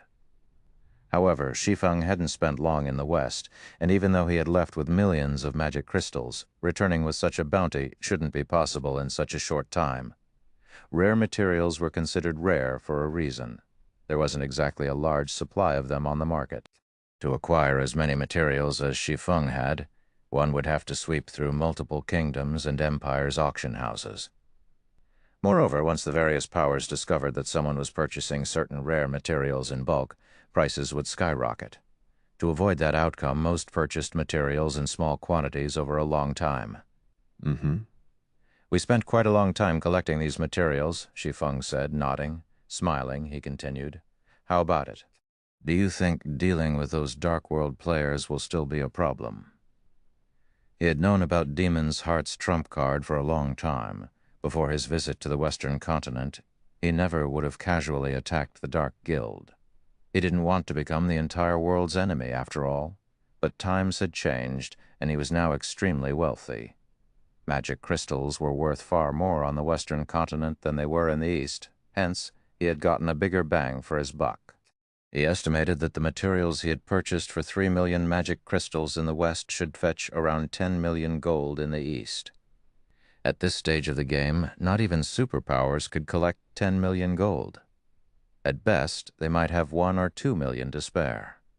You're really vicious, guild leader. I can't believe you got your hands on so many materials unique to the Western continent. The various superpowers would go mad if they found out about this, Gentle Snow said, excitement welling within her as Shi Feng nodded victoriously. In God's domain, money was power. Whether one was trying to construct a guild city or provide their guild members more benefits, all required money. Hence a rich guild could develop rapidly. Unfortunately, not only was God's domain's coin production limited, but players also had to cover many daily expenses. Even now, as players reached Tier 3, coins hadn't depreciated much, and there were even faint signs of them becoming more valuable. Now that Zero Wing had such a fortune, fully arming its Night Division and forming a true NPC army was entirely possible. I do have an important use for these materials, however. We can only sell half. I'll leave that to you. Make sure to find absolutely trustworthy people to do the job. If this news leaks, we'll have a hard time demanding high prices, Shi Feng warned her. I understand. I ensure that every one of these items sells at an ideal price, and I'll make sure that none of the various superpowers learn of our wealth. Gentle Snow promised with a bright smile. She couldn't help but look forward to seeing the various superpowers' expressions when they saw Zero Wing's upgraded Night Division. Stone Forest City's relocation to Cold Spring Forest. Many superpowers had been eyeing the city. As they gained more Tier 3 players, Zero Wing's control in the map had weakened, and due to the recent conflict with Demon's Heart, quite a few powers have started to cause trouble. At this rate, the various powers might assume they could fight Zero Wing for Cold Spring Forest's resource areas before the portal to the Dark World even activated. I'll leave everything to you then, Shi Feng said, nodding. Following which, Shi Feng stealthily made his way to Stone Forest City's candlelight trading firm. While one of his goals in visiting the Western continent had been to earn a ton of money and materials, his main goal had been for the Tree of Life. The Tree of Life was only a tool, not a weapon, yet all powers sought the treasure. This was because the Tree of Life could produce a variety of rare items, not unlike an infinite treasure trove. Even super guilds would go crazy to obtain a Tree of Life main branch since they could produce fruits of life, a legendary material that could resurrect the dead. A single fruit could even grant creatures new life. Most players might not care about the ability to resurrect the dead, but countless dreamed of the ability to grant living creatures new life. Granting new life meant upgrading a creature's growth potential and life rating, which could be done to players, monsters, and NPCs. Moreover, there was almost no limit to the number of fruits of life an individual could consume, although each subsequent fruit would prove less effective. This ability was why fruits of life were the best cultivation fruit in God's domain. The main branch Shi Feng had obtained had survived since before the Great Destruction. One could only imagine how valuable it was. Stone Forest City, Candlelight Trading Firm. Due to how attractive Stone Forest City was to Tier 3 players and the fact that the Candlelight Trading Firm sold all sorts of master potions, the shop had become a hub for the various adventurer teams. In fact, any adventurer team wishing to develop in Stone Forest City first became an advanced member in Candlelight. Plenty of lifestyle players visited the trading firm as well, to keep up with the huge demand. Candlelight had split a portion of its basic orders with independent lifestyle players, while allowing Candlelight's members to focus on producing the more important products. Not only did this increase the trading firm's operation scale, but it also increased productivity, At the same time, it also allowed independent players a chance to earn proficiency points while practicing their crafts. The independent lifestyle players that worked for Candlelight could also earn contribution points and exchange them for a plethora of recipes and materials. They could even spend points to rent special workshops and basic meditation rooms. Due to such lucrative benefits, many independent lifestyle players with high standards had decided to develop in Stone Forest City. When Shi Feng entered the Candlelight trading firm, he found that the first-floor hall was practically full of adventurer team players and lifestyle players. The trading firm was no less popular than auction houses in NPC cities. Shi Feng quickly made his way to one of the firm's basic meditation rooms, making many lifestyle players who were waiting to rent a special workshop or basic meditation room jealous. "Who is that guy? They're just letting him enter a mediation room without waiting in line. I don't know, but he must be someone important. I've heard that only Candlelight's core members and independent players with a gold membership can enter mediation rooms as they wish. I wonder when I'll be able to become a gold member." Gold, you should thank your lucky stars if you even become a silver member. You know that even master lifestyle players only become bronze members. All lifestyle players dreamed of using basic meditation rooms due to their excellent training environments, but even the various superpowers lifestyle players had few opportunities to use them. The only reason that independent players like them had a chance to use a basic meditation room was Candlelight's booming popularity. If they could use the rooms whenever they wanted, they wouldn't have any trouble improving their skills. Of course, Shi Feng ignored these independent players' jealousy. He merely entered the basic meditation room and retrieved the Tree of Life's main branch he had collected from the guild warehouse. Mana was the core of all in God's domain. Players would obtain better results in both combat training and producing items in higher mana density environments. Thus, to increase his chances of restoring the main branch, he had deliberately shut himself in a basic meditation room. With the main branch in hand, Shi Feng carefully pulled a brightly glowing crystal from his bag. The instant it touched the air, it illuminated the room, and he felt the crystal radiate warmth. This crystal was none other than the Star of Light, a legendary material he had obtained from the demon god's temptation. This should be enough mana. I just hope it can live. Shi Feng nervously gulped as he merged the Star of Light and Tree of Life's main branch. Chapter 2546, Divine Artifact. Chapter 2546, Divine Artifact. When Shi Feng merged the Star of Light with the withered branch, the mana inside the basic meditation room started gathering rapidly around the branch. In less than 3 seconds, a layer of white mist had formed around the withered branch. Moreover, this still wasn't the end of it. Afterward, the mana mist started condensing into drops of liquid mana on the branch and the area around it.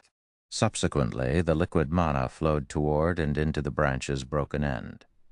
And with each drop of liquid mana that entered the withered branch, the branch quivered, giving off ripples of energy, as if some kind of creature was awakening.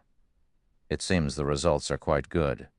Shi Feng grew elated when he sensed the ripples of energy from the withered branch. Previously, when he saw that the withered rate of the branch had reached 94%, he had somewhat despaired of reviving the branch already. Fortunately, there was no failure when trying to revive a Tree of Life's branch. One merely needed to provide it with a continuous supply of high-density mana and life energy. So long as that condition was met in sufficient quantity, the branch would grow into another Tree of Life. The only problem was that the quantity and density of mana and life energy required would vary depending on a branch's withered rate.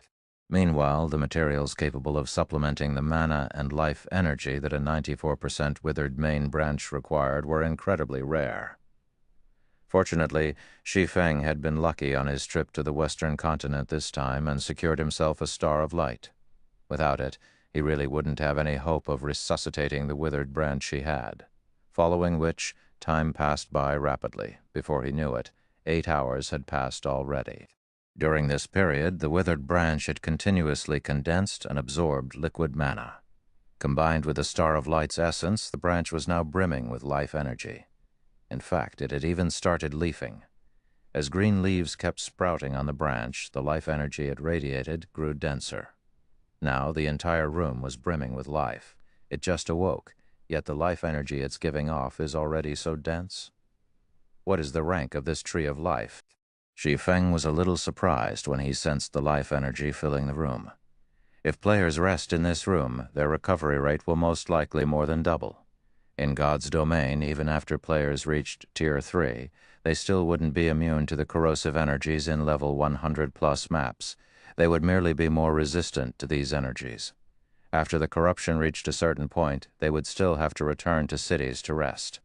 Otherwise, they would collapse from hunger or exhaustion or simply outright die. This was also the reason behind Stone Forest City's rapid development. However, even if players returned to a city to rest, they would still take a very long time to recover to their peak. While wealthy players also had the option of consuming mana-rich food and beverages to accelerate their recovery, these only improved the recovery rate by a few dozen percent. If players rested inside this room, however, their recovery rate would increase by at least 100%.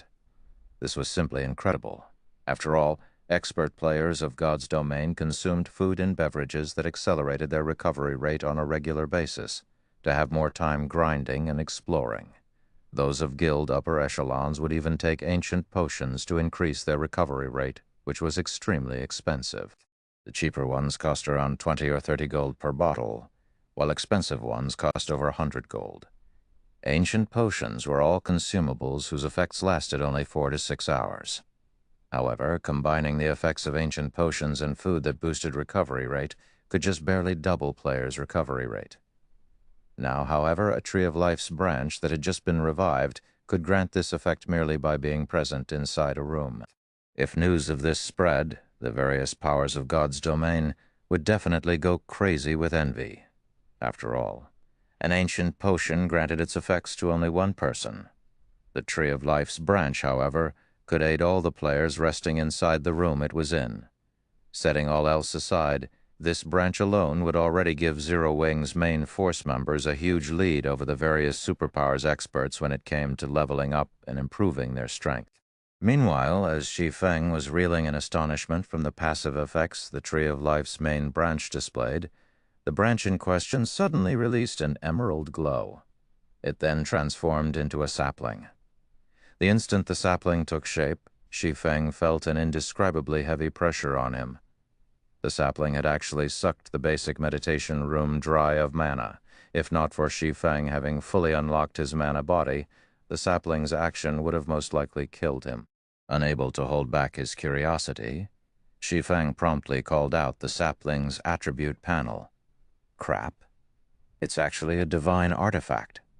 Shi Feng was stunned when he saw the statistics displayed before him.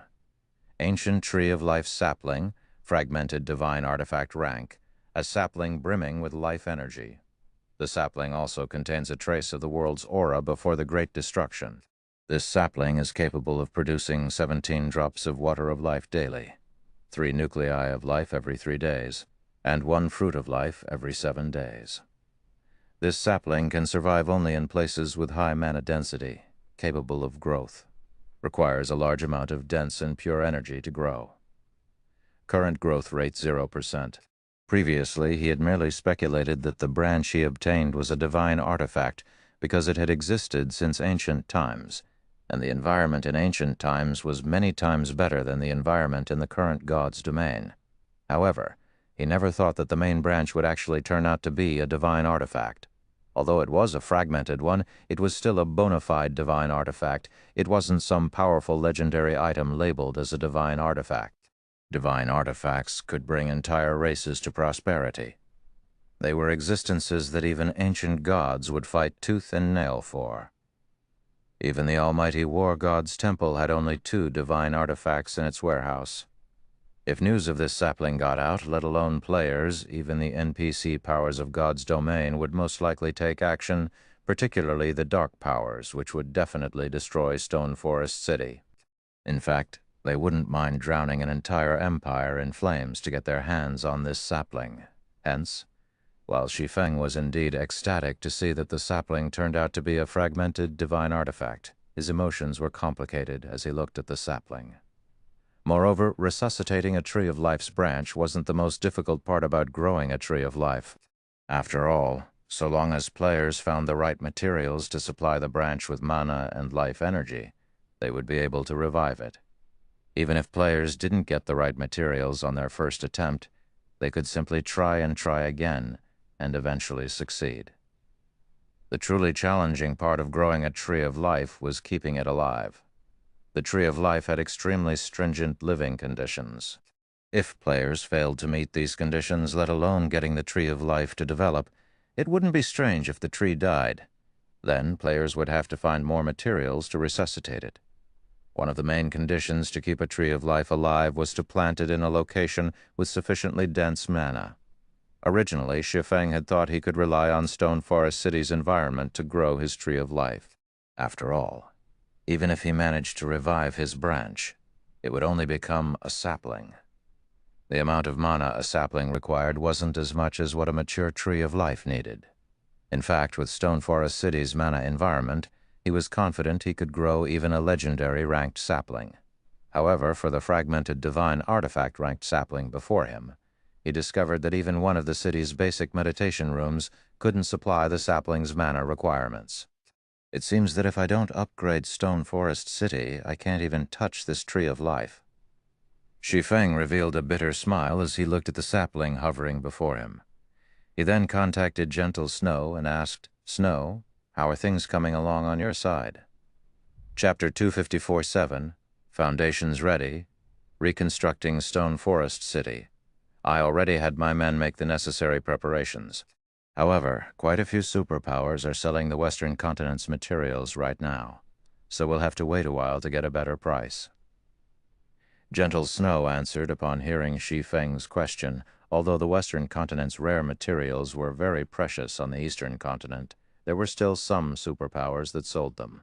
To get a better price for the materials Shi Feng brought back, and to avoid significant price fluctuations, they had to not only split the materials across numerous kingdoms and empires, but also consider the timing and sell only the materials that were unavailable or in low supply. Only by doing so would they be able to get the best price for their materials. For the current Zero Wing, though, handling these matters wasn't a problem at all. Stop waiting. Sell whatever you can right now, Shi Feng said after giving the matter some thought. So soon? Gentle Snow was a little confused by Shi Feng's decision. The price they could get from selling the materials quickly would be considerably different from what they would get if they sold the materials gradually. After all, not everybody had a use for the Western continent's rare materials. If they sold these materials in bulk, they would saturate the market very quickly, which would reduce their profits. Mm-hmm.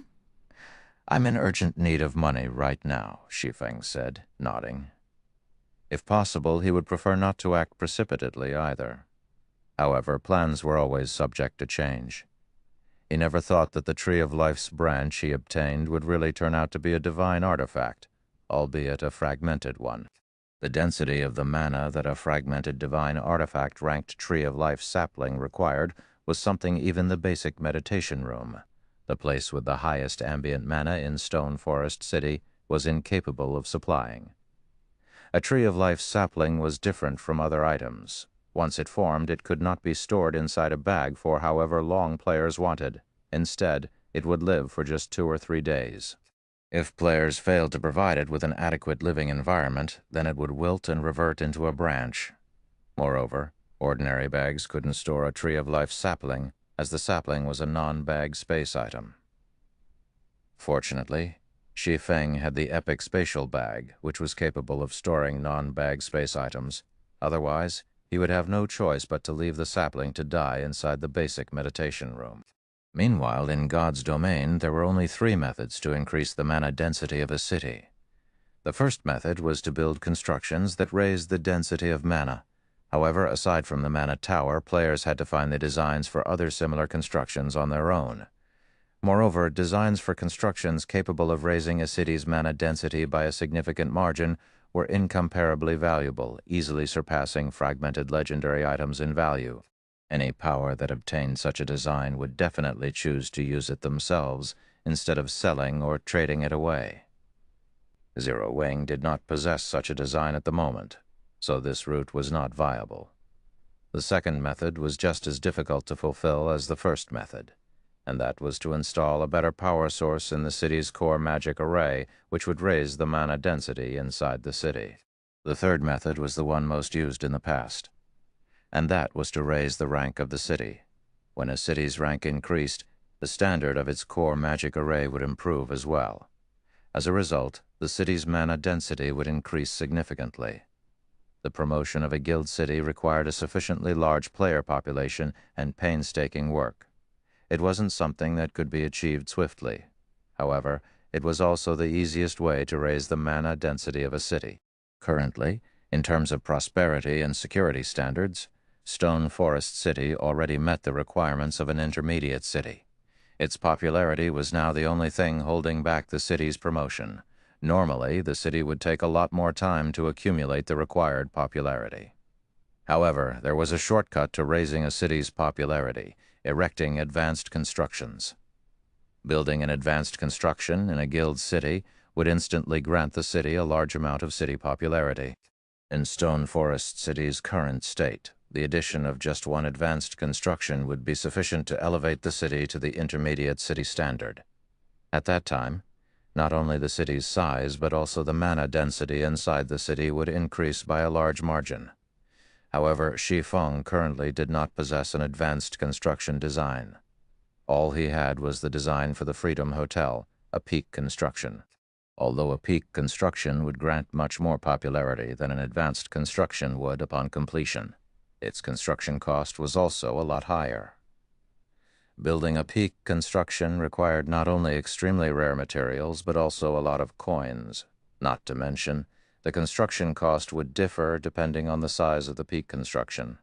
As far as Shi Feng knew, the material costs aside, even the cheapest peak construction cost 1 million gold. Fortunately, all the materials necessary to construct the Freedom Hotel were already on hand. The only thing he lacked was funds.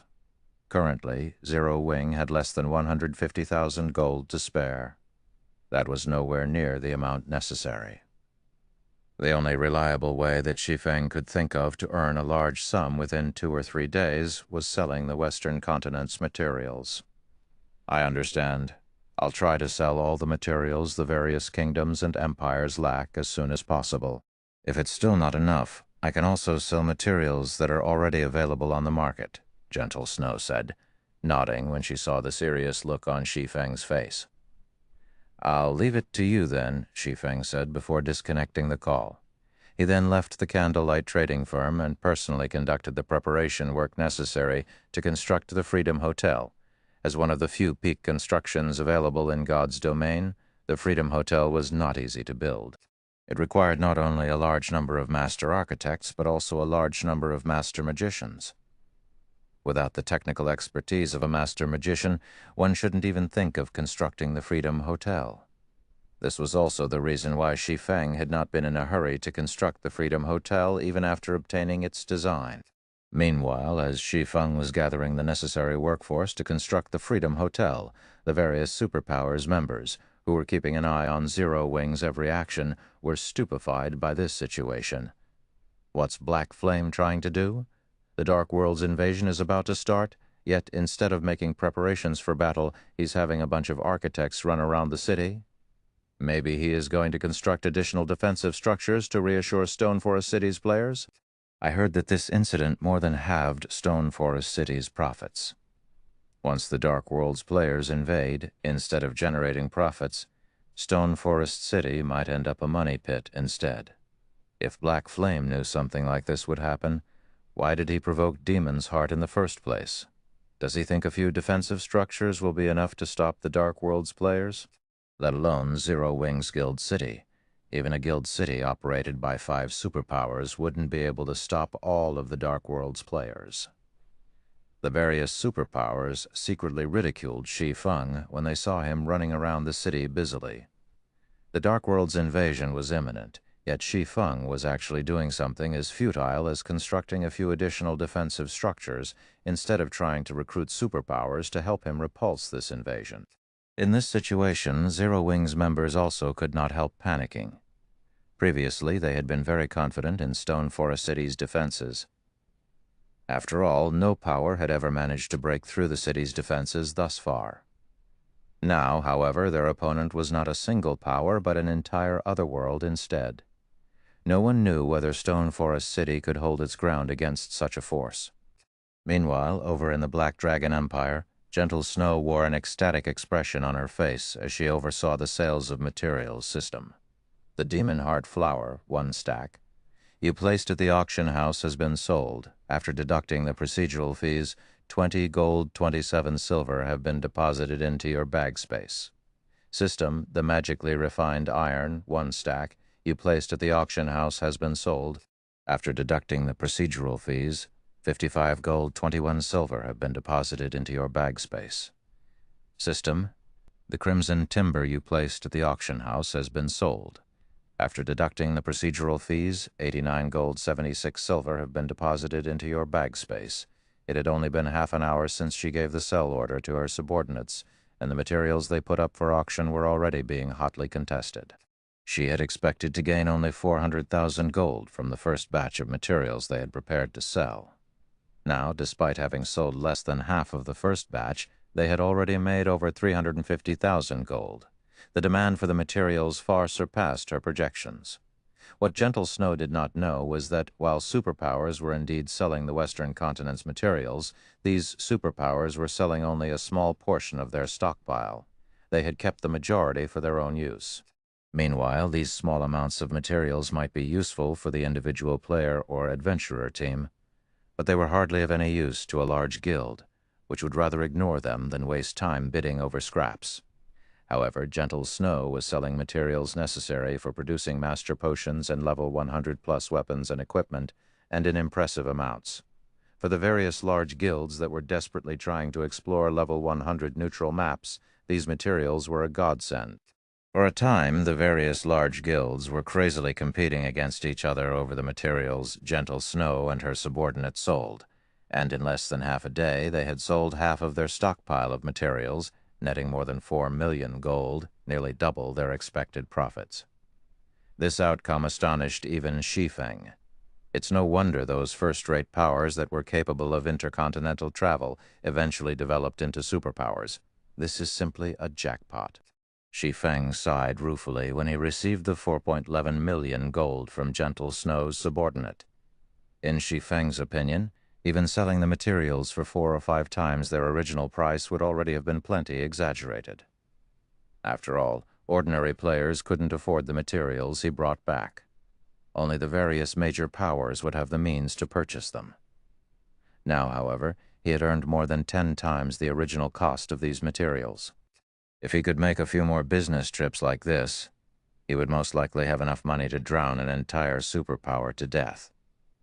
However, while Shi Feng was indeed surprised by this outcome, he did not stop working. After making sure the area he stood on was sealed off from the public, he took out a thick, ancient tome from his bag. This tome was none other than the Freedom Hotel design system. You now possess all the necessary construction materials and land to construct the Freedom Hotel. Do you wish to start its construction? Chapter 2E548, Freedom Hotel's Surprise Appearance. Chapter 2E548, Freedom Hotel's Surprise Appearance. Chapter 2548, Freedom Hotel's Surprise Appearance. Upon receiving the system notification, Shi Feng took a deep breath and chose to construct the Freedom Hotel. Immediately afterward, he received another system notification. System, please choose the size of the Freedom Hotel you wish to build. Small one will cost 1,200,000 gold. A medium one will cost 1,500,000 gold, and a large one will cost 2 million gold. Sure enough, it really is expensive. Shi Feng was flabbergasted when he saw the prices listed. Although he had known that peak constructions cost a ton to build, he still found it difficult to accept after seeing the prices with his own eyes. With 1.2 million gold, one could easily construct 2 or 3 guild cities. It was an astronomical amount of money, even for superpowers, enough to let a first-rate guild achieve rapid development. Now, however, this sum was necessary just to construct a small Freedom Hotel. It was no exaggeration to say that peak constructions were things that only the various superpowers could afford. Other powers would only be able to use the design as a decoration. Constructing the real thing would be beyond their means. After seeing these prices, Shi Feng chose to construct a large Freedom Hotel without hesitation. Originally, he had planned to construct only a small Freedom Hotel for the sole purpose of upgrading Stone Forest City into an intermediate city. However, since he had gained a much larger harvest than he initially expected from selling the Western continent's rare materials, he naturally had no need to be stingy with his coins. After all, the difference between a small Freedom Hotel and a large Freedom Hotel was massive. Although both small and large Freedom Hotels possessed the same functions, a small Freedom Hotel had only 8 floors. In comparison, a large Freedom Hotel had a total of 32 floors. Starting out with a small Freedom Hotel and gradually upgrading it into a large Freedom Hotel would also be many times more expensive than constructing a large Freedom Hotel directly. In a situation where funds were plentiful, most powers would choose to construct a large Freedom Hotel from the get-go. As soon as Shi Feng chose to construct a large Freedom Hotel, 2 million gold disappeared from his bag space, the coins transforming into a streak of golden light that flowed into the Freedom Hotel design in his hands. In the next moment, construction magic arrays started appearing on the tome's numerous pages. Every one of these designs was extremely complex, and even the simplest one was an advanced magic array. If someone below the Master Magician standard were to look at these magic arrays, they would most likely have a huge headache. Fortunately, most of these magic arrays could be retrieved from the design and engraved on the finished construction directly. Otherwise, if Shi Feng had to do all the magic arrays required for the Freedom Hotel from scratch, he definitely wouldn't be able to manage, short of reaching the Grand Master Magician standard. "All right, everyone, start working," Shi Feng said after seeing the magic arrays appear on the design. In the next moment, over 100 architects sprang into action while holding a copy of the Freedom Hotel design. Some architects started refining materials, while some started fragmenting materials. The construction of the Freedom Hotel progressed smoothly under Shi Feng's direction. As for Shi Feng himself, he frantically engraved magic arrays on the finished portions of the Freedom Hotel. At the same time as Shi Feng was constructing the Freedom Hotel, inside a high-class restaurant in a border town of the Ten Saints Empire currently. Not only was the restaurant fully booked, but several dozen Tier 3 peak experts also stood guard around it. The imposing aura these players exuded deterring passers-by from approaching the restaurant. Several people were seated inside the restaurant's top-floor room. If the upper echelons of the Ten Saints Empire's various superpowers were to see these people, they would definitely receive a fright. This was because every player inside this room was a big shot in God's domain. They were existences capable of shaking up entire kingdoms and empires with their decisions. Among those present, the person with the highest status would have to be Cold Shadow, a Vice Guild leader of mythology. Vice Guild Leader Light. How are the preparations on your side coming along? I heard that the Dark World's Dark Rhapsody and Deity Society have signed a non-interference agreement with Zero Wing. A level 108, white-clad elderly man sporting Pantheon's guild emblem asked as he looked at the indifferent and handsome youth seated beside him. Our preparations are nearly complete. The Dark World side just needs a little more time. Elder South, please rest assured. Those two guilds might have great influence over the Dark World, but the number of experts they command are nothing when compared to the expert population of the entire Dark World. In addition, we have reached an agreement with World Domination, which will help us add fuel to the fire at that time. So long as no power assists Zero Wing, Stone Forest City will fall quickly. The handsome youth named Flaming Light replied with a chuckle. You can also rest assured on this point. Vice Guild Leader Light. Starlink has already sent greetings to the various powers operating around Stone Forest City. They definitely will not assist Zero Wing in fending off the Dark World's experts, Lu Xingluo said, smiling. Originally, Lu Xinglu had been racking his brain over how to deal with Zero Wing, which was growing stronger by the day. However, Shi Feng had actually dared offend a hot potato like Demon's Heart. Since that was the case, Lu Xinglu naturally wouldn't mind sending Zero Wing on its way, an entire world filled with dark players. Even Lu Xinglo himself did not have the confidence to go up against such a force, yet Shi Feng had actually taken the initiative to challenge this force. Zero Wing's guild leader simply did not know the meaning of death. So long as Zero Wing lost the gold mine known as Stone Forest City, with Starlink's financial strength, stomping Zero Wing to death would be a piece of cake. When the time comes, I'll have to rely on everyone present. As for the distribution of Stone Forest City's shares that comes afterward, Demon's Heart will take no part in it.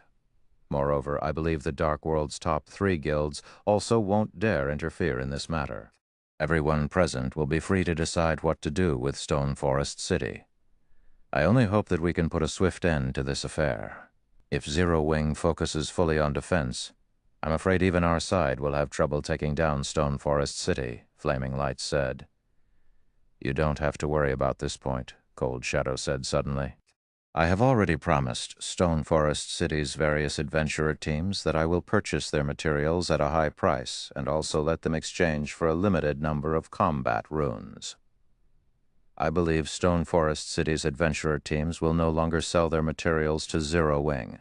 Without the materials of these adventurer teams, Zero Wing won't be able to sustain its daily operations.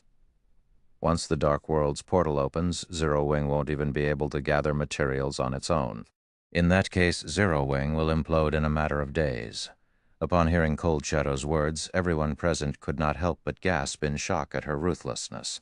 Combat runes were items unique to the Western continent and were something the Eastern continent's various powers had been dreaming of obtaining in order to raise the combat power of their members by a large margin. If an entire team were equipped with combat runes, it would have a much easier time raiding team dungeons and field bosses. Due to the effectiveness of the combat runes, the Eastern continent's various superpowers were sparing no expense to purchase them, with some going as far as using magic crystals for payment. Adventurer teams didn't even get a chance to purchase these combat runes. Now that Cold Shadow was offering to let Stone Forest City's adventurer teams exchange for some combat runes, those adventurer teams would definitely accept her offer without hesitation. With this, Zero Wing would truly have to fend off the Dark World's invasion by itself. Due to this matter, the members of Stone Forest City's adventurer teams were currently holding secret discussions. At the same time, they were also gathering materials to exchange for Mythology's combat runes. They were not selling any of the materials they harvested from Cold Spring Forest to Zero Wing at all. Zero Wing really knows how to hold its breath. Our adventurer teams have clearly stopped supplying it with materials, yet instead of raising its purchasing price, it is actually constructing something new. Does Zero Wing really think it can survive the Dark World's invasion with just a few additional defensive structures? Maybe Zero Wing is trying to make a quick buck before it falls. After all, so long as the Dark World's portal opens, everything will be over. As the adventurer team players looked at the magic array enveloping the Freedom Hotel, which was under construction, they could not help speculating about it among themselves. So, what if Zero Wing's black flame was strong? It was useless, even if he had the strength to go up against a superpower single-handedly.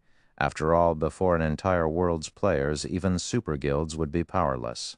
Meanwhile, as Stone Forest City's players were quietly discussing among themselves, the magic array concealing the Freedom Hotel suddenly shattered. With the magic array's disappearance, a 32-story building on Stone Forest City's main street came into view. At 150 meters tall, it overlooked the entire city. Chapter 2549, Promotion to Intermediate City. What a huge building. What's going on? Can a basic city have such a tall construction? Players on the main street were stunned when the Freedom Hotel was suddenly revealed. Previously, the tallest building in Stone Forest City had only been 100 meters tall. But not only did the Freedom Hotel reach another 50 meters above that, but it also occupied a shockingly large area. It easily covered the area of a large-scale sports stadium. Such incredible buildings were even rare in NPC cities, let alone guild cities. The Freedom Hotel's sheer size stunned everyone who saw it. While nearby players discussed this new construction, the Zero Wing members responsible for building the Freedom Hotel were astonished by their own creation. They had known that they had been building an extraordinary superstructure, but they hadn't understood how amazing it truly was until after the Freedom Hotel's completion. Outsiders had no idea how impressive the hotel really was, but they who had built it were perfectly aware. The Freedom Hotel was like another world. It was bigger on the inside than it appeared, and the mana density within was frighteningly high. The Freedom Hotel's mana was around 2 or 3 times denser than in the outside world. Not even Candlelight's basic meditation rooms could compare. Moreover, that had been before the Freedom Hotel had been complete. There was a major difference between complete and incomplete structures in God's domain. Construction in the game functioned like one massive magic array. It wouldn't be complete until the final magic array had been engraved, unable to function. The building would only exhibit its full potential once that task had been accomplished. In other words, the mana density Zero Wing's members had felt inside the Freedom Hotel had been a result of the rare materials they had used. It hadn't been amplified by any magic arrays. That wasn't the only thing that amazed Zero Wing's architects. None of them had realized the complete building would stand 150 meters tall. Stone Forest City was surrounded by the Cold Spring Forest, and during their meeting on the 27th floor they had been mesmerized by the view. If they had an opportunity to stay a night on the Freedom Hotel's top floor, they'd jump at the chance, regardless of the price. Players would also rapidly earn the double EXP buff while in the hotel due to the high mana density. Staying in the hotel would substantially boost their leveling speed. After all, every player grinding in level 100 neutral maps had to return to a city to rest sooner or later, and if players could earn the double EXP buff while resting, their leveling speed would be greatly affected. While Zero Wing's architects were in awe of the Freedom Hotel's future prospects, Shi Feng looked at the peak construction and sighed ruefully. He had only witnessed superpowers Freedom Hotels during his previous life, yet now, Zero Wing had one of its own. Peak constructions weren't just rare in God's domain. Their powerful abilities were the true reason that drove countless powers crazy. Before Shi Feng could call up the hotel's system interface and inspect it properly, however, he heard the sounds of a series of system notifications. System, the large Freedom Hotel is complete. All players involved in the construction receive level +1 and 8,000 free lifestyle proficiency points. System, the large Freedom Hotel is complete. Stone Forest City's popularity increased by 100,000 points. City prosperity level +1, and Stone Forest City's popularity accumulation speed increased by 10%. System, congratulations. Stone Forest City is the first guild city to own a peak construction, rewarding Freedom City title. This title will encourage more NPCs to visit Stone Forest City. System, Stone Forest City has met the qualifications for its promotion into an intermediate city. Do you wish to promote it to an intermediate city? By the time the system notifications ended, Shi Feng had risen from level 11 to level 1112, saving several days of grinding.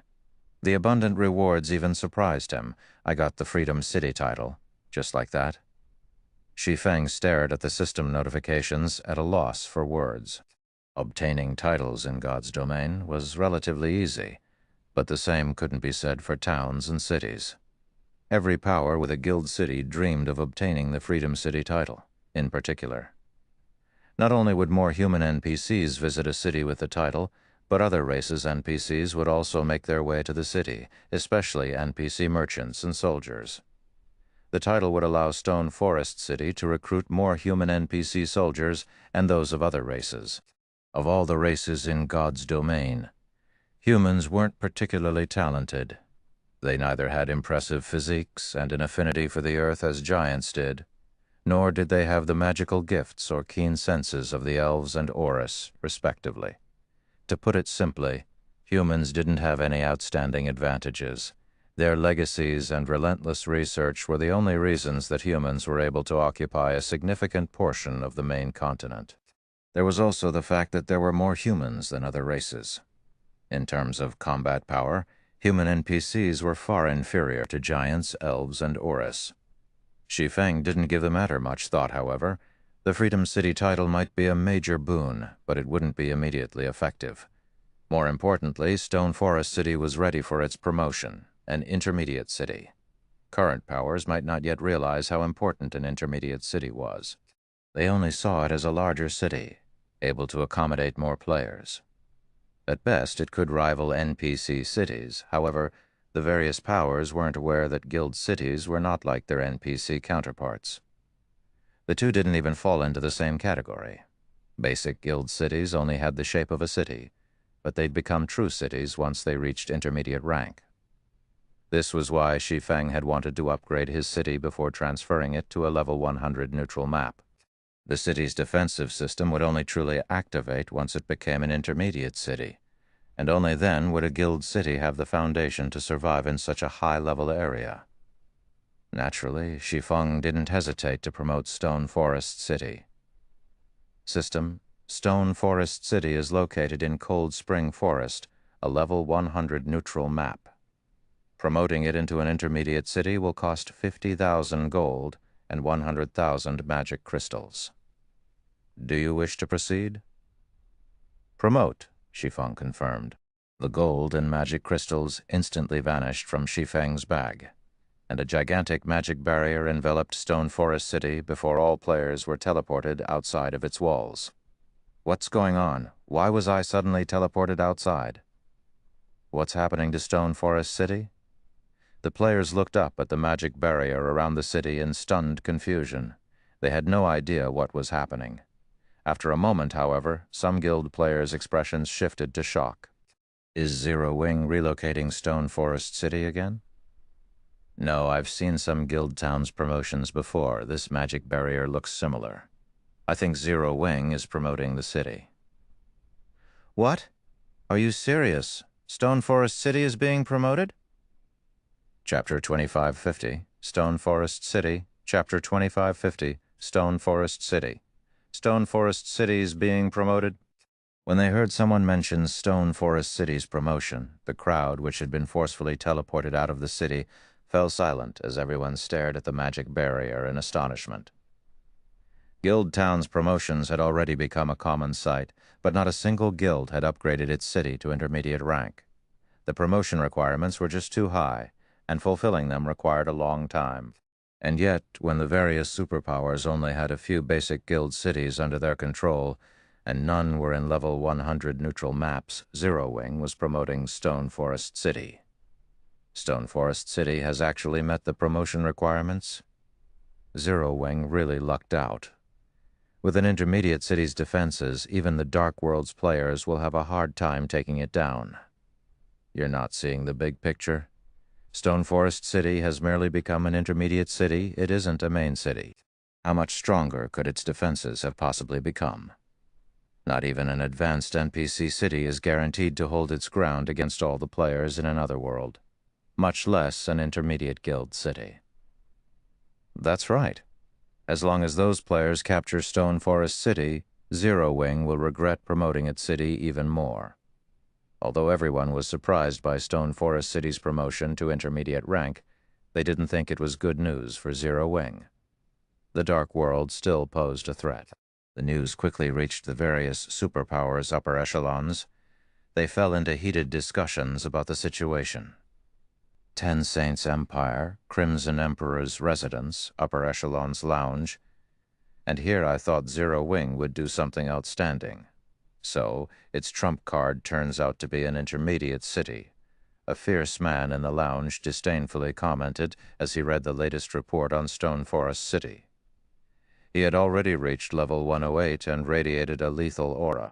The man turned his gaze on the woman in white resting nearby and continued, "Illusory. It seems your gamble won't pay off. Does Zero Wing truly think an intermediate city can stop the Dark World's forces and various superpowers' joint assault? The Grand Elders aren't pleased with you after your strong objections to partnering with Demon's Heart. If Zero Wing can't even survive in Cold Spring Forest, not only will you lose your position as Vice Guild leader, but they might also stick you with the reserves forever. I merely offered a suggestion. Wasn't the guild leader responsible for the final decision?" Illusory words shot back, rolling her eyes. Earnestly, she continued, "I still can't shake the feeling that Zero Wing won't go down so easily. This is just like the shock I felt when Black Flame and his team actually broke into Demon City. Besides, even if Crimson Emperor doesn't participate in the assault, we have nothing to lose, right? We might not lose anything, but dark players will rule God's domain in the future. Demon's Heart's development speed is astounding. Based on our reports, Demon's Heart has secretly allied with several powers that are just as strong as super guilds. If we form a beneficial relationship with Demon's Heart, developing in level 100 neutral maps will be much easier in the future, the fierce man prudently countered. If we participate in Demon's Heart's plan, Crimson Emperor can befriend the Dark Guild and secure a share of Stone Forest City's benefits. The Grand Elders are likely cursing you for the suggestion right about now. This should have been a chance for Crimson Emperor to profit, but that chance is gone. They'll definitely make you pay for it. Don't blame me for this. There's no harm in being careful. The guild leader likely agreed to my suggestion, thinking the same. God's domain is too unstable right now, and the atmosphere among the various superpowers is growing tenser. Once the Dark World connects to the main continent, we'll reach a tipping point. I wouldn't even be surprised if we see superpowers fall, Illusory Words said, smiling bitterly. Initially, she hadn't wanted to dissuade her guild from allying with Demon's Heart and attacking Zero Wing with the other superpowers. She actually agreed that Zero Wing was doomed this time. However, when she recalled Shi Feng's performance in Demon City and his mythical display in the Dark Den, she hadn't been able to keep silent against partnering with Demon's Heart. Others might think her suggestion had been ludicrous, but only those who had personally experienced the shock of watching Shi Feng single-handedly stop a Tier 5 Demon King's attack would understand how frighteningly powerful the swordsman was. You'll have to explain yourself to the Grand Elders. They just instructed me to visit Stone Forest City with our main force. If Zero Wing's position is lacking, we'll cooperate with the other superpowers, the fierce man said, shrugging helplessly. They're acting already? Illusory Words was a little surprised. Is Demon's Heart on the move? They had only received news of Stone Forest City's promotion a few minutes ago, yet the Guild's Grand Elders had already decided to abandon Zero Wing if the situation turned south. Not even the Guild leader had opposed the decision. The Guild leader and Grand Elders must have received some shocking news about Demon's Heart to drive them to act. They never would have changed their minds so quickly otherwise. I suspect that's the case, the fierce man said before standing up. He then asked, Do you want to come with us? Yes. Illusory Words nodded. If I don't, the Grand Elders will likely view my suggestion as even less reliable. Following which, the fierce man and Illusory Words made their way towards Stone Forest City with Crimson Emperor's main force members. 2 hours after players had been forced out of Stone Forest City, the barrier around it began to crack. Within seconds, it shattered and vanished, revealing a completely new guild city. When the players resting in the nearby forest saw the new city, they were utterly dumbfounded. Stone Forest City's walls had undergone a heaven-defying transformation. Originally, the city walls had only been around a dozen meters tall, but now they were more than 30 meters. The walls had also been rebuilt with completely different materials. It looked like an iron beast had curled itself around the city. Moreover, magic runes covered the entire length of the walls, giving them a strangely heavy feeling. The city's buildings had also changed significantly. Not only were all of the city's constructions much larger than before, but they also radiated an indescribable pressure. Even from over 1,000 meters away, players felt as if something or someone had locked onto their auras. Even more shocking was the mana Stone Forest City radiated. Players had already been amazed by the mana density in Stone Forest City. It was no exaggeration to claim that no other guild city in God's domain was its match in this regard. But now, Stone Forest City's mana density had reached newfound highs. There was even a faint white mist enveloping everything within the city's walls. Crap. Is that really Stone Forest City? Did Zero Wing replace Stone Forest City with some other city? Chapter 2051, Intermediate Cities Effects. The crowd began to converse as they stared at the transformed Stone Forest City. However, Zero Wing's members were more shocked than anyone. The moment the seal on the city had lifted, Zero Wing's members had been allowed back in. As they entered the city, they were mesmerized. Aside from the city's mana density, which players could feel from outside of it, these players were stunned by the city's new infrastructure. Not only did the buildings look completely different, but quite a few were now shops, run by non-human NPCs. These shops sold special magic scrolls, potions, food, and drinks that were usually very scarce on the market. Most importantly, Stone Forest City now had NPC trading firms' shops. These new shops might look like the ones ordinary NPCs owned, but NPC trading firms often issued quests for players. Once players had earned enough reputation points with a particular NPC trading firm, they could receive special high-ranked quests that offered bountiful rewards, and if they were lucky, they could even obtain high-quality weapons and equipment by completing these quests. These NPC trading firms were one of the main reasons that even now independent and guild players frequently visited NPC cities. Now that Stone Forest City had some of these trading firms' shops as well, they could continue to earn reputation points and pick up quests, saving them the trouble of returning to an NPC city. "What did you do, guild leader? Is this really Stone Forest City?" Gentle Snow asked, her heart pounding as she gazed around the main street. Stone Forest City now had just as many high-rise buildings and advanced shops as White River City. Truthfully, she would have assumed that she had entered a major NPC city, if not for the eye-catching Freedom Hotel. The biggest difference between NPC and guild cities was the presence of these NPC trading firms. They were responsible for nearly half of the quests available in NPC cities. These quests granted abundant EXP, but they also offered high monetary rewards. Even for expert players, these quests were a main source of income. This was why players were still tied to NPC cities. If they ignored these quests, they'd lose half of their income, and that would make it difficult for ordinary players to survive in God's domain. The chances of acquiring rare materials and equipment in level 100 maps were incredibly low, after all. At this point, ordinary players only grinded for EXP in level 100 maps. They didn't rely on these areas as a stable source of income. Now that Stone Forest City was home to so many NPC trading firms' advanced shops, the resident players wouldn't have to return to an NPC city to pick up or turn in the trading firm's quests. They could simply do so in Stone Forest City. This additional feature would only be a minor convenience for ordinary players, but for the various powers, this would allow them to shake off the shackles that bound them to NPC cities.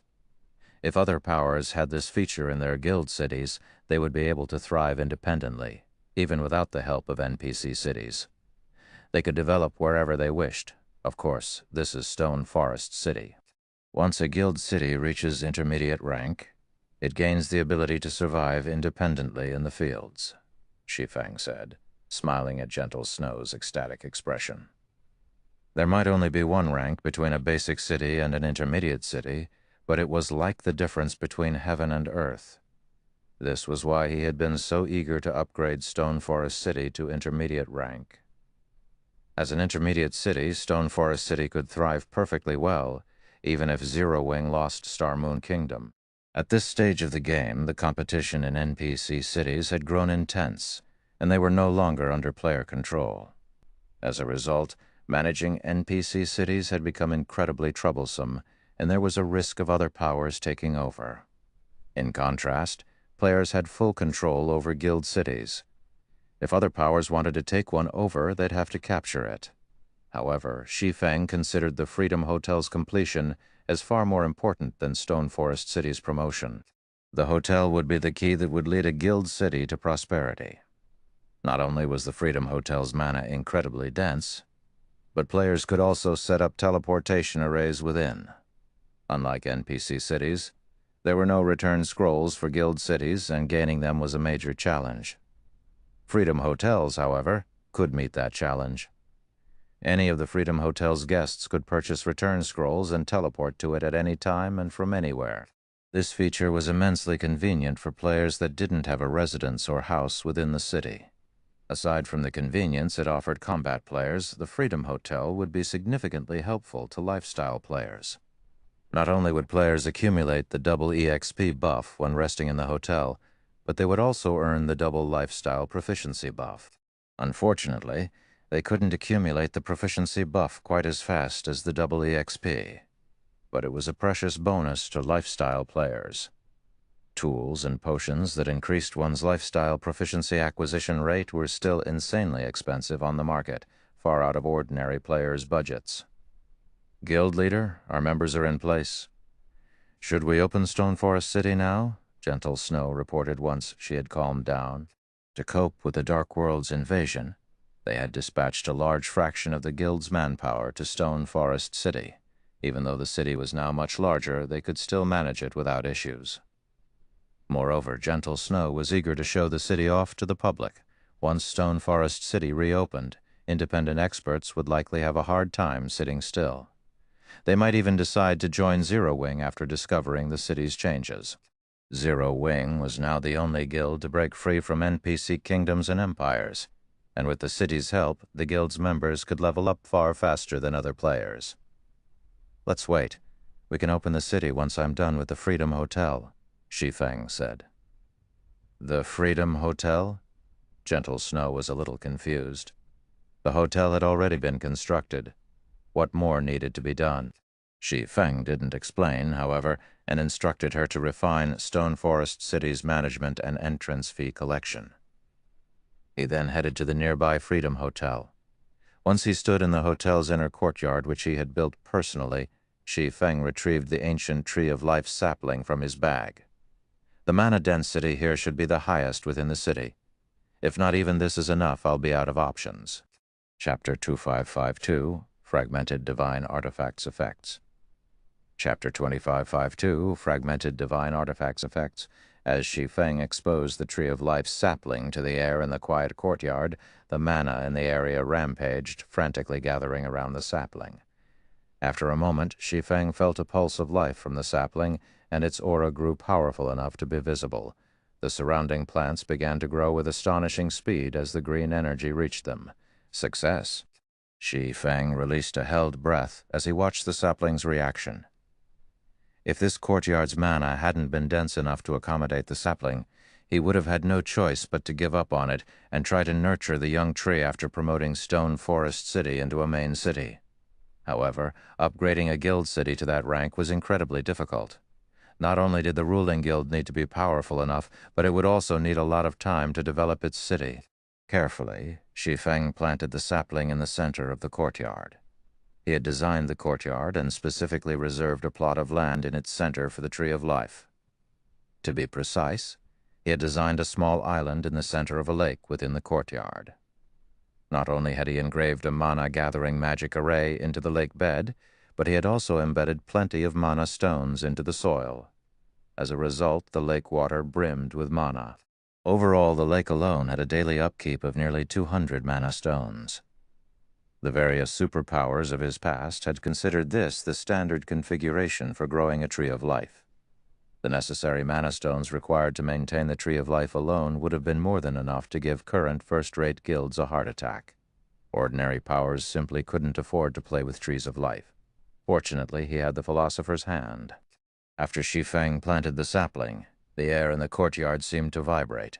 The tranquil, cool atmosphere became scorchingly hot for a time. It even got to Shi Feng. After about 3 seconds, the sapling shot up into a large emerald tree. Its trunk was so thick that it would require 3 fully grown men to just barely be able to wrap their arms around it. The instant the tree reached maturity, dense life aura spread throughout the inner courtyard, tinting everything with a faint shade of green. The high temperature also began to fall to a pleasant warmth. Shi Feng felt as if he were standing in the middle of a field on a warm, sunny day. Is this an effect of a fragmented divine artifact?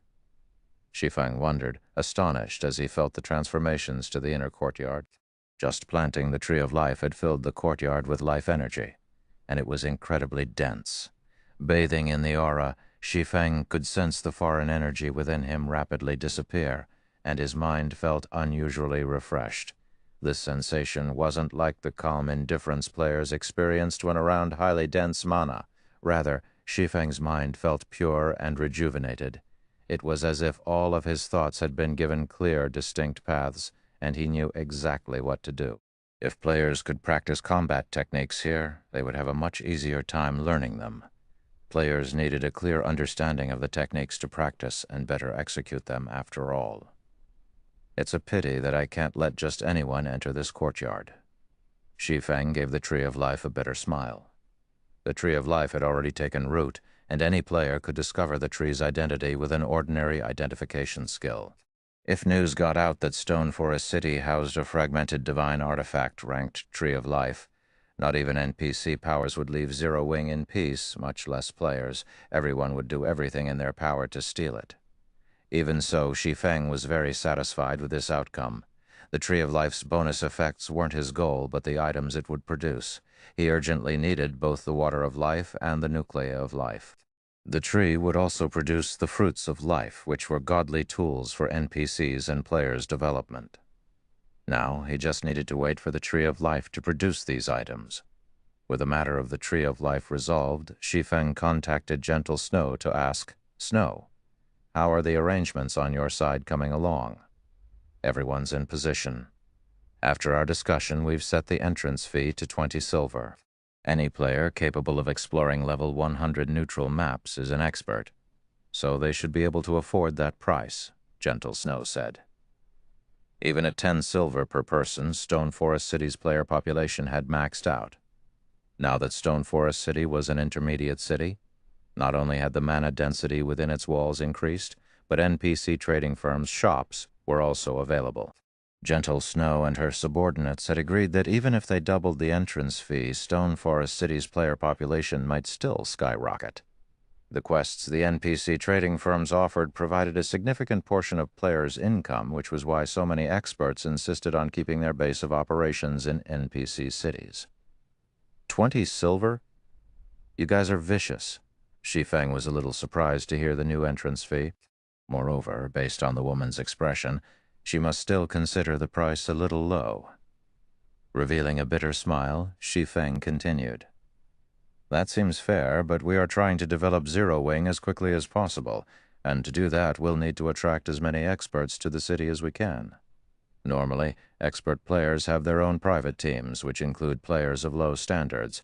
If those players cannot survive in Stone Forest City, their expert friends will go elsewhere." Stone Forest City was much larger than it had been, and it would even have plenty of room to spare if 7 or 8 million players visited. They no longer had to limit access to experts to develop the city.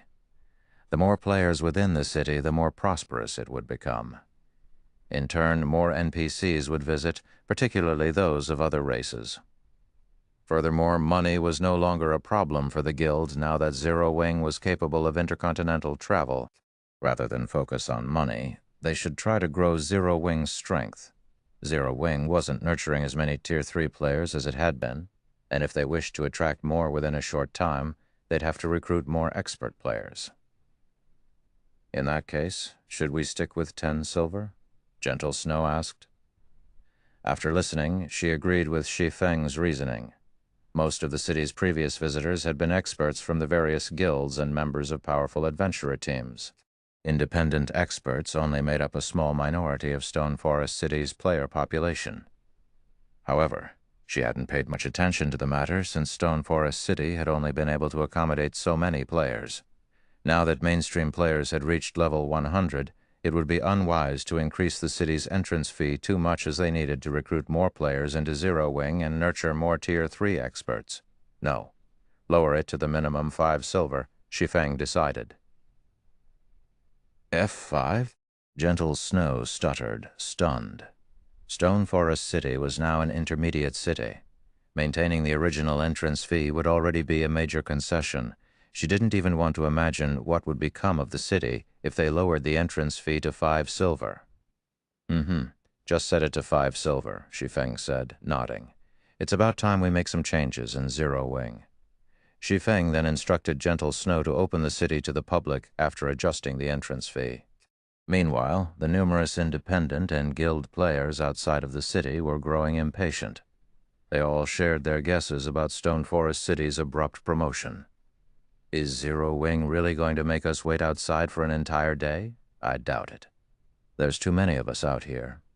The entrance fees alone will be more than enough to make any power jealous. How could Zero Wing possibly pass on so much money? Huh? Look, Stone Forest City is open. Chapter 2553, Shocking Stone Forest City. Chapter 2553, Shocking Stone Forest City. In Cold Spring Forest's inner area, a 100-man team of superbly equipped, level 107+ experts ate up the ground as it followed the forested path towards Stone Forest City. The weakest of the team's mounts was Secret Silver rank, and as the team boldly flew down the small path, all players in their way stepped aside, none daring to hinder the team's advance. Even the various major powers members moved aside. Players didn't just move out of the expert team's way because of their imposing auras, but because of the guild emblem these players wore. It was Crimson Emperor's emblem, and not even God's Domain's major powers could afford to offend the guild. Remember what the Grand Elders told you, Illusory? You are not to act unnecessarily once we're in Stone Forest City. The fierce man, riding a six-clawed war-bear and leading Crimson Emperor's main force, warned Illusory Words, who had been silent during their entire journey. Although he didn't know what made her think Zero Wing could stop Demon's Heart's assault, the guild's word was law. If Illusory Words leaked any information to Zero Wing, and the various powers or Demon's Heart discovered it, she would put their guild in a very awkward position. I'd at least have that much common sense. I'm only going to take a look. You don't need to worry, Illusory Words said, chuckling. Personally, she didn't think Zero Wing stood much of a chance against the various superpowers and Demon's Heart. She only thought the guild wouldn't go down so easily. See, she simply wanted to visit Stone Forest City to verify her assumption. When the two fell silent, a tall, beautiful female swordsman with short hair rode forward and matched pastes with Illusory Words' mount. Unlike the other experts on the team, she wasn't wearing Crimson Emperor's guild emblem.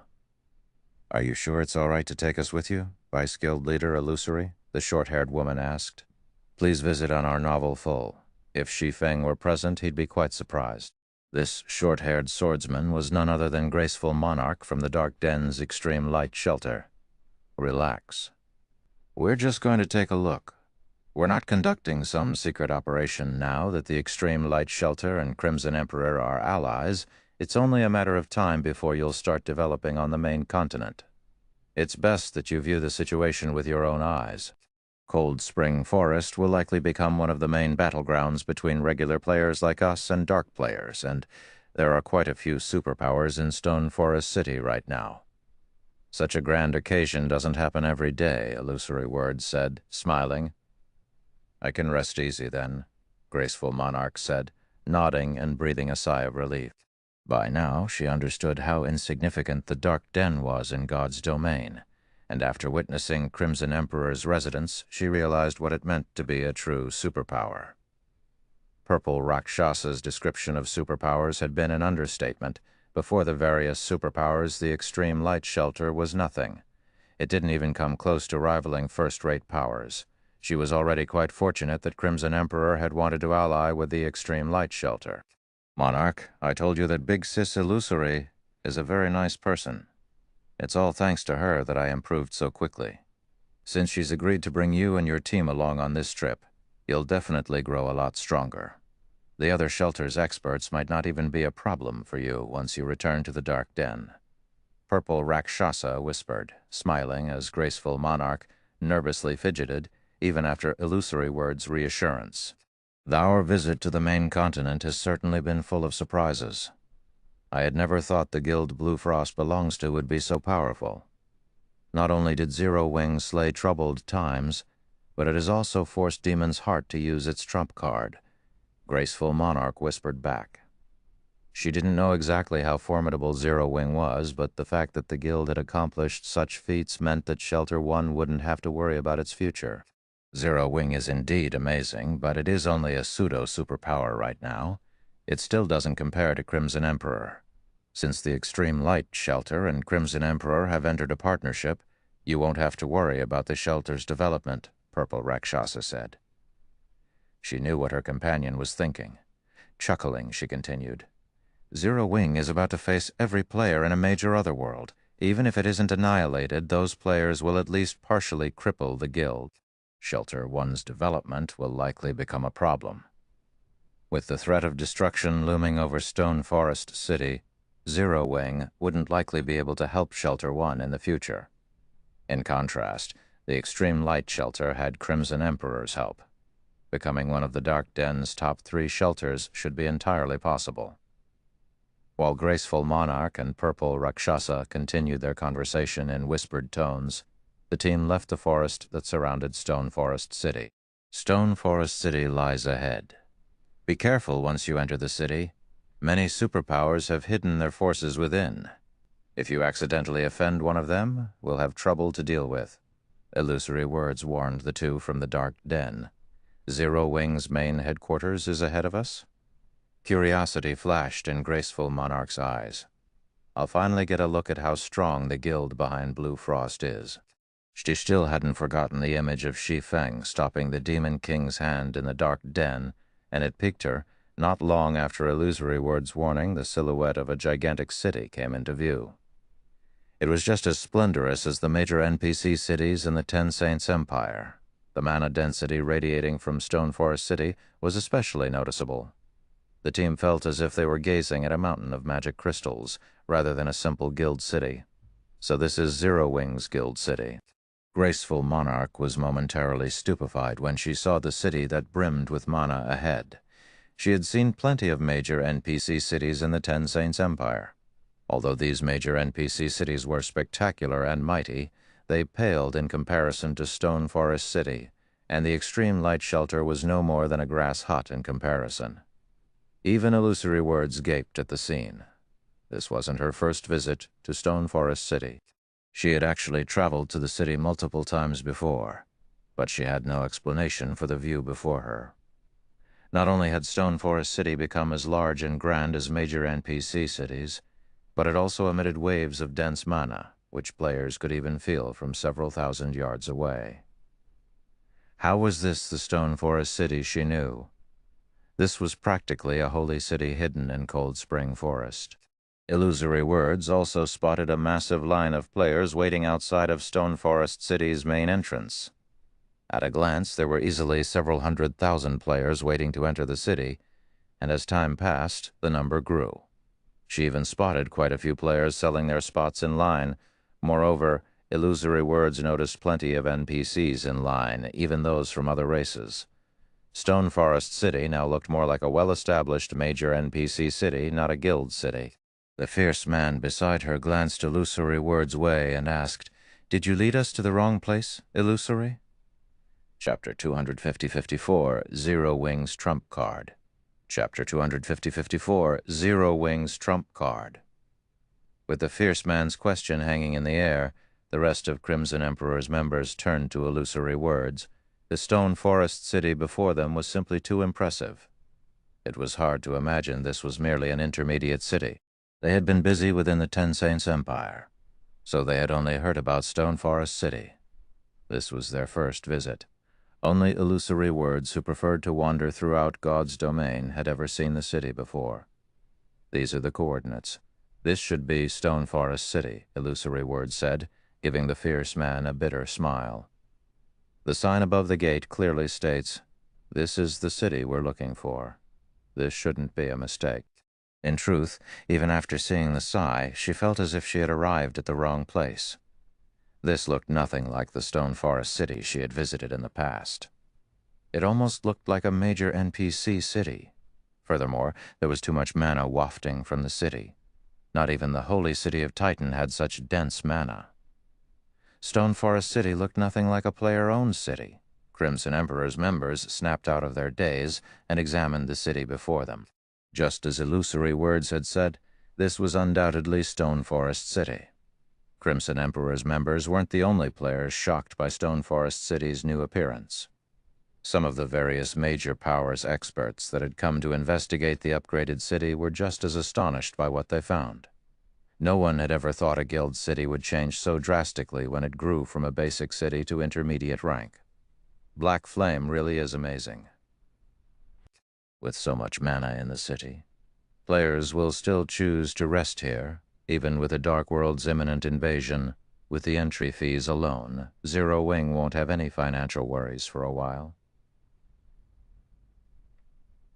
Galaxy past, the Star Alliance's guild leader enviously commented as he gazed in awe at the splendorous city before him. Once upon a time in Star Moon Kingdom, the Star Alliance had stood toe-to-toe with Zero Wing. However, while the Star Alliance had been nursing headaches over its daily income, Zero Wing was swimming in money. Nowadays, the various guilds' main source of income was the entrance fees they collected in their guild towns and cities.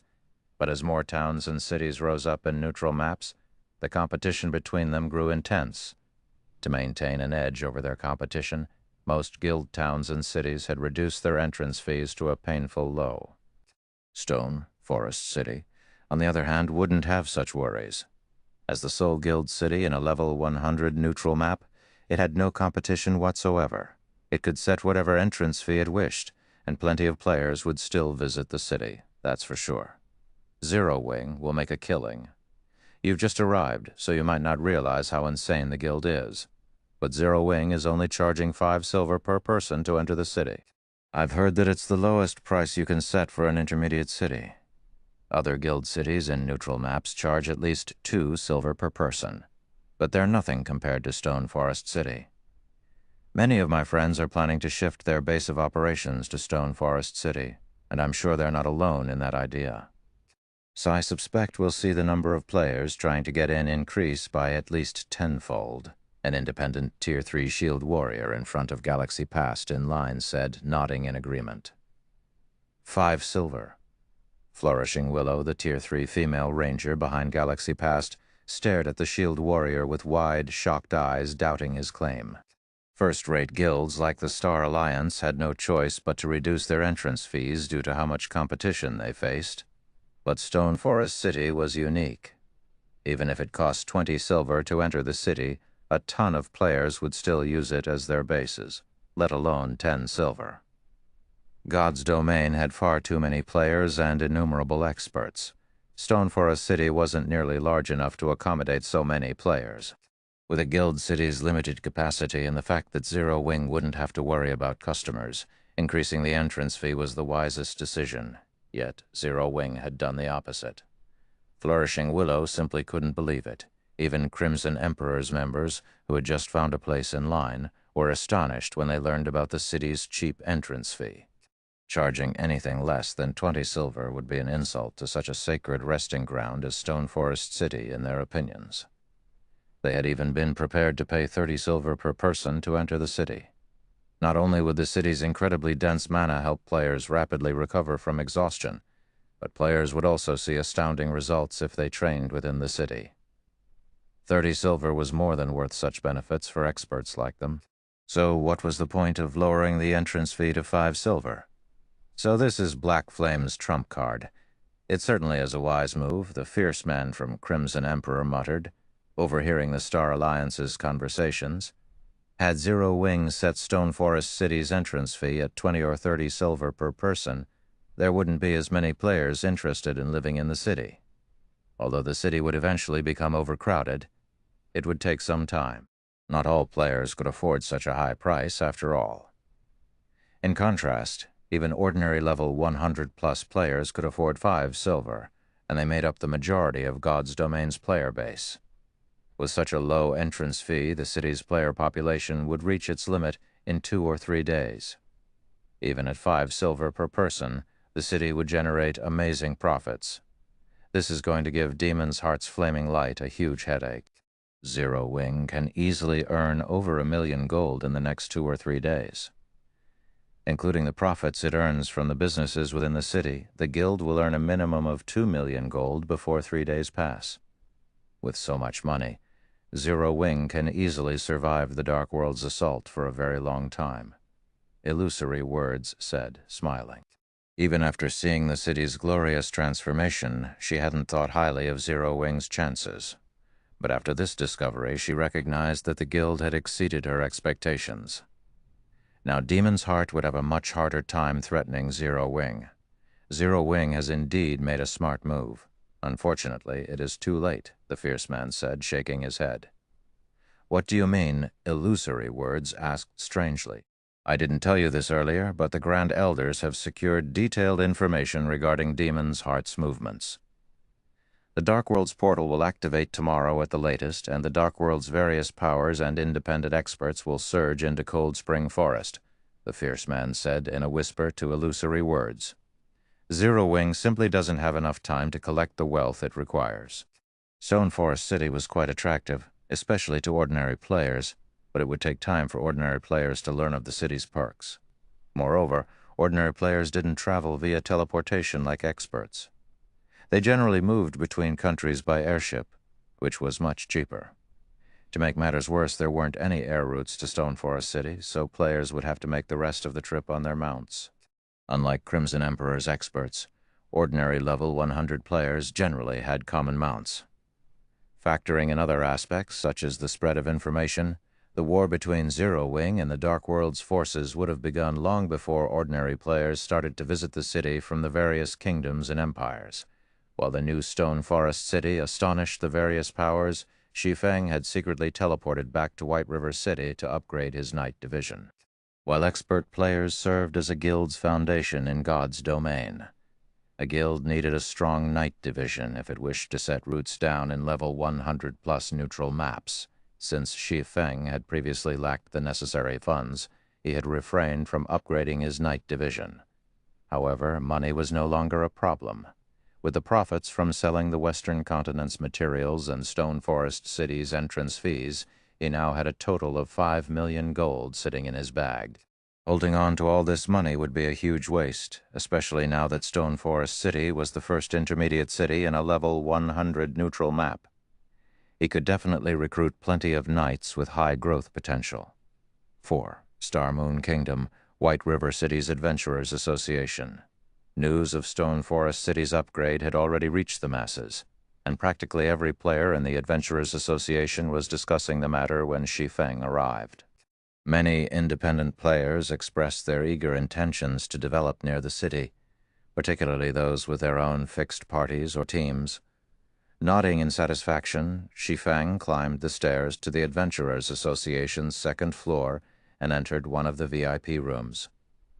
Lord Bronze Legatee, how may I be of service? Senior Administrator Lorraine asked, smiling as she walked up to him. I wish to see the current recruitment status and promotion list for my Night Division, Shi Feng informed her with a grin. Chapter 2555, All New Night Divisio. Chapter 255-5, All New Night Divisio. Lorraine nodded to Shi Feng's request and promptly left to retrieve the relevant information.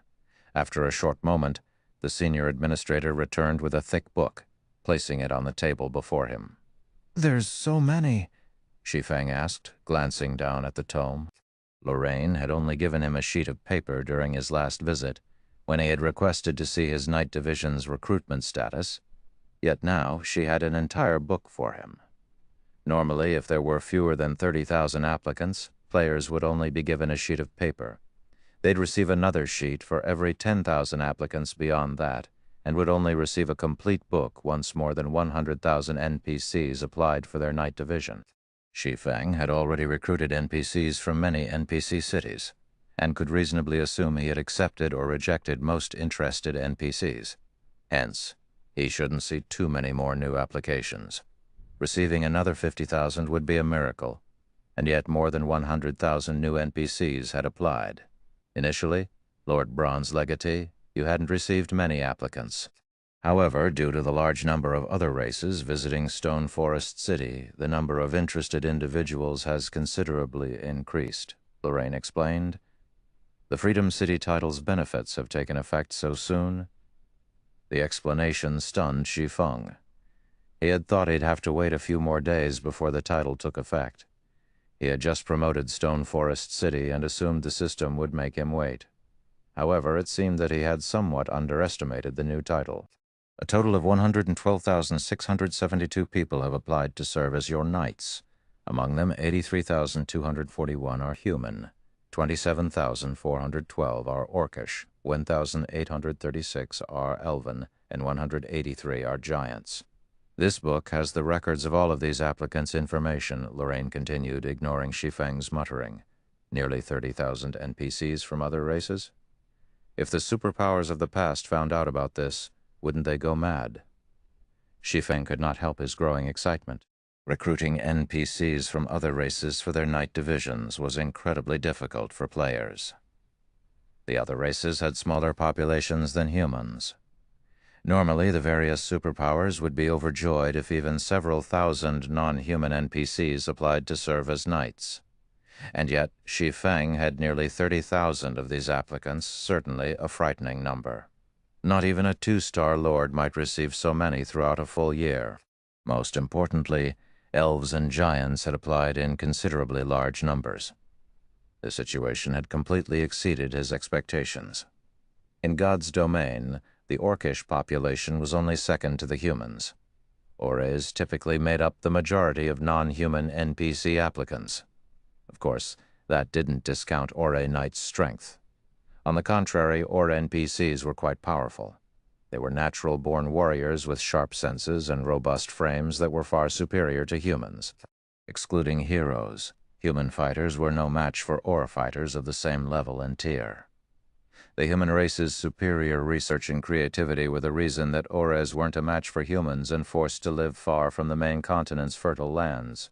However, if one could assemble the Ores scattered across the continent and form a melee unit, the force would be absolutely unstoppable in battle. Shaking off his shock, Shi Feng immediately inspected the recruitment list. When he had arrived, he had only planned to recruit new knights with high growth potential to replace some of his weaker NPCs, but now he had many more changes to make to his knight division.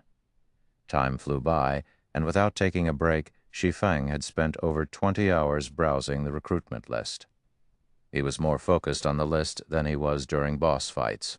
Thankfully, I brought plenty of coins with me, otherwise I wouldn't even have enough to pay the dismissal fees. Shi Feng revealed a bitter smile as he finished reading the list. If things had gone according to his original plan, he would have only been able to replace a small fraction of his Knight Division's members.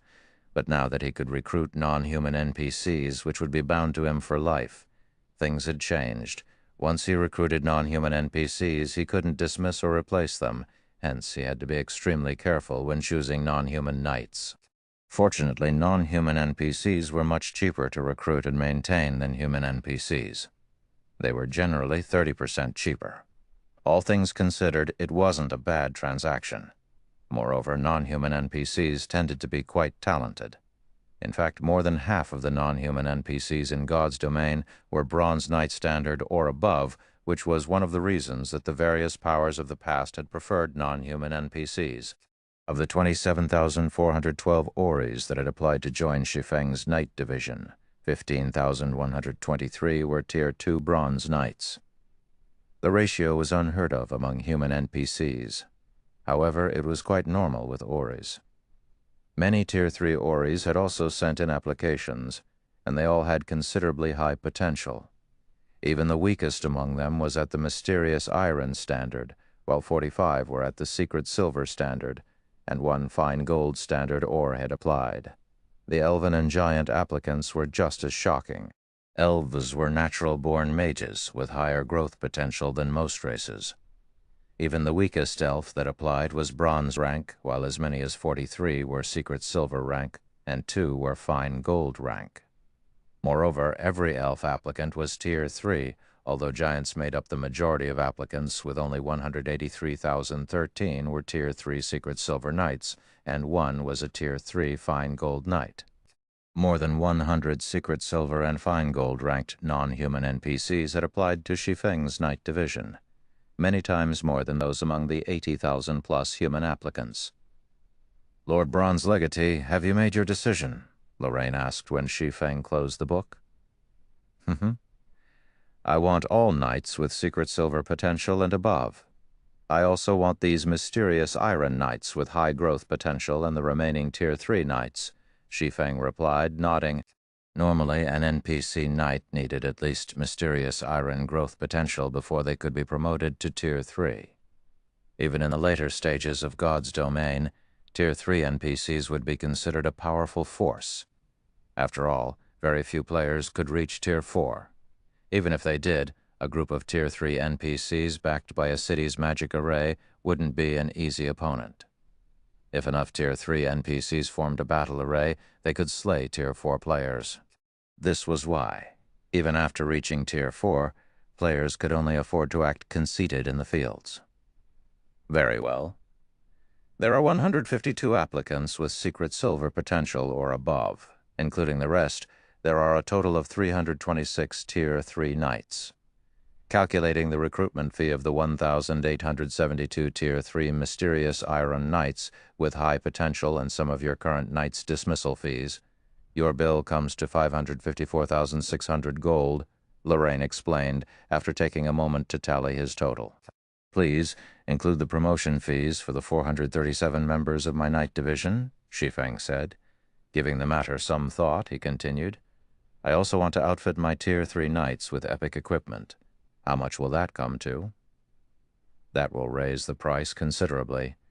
If we include the 437 people that will be promoted to Tier 3, you will need an additional 5,640,000 gold to arm all of your Tier 3 knights with epic equipment.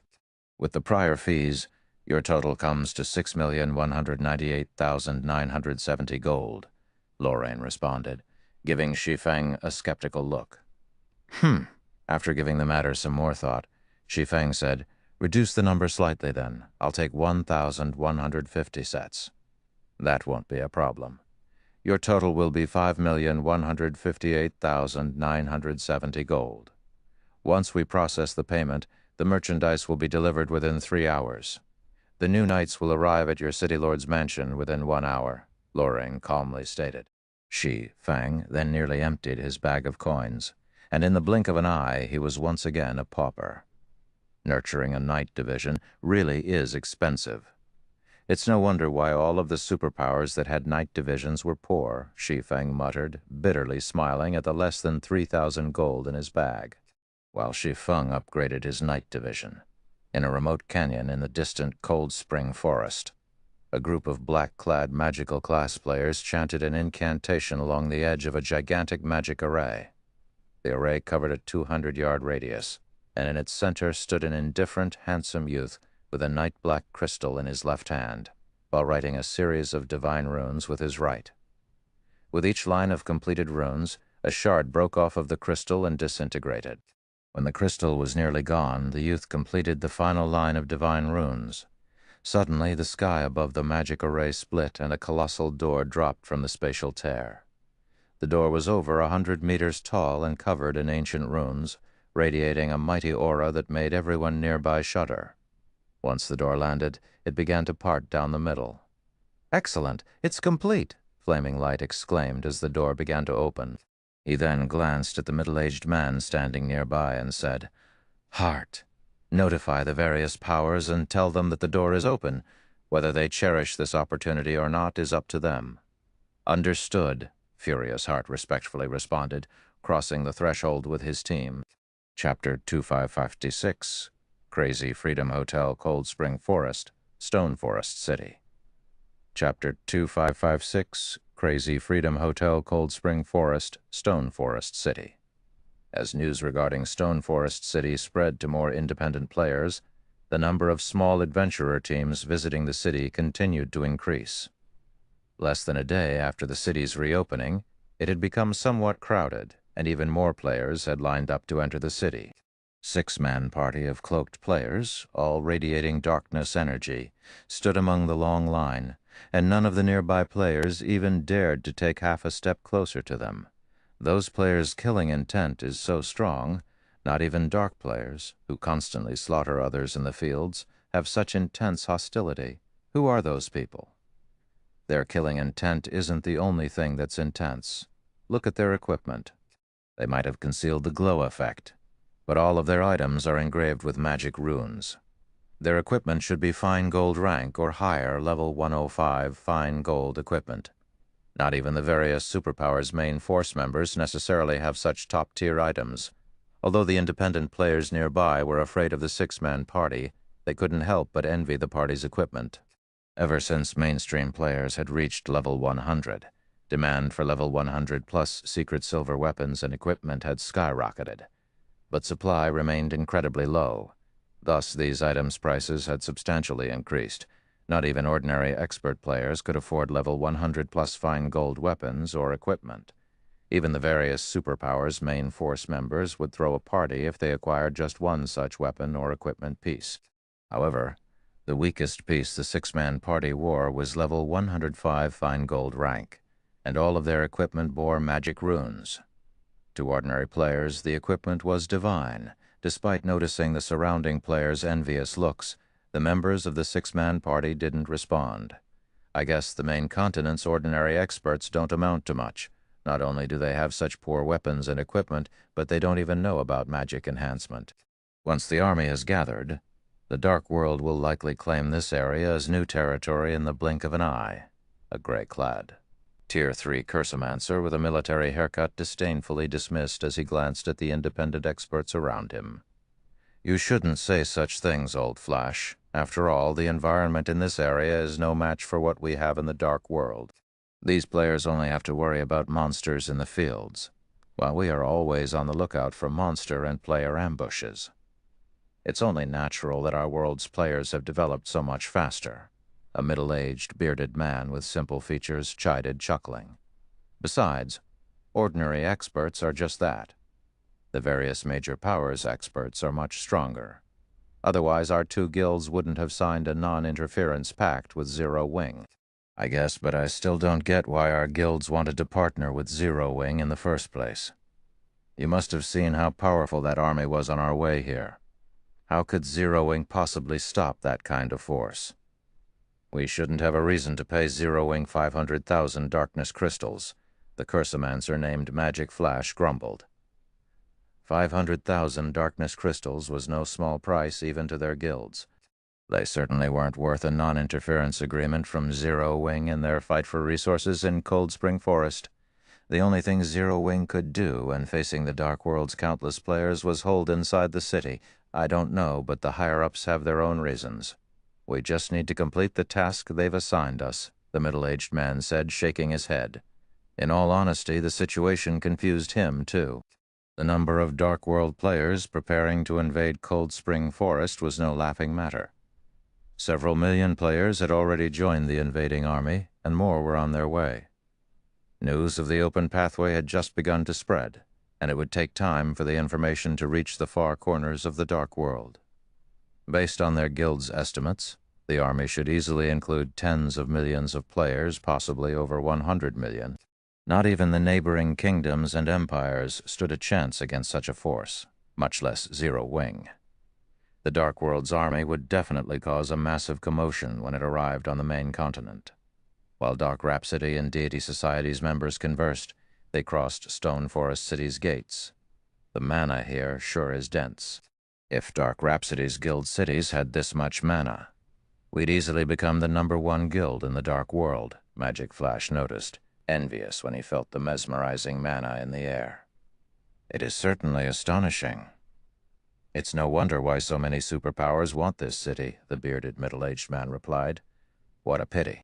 If Demon's Heart hadn't opened the Dark World's portal in Cold Spring Forest, Zero Wing might have become a massive threat to the various superpowers. Magic Flash said, glancing around at the crowd of players and NPC merchants. Seeing so many people, he more or less understood why his superiors had decided to ally with Zero Wing. Stone Forest City was no less prosperous than major NPC cities. With a guild city like this under its control, Zero Wing would have no worries about its development. Since Cold Spring Forest was a level 100 neutral map, every player here had a certain degree of strength, including the conveniences the city offered. Not only could Zero Wing continue to recruit and nurture more expert players, but its members' average levels would gradually surpass the various superpowers as well. Zero Wing definitely had the potential to become a titan in God's domain. Maybe, but we shouldn't dwell on it. We should hurry and contact Zero Wing. The sooner we get this done, the sooner we can return. If we wait and miss the invasion, it'll become more difficult to establish ourselves in Cold Spring Forest later, the middle-aged man cautioned. I've already contacted the guild. They said we should head toward the tallest building on the main street. Once we're there, someone will take us to meet their guild leader, Magic Flash said. You mean that building? The middle-aged man asked, pointing to the Freedom Hotel in the center of the city. Astonished, he continued. I'm impressed that Zero Wing managed to erect such a tall building. The tallest building either of our guilds has constructed is only a little over 50 meters tall, but that thing is at least 150. So what if it's tall? Someone is still going to take it from them. Magic Flash growled, sneering. The middle-aged man didn't try to refute Magic Flash's assumption. Such a tall building would only be useful for visual impact. Zero Wing would have been far better off spending its money to strengthen its members, in his opinion. Strength meant everything in God's domain. The cloaked players then made their way toward the hotel. They didn't take long to reach it, and when they did, they noticed a long line of players both inside and outside of the Freedom Hotel. Many of the players in line were Tier 3 experts, and some of their auras even made Magic Flash and his companions shudder with fear. There were dozens of those experts, too. Even more surprising, every one of those experts obediently stood in line before the Freedom Hotel's front desk. The scene stupefied Magic Flash and his party. Normally, such experts could act as vice-commanders, even commanders of their guild's legions. Players of their caliber warranted respect, regardless of where they were, yet they waited in line with a bunch of ordinary players. What was happening here? Moreover, Magic Flash's party was confused by the fact that every one of those experts, including the peak experts, seemed excited and grateful to receive one of the Freedom Hotel's room tokens from the front desk. Suddenly, Gentle Snow approached the cloaked party, asking, "Are you representatives from Dark Rhapsody and Deity Society?" "That's right, we are," the middle-aged man confirmed, nodding as he spotted the Zero-Wing emblem Gentle Snow wore. He was more than a little surprised when he sensed Gentle Snow's powerful aura. "In that case, please follow me." "Our guild leader is waiting in the reception room upstairs," Gentle Snow said, after verifying the party's identity. She then led the party to the elevator that would take them to the appropriate floor. Many of the experts waiting for their room tokens were jealous as they watched Magic Flash's party follow Gentle Snow. "Crap! Who are those people? They actually get to use the elevator that'll take them to the 80th floor and beyond. They must be Zero Wing's allies. If I remember correctly, only the hotel's silver members get to stay on those floors. You need more than just coins and magic crystals to become a silver member, too. You also need to earn a large number of membership points. I've heard that not even top adventurer teams' commanders were granted silver memberships." "Zero Wing is too stingy. It actually wants us to earn points just to stay in this hotel. I wonder when I'll earn enough to become a silver member. It's not all that unusual. There are only a limited number of rooms available after all, and I've heard that the advanced rooms on the 80th floor and above are amazing. Not only is the recovery speed there 30% higher than in normal rooms, but each room also has its own training room. Players can practice simple combat techniques by themselves in those training rooms. Seriously? You can actually practice your combat skills in the advanced rooms. This won't do. I need to become a silver member as soon as possible." The players waiting in the Freedom Hotel's lobby were indescribably jealous as they watched Magic Flash's party enter the elevator. Their reactions confused the dark players. A short moment later, the group arrived on the Freedom Hotel's top floor. The instant Magic Flash and the others set foot on the Freedom Hotel's top floor, their minds felt serene. To be precise, they felt mentally refreshed, as if their thoughts had found their own unique paths. They could now conceptualize ideas without confusion, so this is Zero Wing. Magic Flash and the others couldn't help but gasp when they felt the change. They had already been astonished by the Freedom Hotel's mana. But compared to this environment, the lobby was nothing. If they could train on this floor, they'd see results dozens of times faster. They might even be able to break into the Void Realm. "Our guild leader is inside. Please, go in," Gentle Snow said, not surprised in the slightest to see the 6 players' astonished expressions. She simply smiled as she opened the reception room's doors. Chapter 2557, Astonishing Foundations. Chapter 2557, Astonishing Foundations, Gentle Snow's request, yanked Magic Flash and the others from their reverie, and they walked into the VIP reception room with awkward expressions. As they entered the room, however, they were once again left speechless. The refreshed sensation they had enjoyed in the hall had been amazing, but it was amplified several times the moment they set foot in the reception room. The strange energy in the room was clearly denser than in the hall. If they could train inside this reception room for a few days, their combat standards would reach the next level. Even the various powers would treat a room like this like a sacred training ground, barring entry to anyone other than core members, and yet Zero Wing used it as a reception room. Extravagance. This was too extravagant. A male swordsman reclined on one of the sofas in the reception room, wearing a simple set of equipment and a black cloak across his back. Opposite of the swordsman was a woman who had barely reached level 100. The woman radiated no aura whatsoever and looked even weaker than ordinary players. However, the advanced Master Forger's insignia the woman wore was extraordinarily eye-catching. The woman was none other than Melancholic Smile, who had been busy managing the Candlelight trading firm. After long hours of crafting and frantic research, she had successfully become an advanced Master Forger as well. Guild leader, this is our current limit. The forging techniques involved are simply too delicate and complex. Crafting a successful product in a short time is impossible, I'm afraid. Melancholic Smile disappointedly insisted as she placed several pieces of equipment on the table between her and Shi Feng. The moment she did, Magic Flash and the other's eyes widened in shock. Not only were the several equipment pieces part of the same set, but they also carried the glow of fine gold equipment. In other words, the equipment placed on the table was a fine gold set equipment. Moreover, it was a level 100-plus fine gold set equipment. Even Dark Rhapsody and Deity Society had only found a few sets, yet Zero Wing could craft it, and based on Melancholic Smile's comment, that was a failed product. Meanwhile, as Magic Flash's party entered the reception room, Shi Feng's gaze shifted to his guests. "You must be Dark Rhapsody and Deity Society's representatives. Please have a seat," Shi Feng said. When he noticed that Magic Flash's group couldn't pull their eyes from the failed items on the table, he chuckled and said, "It seems you are very interested in this Dark Demon set."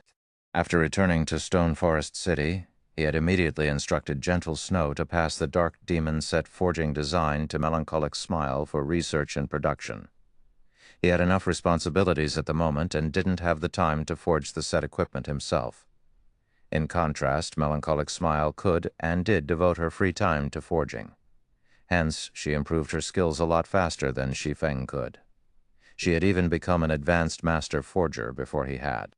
The Candlelight trading firm also had Cream Cocoa, who focused all of her time on forging since she didn't have any management duties as Melancholic Smile did. She improved even faster than Melancholic Smile and had become the first advanced master forger in Candlelight. Now the trading firm had two. Unfortunately, the Dark Demon set proved far more difficult to produce than Shi Feng had expected, and even after working together, Cream Cocoa and Melancholic Smile had barely managed to craft one fine gold set. Moreover, their production success rate wasn't particularly high. Even after involving all sorts of tools and rare materials, they had only managed to raise their success rate to 50%. "I apologize for our earlier rude behavior." The bearded middle-aged man from Deity Society hurriedly apologized. "It's just that level 100-plus fine gold set equipment is a truly rare sight. I had never imagined that Zero Wing was capable of crafting such equipment. It surprised me, but rest assured we won't reveal this secret to anyone." "It's fine. This doesn't need to be a secret since Dark Rhapsody, Deity Society, and Zero Wing are allies. You don't need to behave like outsiders. If you are interested, I can sell you a few sets," Shi Feng nonchalantly offered. Zero Wing's possession of the Dark Demon set forging design had already been exposed. Only, news of it hadn't reached the Eastern continent. Hence, there was no need to keep it a secret. Moreover, Shi Feng intended to store these fine gold-ranked Dark Demon sets in the guild warehouse, making them available for purchase later. Once he did, there would be no containing the information. Besides, the sooner the public learned about the Dark Demon set, the better. That way, Zero Wing could use the set to attract more experts to join the guild. "Are you serious, guild leader Black Flame?" Magic Flash could not help but ask. That was a level 100-plus fine gold set equipment they were talking about. If he could get his hands on such a set, his combat power would increase by at least 30%. He might even catch up to peak experts of the same level. Of course, Shi Feng said, smiling when he saw the passionate light in Magic Flash's gaze. However, it won't be cheap, and I won't sell them for coins. He did not mind selling the fine gold-ranked Dark Demon set. This was only a failed product after all, and at this point, most superpowers had at least a few sets of fine gold set equipment. Selling some to Zero Wing's partners wouldn't harm his guild in any way. "What do you want for the set, then?" Magic Flash eagerly asked. "Darkness. Crystals," Shi Feng said.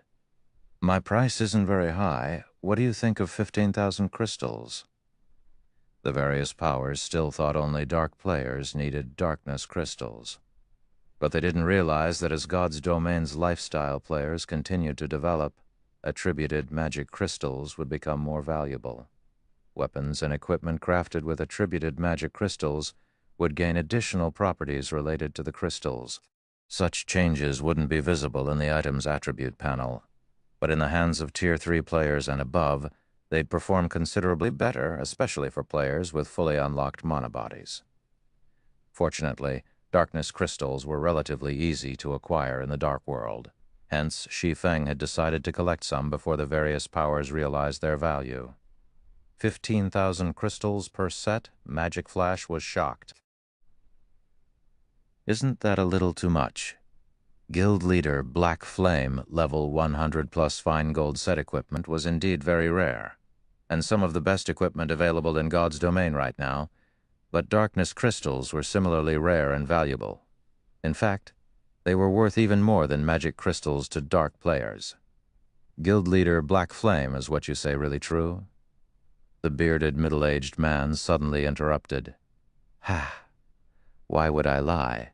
I want 15,000 darkness crystals per set." "If you wish to buy them, you may do so whenever you wish," Shi Feng said. He could not help but feel a little exasperated at the middle-aged man's question. Before Magic Flash could refuse the offer, the middle-aged man from Deity Society continued. "Deity Society will buy them. We'll buy as many sets as you're willing to sell us," the older man declared, determined. "Have you gone insane, Old Forest?" Magic Flash was astonished. What a joke. The Dark Demon set was just a level 100 plus fine gold set equipment. 15,000 darkness crystals would be the maximum anyone would pay for such a set, yet his companion jumped at the chance to buy them. Magic Flash couldn't think of any sane reason why he'd act like this. Wait, something's not right. Magic Flash realized something felt off when he saw the bearded man's nonchalant reaction. He immediately activated his identification skill and turned to the Dark Demon set on the table. Both Dark Rhapsody and Deity Society had sent players with advanced identification skills to lead their respective groups as insurance. While Magic Flash led Dark Rhapsody's team, Deity Society's leader for this party was Old Forest. There had to be a problem for Old Forest to act like this. "Don't bother with an appraisal, Old Flash. The fine gold set equipment on the table isn't some level 105 set. It's a top-tier fine gold set equipment that players can use until level 120. No one had ever found anything like it in the Dark World. Old Forest whispered as Magic Flash used his own advanced identification skill. Chapter 258, Wildly Arrogant Zero Wing. Chapter 258, Wildly Arrogant Zero Wing. Upon hearing Old Forest's words, Magic Flash gasped. Fine gold set equipment that can be used up to level 120. Currently, the best-known fine gold set equipment in the Dark World could be used only up to level 105. Even Dark Rhapsody's peak experts sported only level 105 dark gold equipment, which was the equivalent of level 110 fine gold equipment, hardly comparable to level 110 fine gold set equipment, was simply unimaginable. That's right. Aside from level 100 plus epic equipment, there's no better equipment than this in the entire Dark World, Old Forest said, nodding as he tried to suppress the excitement in his heart. If the price was indeed 15,000 darkness crystals for level 120 fine gold set equipment, then it was definitely acceptable. This was especially true when the Dark World's various powers were frantically raiding level 100 team dungeons. Due to the abysmally low drop rate for level 100 plus weapons and equipment, these powers were not making any significant progress with their dungeon raids. This in turn led to a stagnation in their development. If he could secure a batch of Dark Demon sets for Divine Society, then his guild would have a massive advantage over the other guilds. With this advantage, they could easily earn back the cost of the Dark Demon sets. As soon as Old Forest finished speaking, excitement also shone in Magic Flash's eyes. Magic Flash immediately said, "Guild leader Black Flame, Dark Rhapsody will also buy everything you have. Darkness crystals definitely aren't a problem." If he could get his hands on multiple Dark Demon sets, then the plate armor classes of the guild's main force would be in for a wonderful time. They wouldn't have to worry about finding equipment before reaching level 125. Moreover, the main force would also have a much easier time raiding level 100 team dungeons. In fact, Dark Rhapsody might even become the first guild in the Dark World to clear a 100-man, level 100 team dungeon. The Dark Demon set's production is much more difficult than you think. I don't have many sets available. Even now, we have managed to produce only 4 sets, Shi Feng said, chuckling at the longing expressions of the two people before him. Shi Feng wished he could produce as many Dark Demon sets as he wanted. However, the Dark Demon set was actually level 110 to level 120 Dark Gold set equipment. The materials needed to produce it were extremely rare, which severely limited its production volume. Moreover, even when making the failed version of the Dark Demon set, the production success rate was only 50%, only 4 sets. Magic Flash and Old Forest felt a little disappointed when they heard Shi Feng's words. However, after giving the matter some thought, they found it reasonable. After all, this was level 120 fine gold set equipment they were talking about. If it were so easy to produce, Zero Wing would be invincible. Of course, it isn't exactly impossible if your two guilds wish to purchase them in large quantities, Shi Feng said, smiling when he saw the disappointment on the two men's faces. Upon hearing Shi Feng's words, Old Forest immediately understood what Shi Feng was insinuating. Without hesitation, he replied, "Guild leader Black Flame, please state your conditions. So long as they are within my authority, I can definitely agree to them on behalf of Deity Society. Just being able to purchase a few Dark Demon sets at 15,000 darkness crystals per set could already be considered a miracle, all the more so for purchasing a large batch of the sets. With a sufficiently large number of the sets, a guild could raise the overall strength of its main force by a large margin." Zero Wing was naturally under no obligation to give away such a wonderful opportunity to their two guilds. "It is the same for my side as well," Magic Flash said. If he missed out on such a windfall, his guild leader and the elders of the guild would beat him to death when he returned. On the other hand, if he succeeded in this negotiation, then he would make a huge contribution to the guild. Although the production of the Dark Demon set is difficult, manufacturing several sets a day is still feasible. Zero Wing is willing to supply these sets to your two guilds long-term, Shi Feng said. However, I hope that your two guilds can help Zero Wing's candlelight trading firm establish itself in the Dark World's major NPC cities and guarantee the safety of its operation. Silence momentarily fell over the entire room after Shi Feng finished speaking, as both Magic Flash and Old Forest looked at him in astonishment. They never thought that Zero Wing's guild leader had such enormous ambitions. The Dark World was equivalent to roughly 3 ordinary empires on the main continent.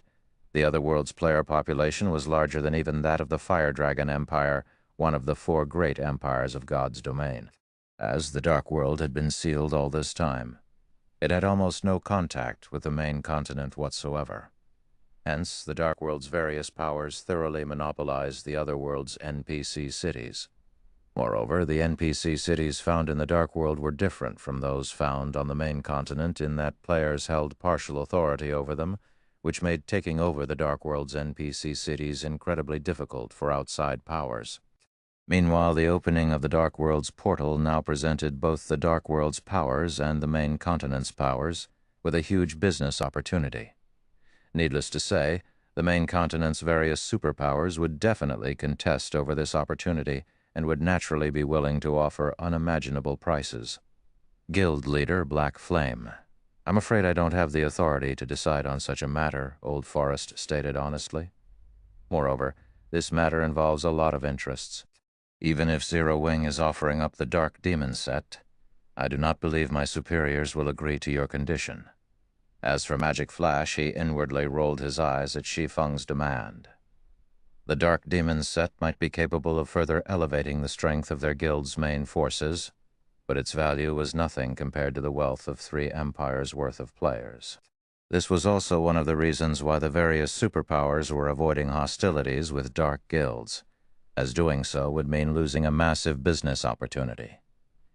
At this moment, let alone team leaders like Magic Flash and Old Forest, even the other 4 members of the party disdained Shi Feng.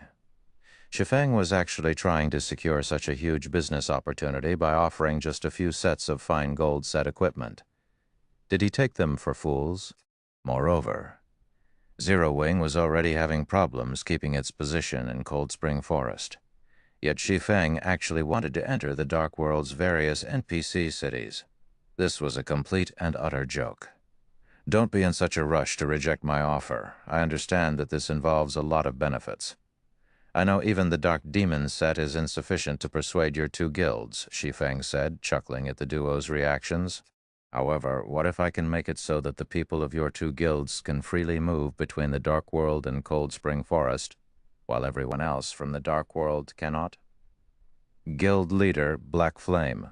What do you mean? Old Forest asked, unable to grasp Shi Feng's meaning. Guild leader Black Flame, you should know that the portal connecting the Dark World and the main continent has already been opened. The Dark World's players can come and go as they wish. This is something even Flaming Light, the holder of the portal's key, cannot stop. What can Zero Wing possibly do? Magic Light said, laughing. I don't know whether Flaming Light can stop those players or not, but from now onward, Zero Wing is taking ownership of the Dark World's portal in Cold Spring Forest, Shi Feng said, smiling. He paid no attention to the ridicule Magic Flash and the others were displaying.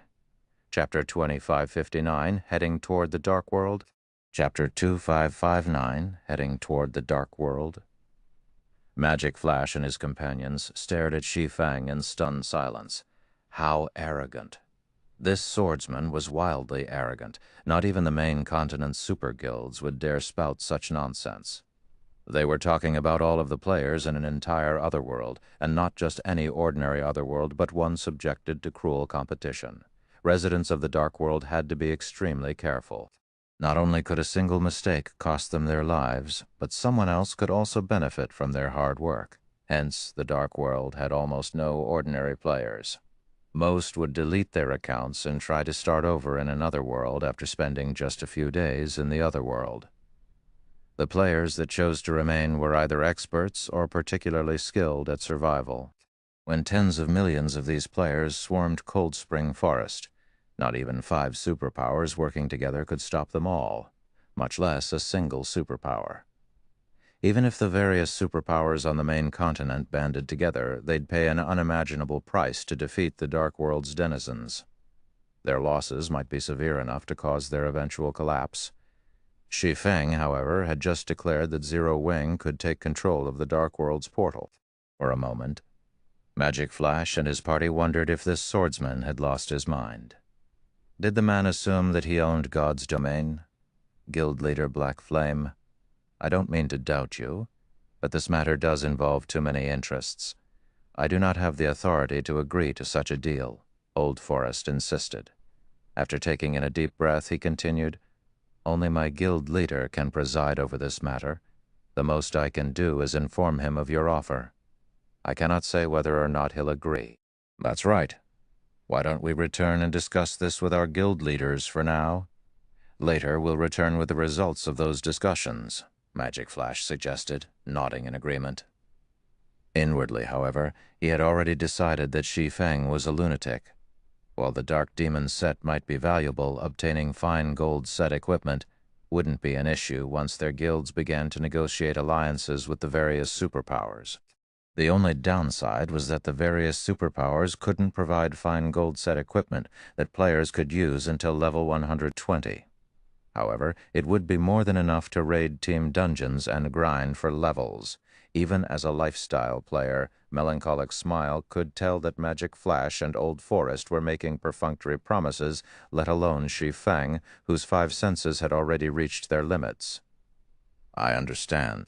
With so many interests involved, reaching a swift decision will be very difficult for your 2 guilds.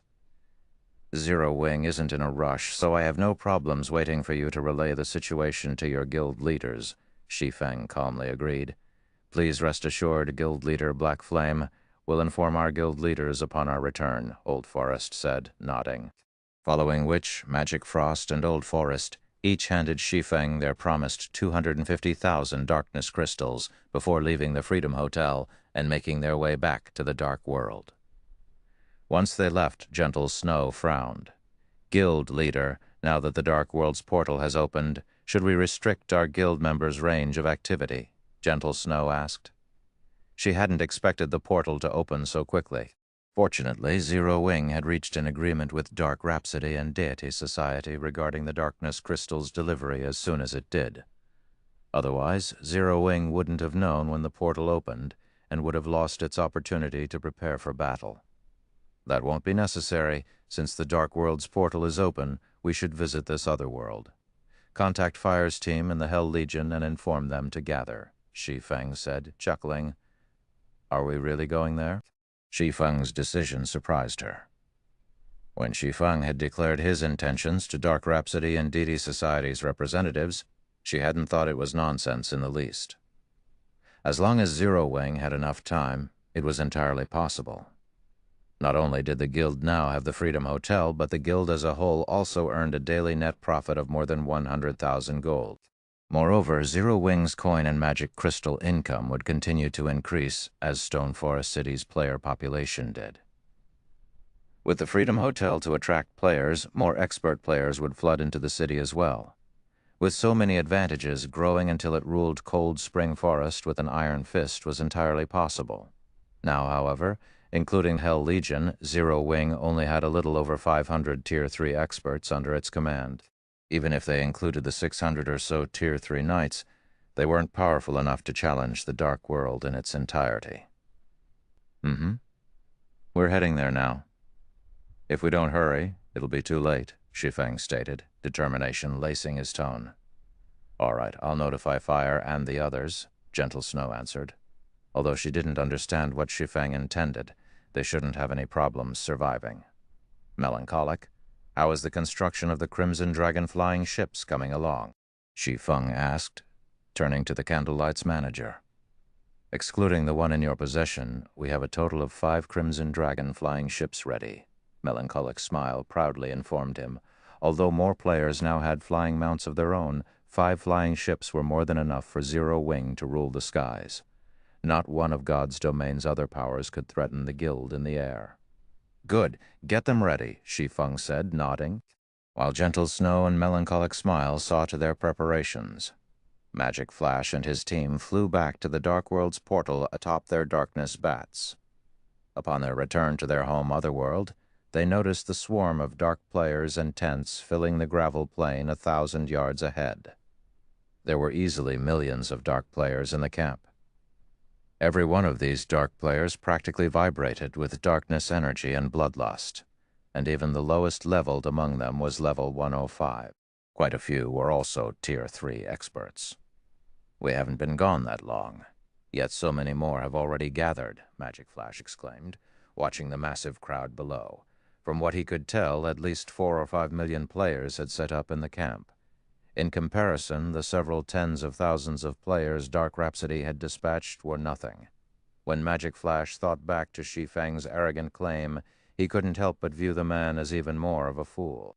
However, Magic Flash and Old Forest continued to carry out their duties and inform their higher-ups of Shi Feng's proposal within a conference tent containing hundreds of players. Black Flame is insane now that the Dark World's portal has opened. He'll have a hard time just protecting himself. Yet he has designs on our other world? When Blue Rainbow, the female Dark Knight from Dark Rhapsody, heard Magic Flash and Old Forest's report, she could not help but laugh. It's probably because he hasn't seen the gathered army yet. Once he does, like the various superpowers from earlier, he'll likely abandon the naive thought. Deity Society's Elder Gold replied, similarly smiling. A few superpowers who had been informed of the portal's opening had sent representatives to the Dark World not long ago. They had wanted to negotiate business deals with the other world's various powers, but when they saw the number of dark players waiting for the impending invasion, every one the representatives had dropped their proposals. Those superpowers representatives had realized that the moment the gathered dark players burst through the open portal, even the neighboring kingdoms and empires would be at risk, let alone Cold Spring Forest. In truth, even the Dark World's top 3 guilds had been surprised by how many players had joined the invading army. They had only estimated that around 20,000 experts would show up, yet more than 30,000 Tier 3 experts had already joined the camp. At this rate, they wouldn't have any problems gathering 40 or 50,000 Tier 3 experts by the time the invasion began. While Blue Rainbow and Elder Gold spoke in hushed whispers, the various representatives in the tent fell silent. It seems everyone is of the same opinion. In that case, there's no point in continuing this discussion. We can still afford to ignore Stone Forest City, but since the Dark World has mustered such a powerful army, we cannot let the main continent's superpowers take our share of the city. A cold, robust man resting in one of the 3 main seats within the tent spoke up. Standing, he continued, let us officially advance into Cold Spring Forest. It's time we show the main continent's powers the strength of our Dark World. As the robust man finished speaking, the various representatives ordered their subordinates to march on Cold Spring Forest. The several million players in the plain began to stomp toward the gigantic door before them, shocking the scouts the main continent's superpowers had sent. These scouts immediately contacted their superiors to inform them of the shocking scene. Meanwhile, in an advanced room on the Freedom Hotel's 29th floor. So, in the end, they're still invading? Yuan Tiexin shook his head and sighed when he read his subordinate's message. Chapter 2560, Darkness Invades. Zero Wing arrives. Chapter 2560, Darkness Invades. Zero Wing arrives.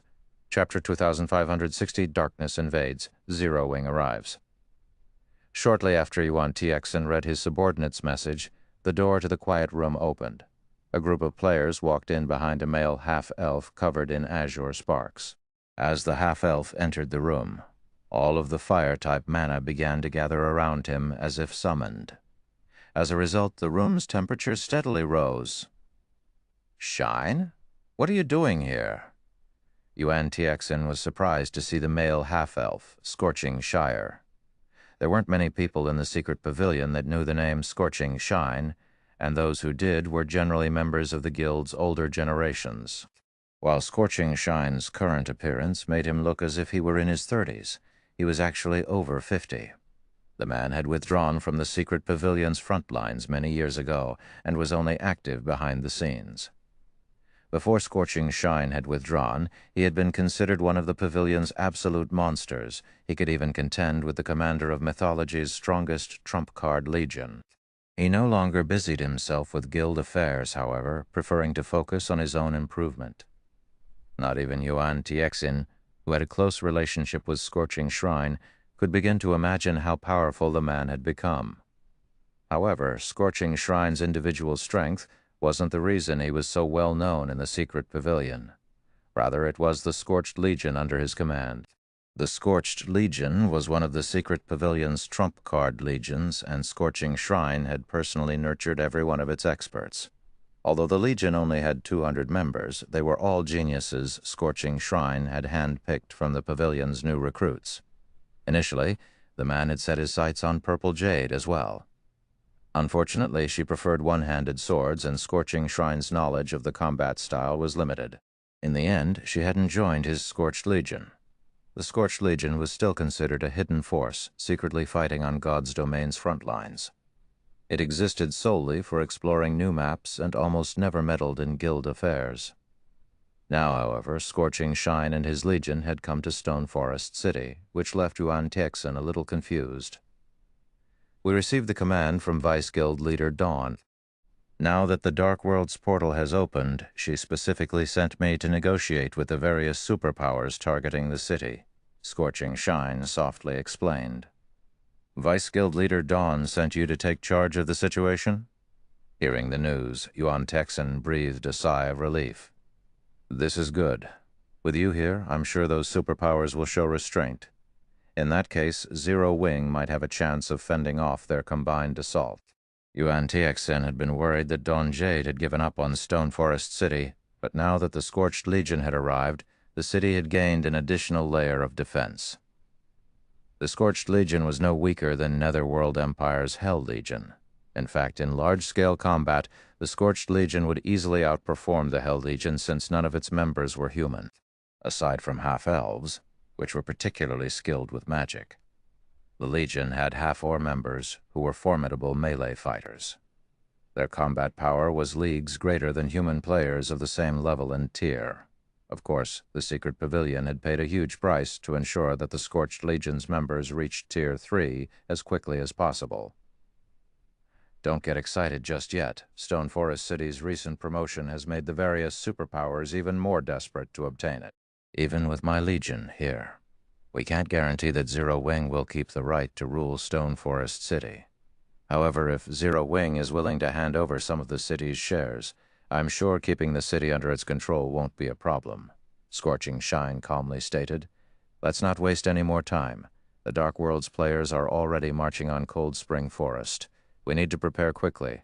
I'm not familiar with Black Flame, so you'll have to contact him. That won't be a problem. I'll inform Zero Wing right away. Yuan Texan agreed, nodding. He then contacted his connections in Zero Wing. The various superpowers' combined force wasn't the most worrisome, rather, the Dark World's forces warranted more concern. Not even the Secret Pavilion had expected the Dark World to be so powerful. The other world's invading army had more than 5 million experts, and more than 30,000 of them were Tier 3 experts. The army also had more than 50 flying mounts, and to make matters worse, these numbers only grew as time passed. If this army were allowed to flood into Cold Spring Forest, the consequences would be dire. Shortly after Yuan Texan contacted Zero Wing, however, he froze in shock. Old Yuan, has something happened with Zero Wing?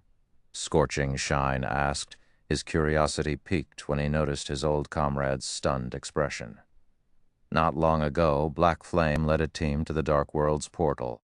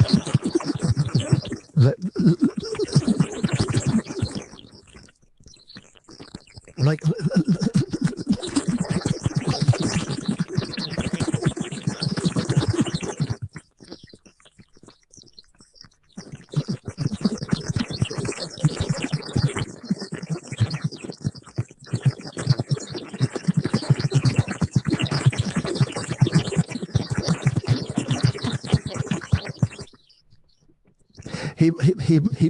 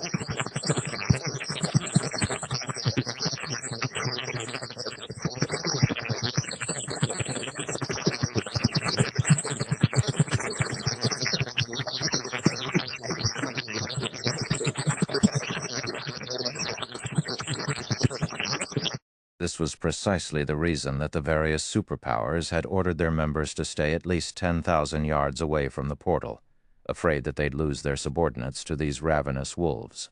Shi Feng, however, was doing the exact opposite. Instead of strengthening Stone Forest City's defenses, he had taken the initiative to contact the Dark World's players personally. He was heading straight for the portal, basically offering himself up, gift-wrapped to the Dark World's army. Even the various superpowers were stunned when they learned of Shi Feng's plan from their spies in Zero Wing. What was going on? Was Zero Wing about to surrender? Inside another advanced room within the Freedom Hotel, illusory, it seems, Zero Wing will fall even without the various superpowers' interference. The fierce man from Crimson Emperor said as he read a report from his subordinate. Shaking his head, he continued, "We won't even have to wait 2 or 3 days for this war to conclude. Everything will likely end today." This is insane. We're talking about an entire other world of experts. Why would he pull such a crazy stunt? Illusory Words couldn't believe her eyes when she read the report. When Shi Feng had tried to challenge an entire city with only several hundred players, she had seen a possibility for him to succeed, but trying to repel all of the players from another world was a fool's dream. This was no longer a force an individual power could hope to overcome. While Illusory Words and many others were puzzled by Shi Feng's most recent ploy, Furious Heart, who had been busy persuading the Dark World's players to act, received the news. Interesting. It seems Black Flame really loves a fight. He must think this battle will be just like the one in Demon City. Furious Heart laughed as he read the report. Hopefully he doesn't turn and flee after witnessing the Dark World's army. I wouldn't want this to be too boring. Elated, Furious Heart shifted his gaze to the invading army that marched through the portal into Cold Spring Forest. In the face of this army of several million dark players, even a kingdom would fall, much less Zero Wing. Following which, Furious Heart tossed aside the report and led his team through the portal. When the Dark World's players arrived in Cold Spring Forest, a commotion broke out among the army. So, this is the main continent? Crap! There are so many rare ores and herbs nearby. This place is ours for the taking. The dark players couldn't help their growing excitement as they drank in the beautiful scenery in Cold Spring Forest. They wanted nothing more than to claim the surrounding resource areas right away. Even the upper echelons from the other world's various powers looked around them with a passionate flame burning in their eyes. They had to admit that Cold Spring Forest was a much higher quality than the Dark World's level 100 maps. As long as they could collect these resources, neither their individual development nor their guilds would be a problem. Before the Dark World's residents could celebrate, however, they heard a loud roaring from the distance, a deep rumble that echoed throughout the valley the portal occupied. Everyone turned toward the origin of the sound. The dark players then spotted 5 colossal figures flying toward them. As the roaring grew louder, they could begin to distinguish the flying giant's details. Are those flying ships? With a closer look and realizing what the monstrosities were, everyone was stunned. Those 5 flying ships were too massive. The largest flying mounts they had seen would be insignificant beside the steel giants.